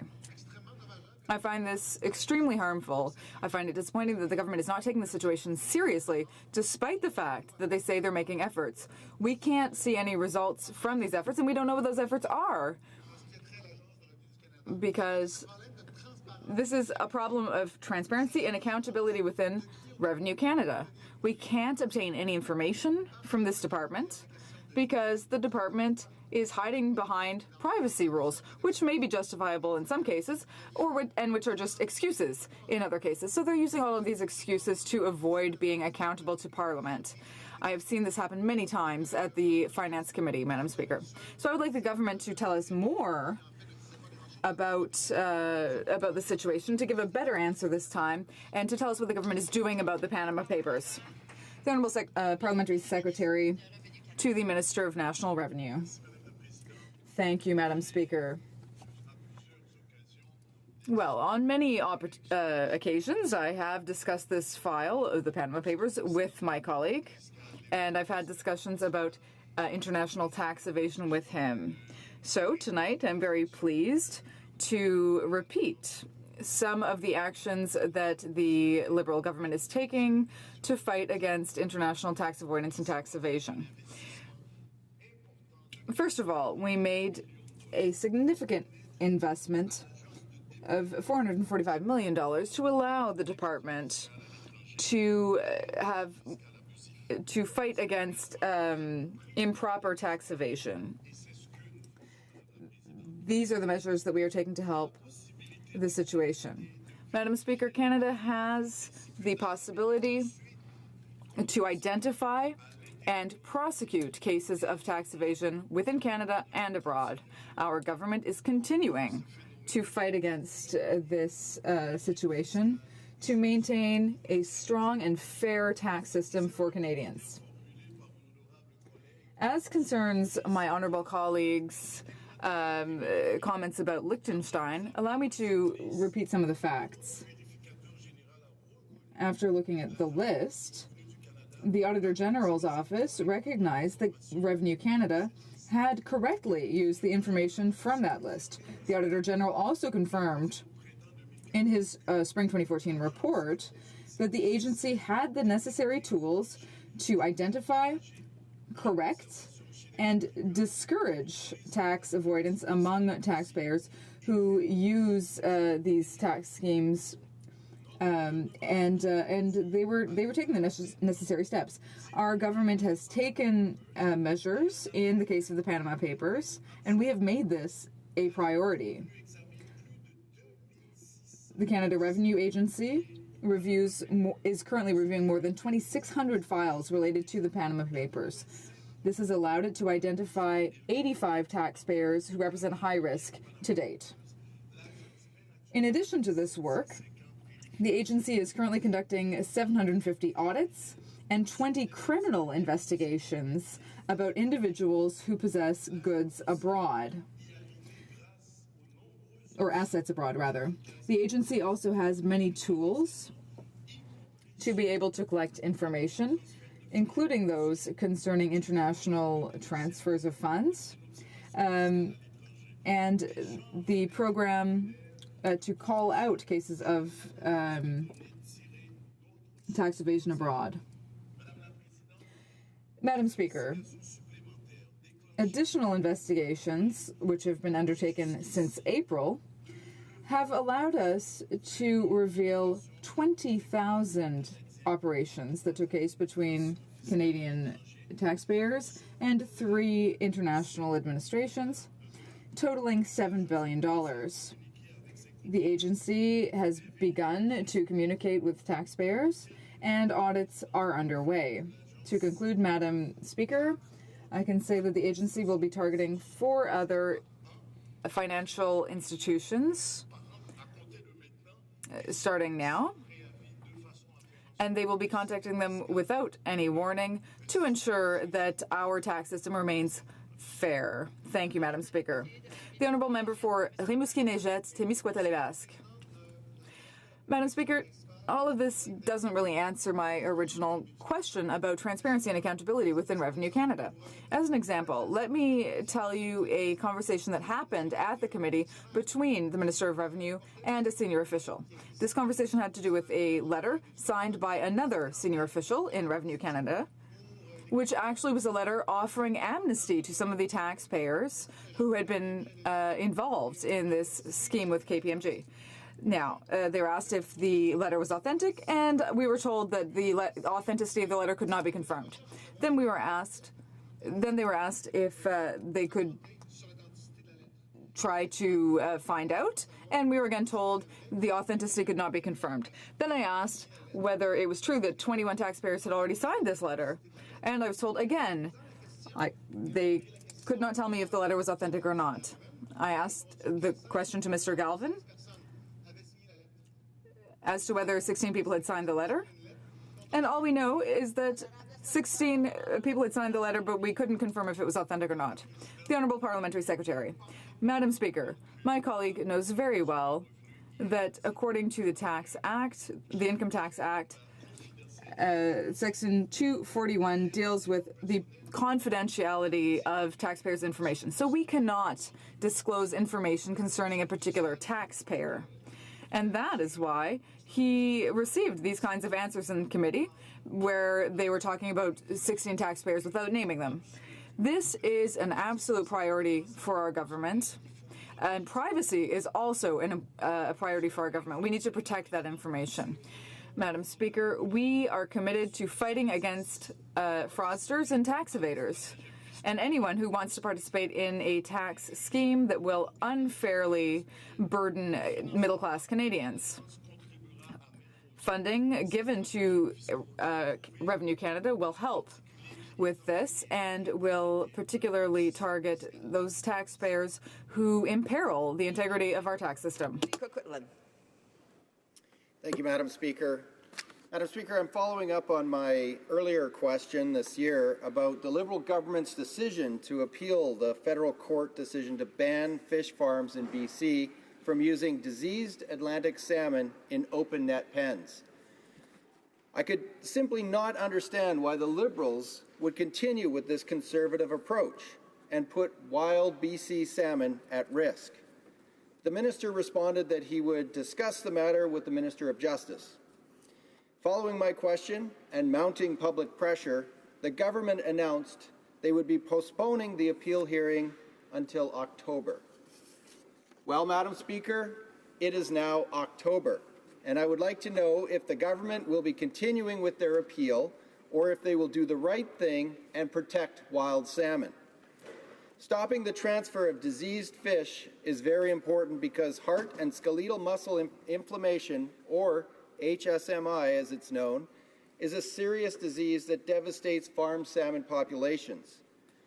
Scientific evidence suggests that HSMI poses a serious threat to wild populations. It causes severe lethargy, ultimately robbing salmon of their ability to feed, swim upstream, and spawn, and rendering them helpless against predators.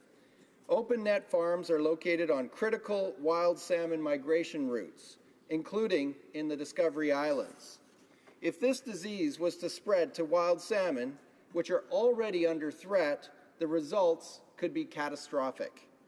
When biologist Alex Morton first discovered that Piscine reovirus, or PRV as it's called, which is believed to be the precursor to HSMI, in farmed salmon in BC, the Department of Fisheries and Oceans and the BC government insisted the virus was harmless. Alex Morton, with the help of EcoJustice, took the department to federal court over its aquaculture licensing practices. The department insisted PRV did not threaten wild salmon.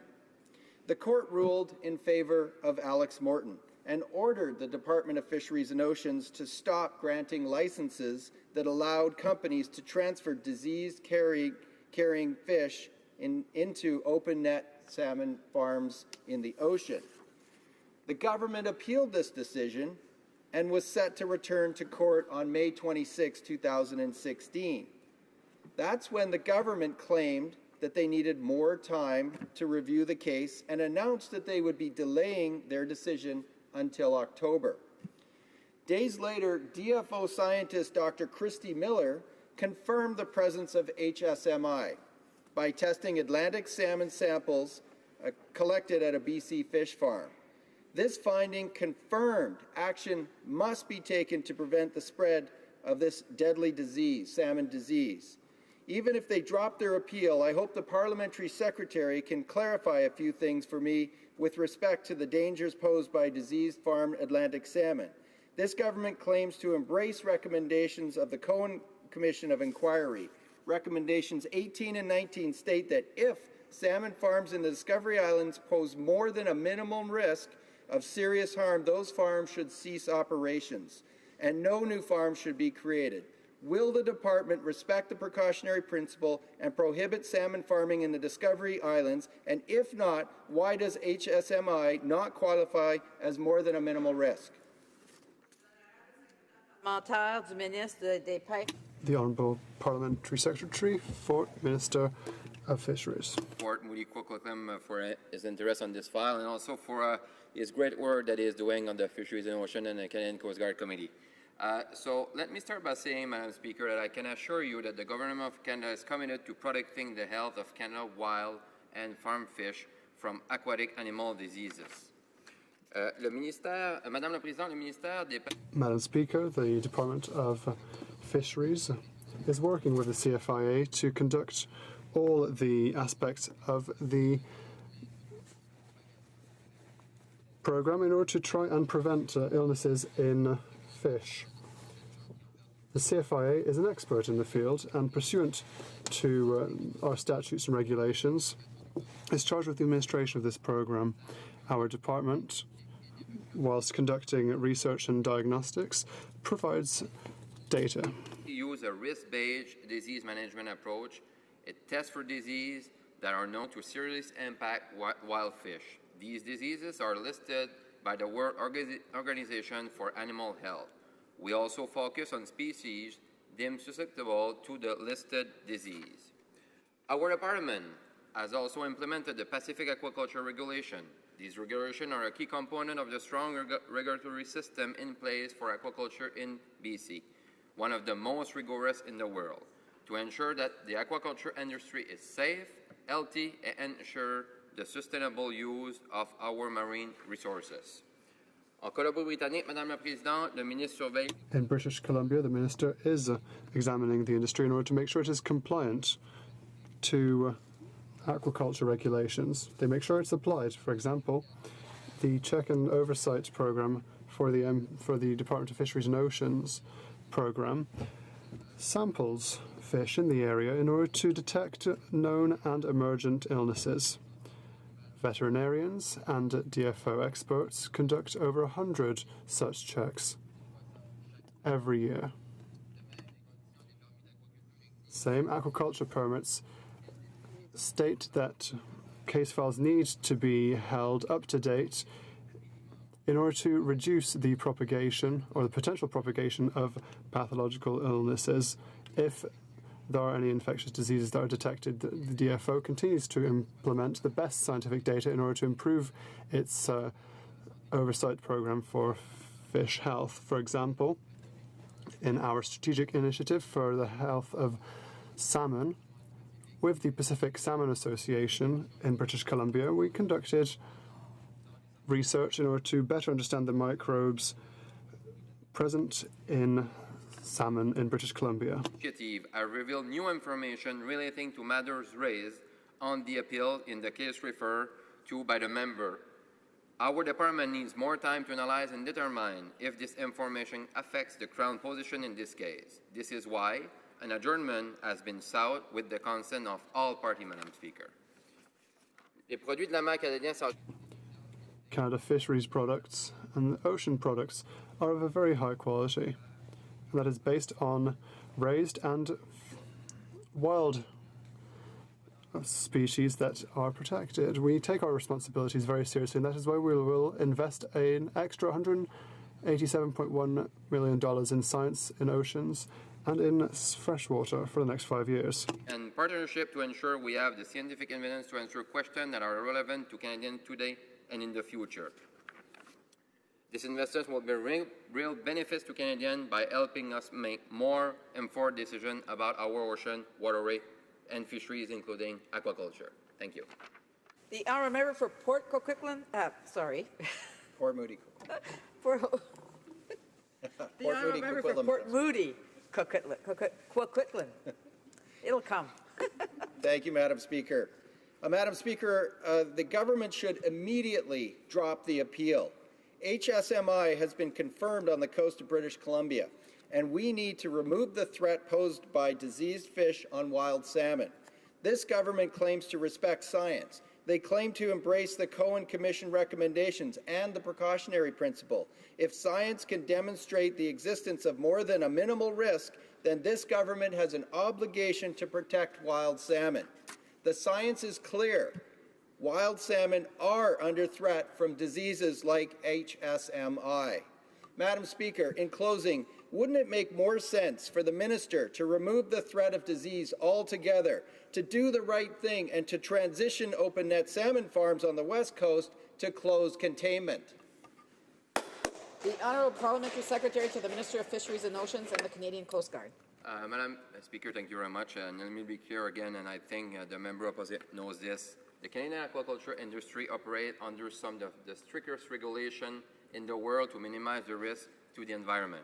All aquaculture operations are subject to frequent monitoring to ensure high standard of environmental performance. Nos règlements sont supportés.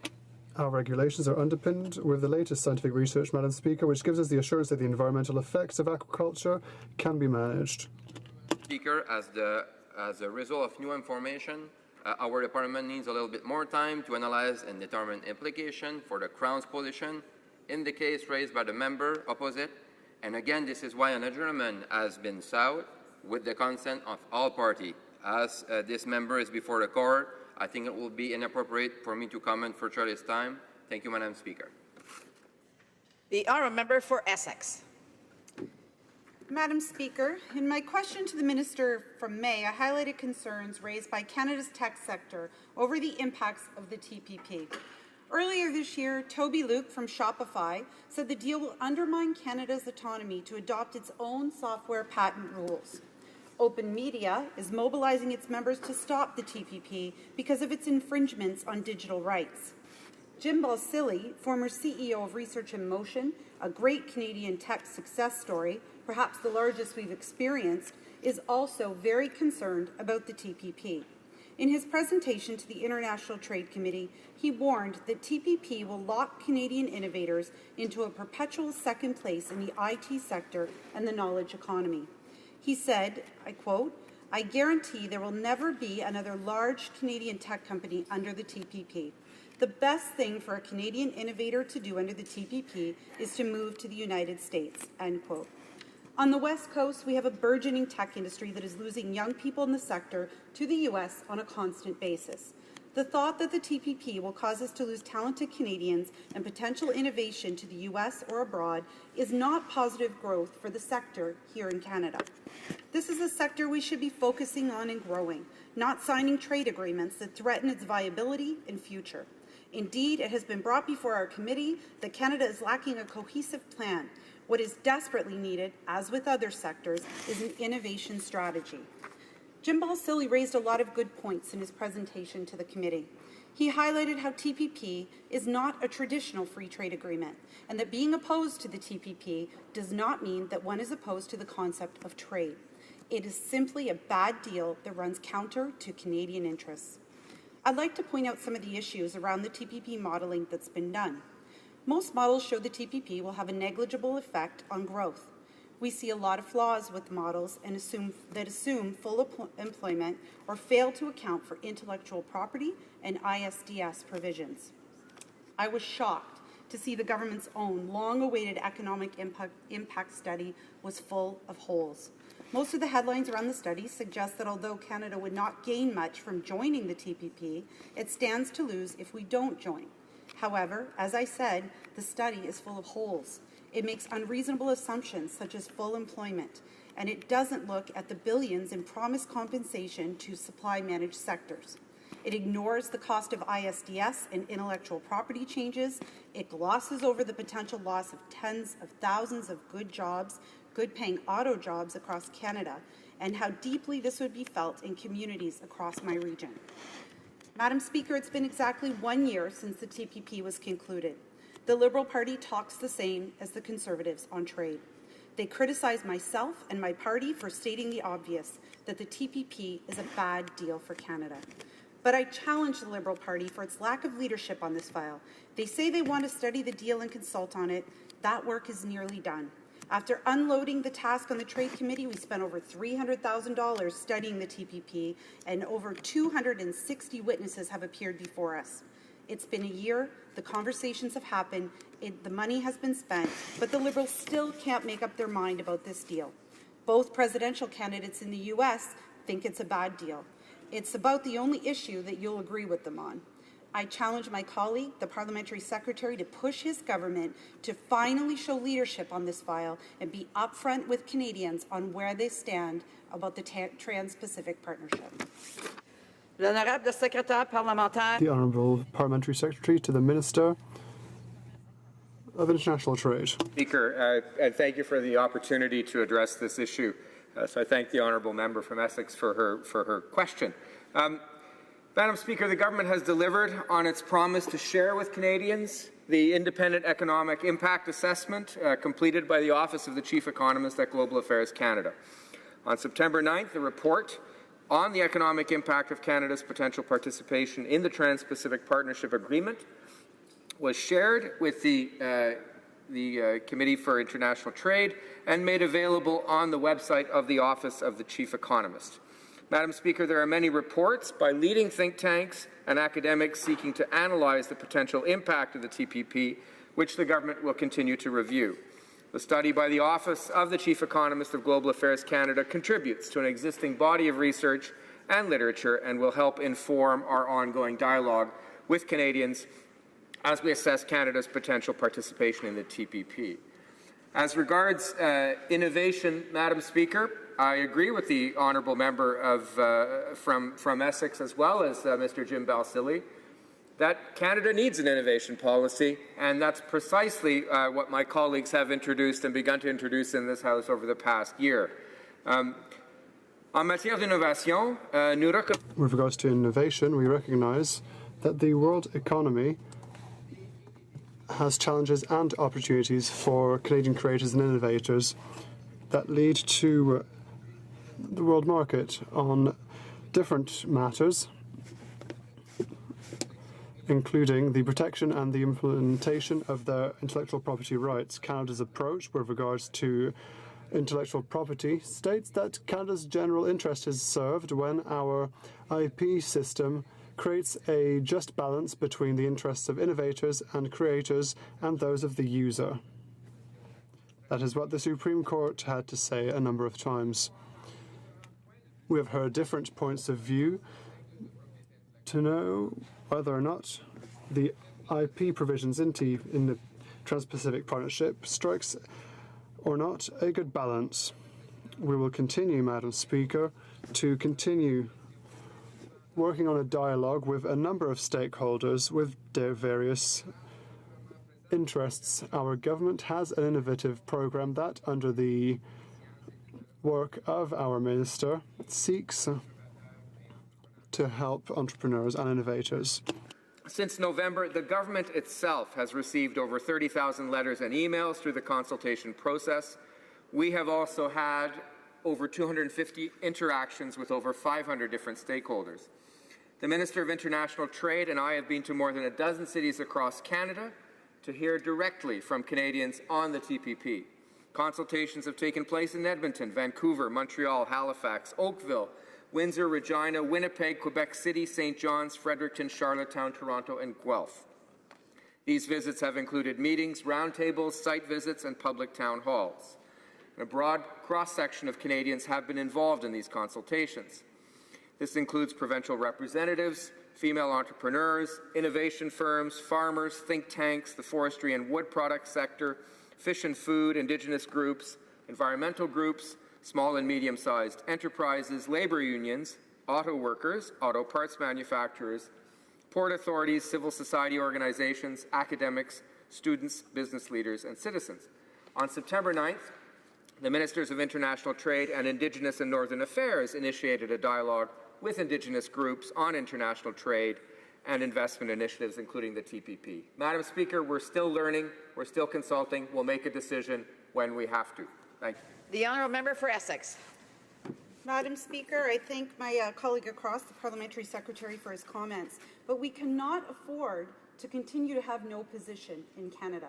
It's important that the Canadian government shows leadership on the Trans-Pacific Partnership, and we simply can't afford the risks that are entailed inside of the TPP. We can't afford to take risks to any sector, certainly to our innovation sector, which is very important in our economy. When we think about the potential innovations of the future, we can't undermine them by signing a trade deal that has negligible benefits that will end up harming this sector, amongst others that we've heard, certainly at the committee. When we look at the response that we received in the economic impact, 0.127% over 24 years, $4.3 billion. We know that that was the exact amount promised in compensation to our supply managed sectors over 15 years. I'm certainly not a mathematician, but I can do the math as most Canadians can and see that we will be losing in the Trans-Pacific Partnership, both economically and jobs across many sectors. The honourable member, Parliamentary Secretary to the Minister of International Trade. Once again, I thank the honourable member for her comment. Madam Speaker, we are trying to assess the various risks of the agreement under a variety of different scenarios. Those scenarios continue to evolve. We have not. We are within the time parameters that have been established within the treaty. Not a single country has yet to ratify of the 12, so we're still moving through the process. And the assessment of risks and benefits will change depending on the various scenarios as they move forward. So we're keeping an eye on all of that as we go through and consult. We promised to consult, Madam Speaker. That's what we're doing. When we are in a position to make a final decision, we will, and we'll put it before this House.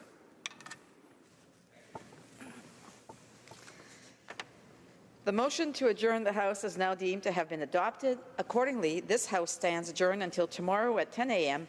pursuant to Standing Order 24-1.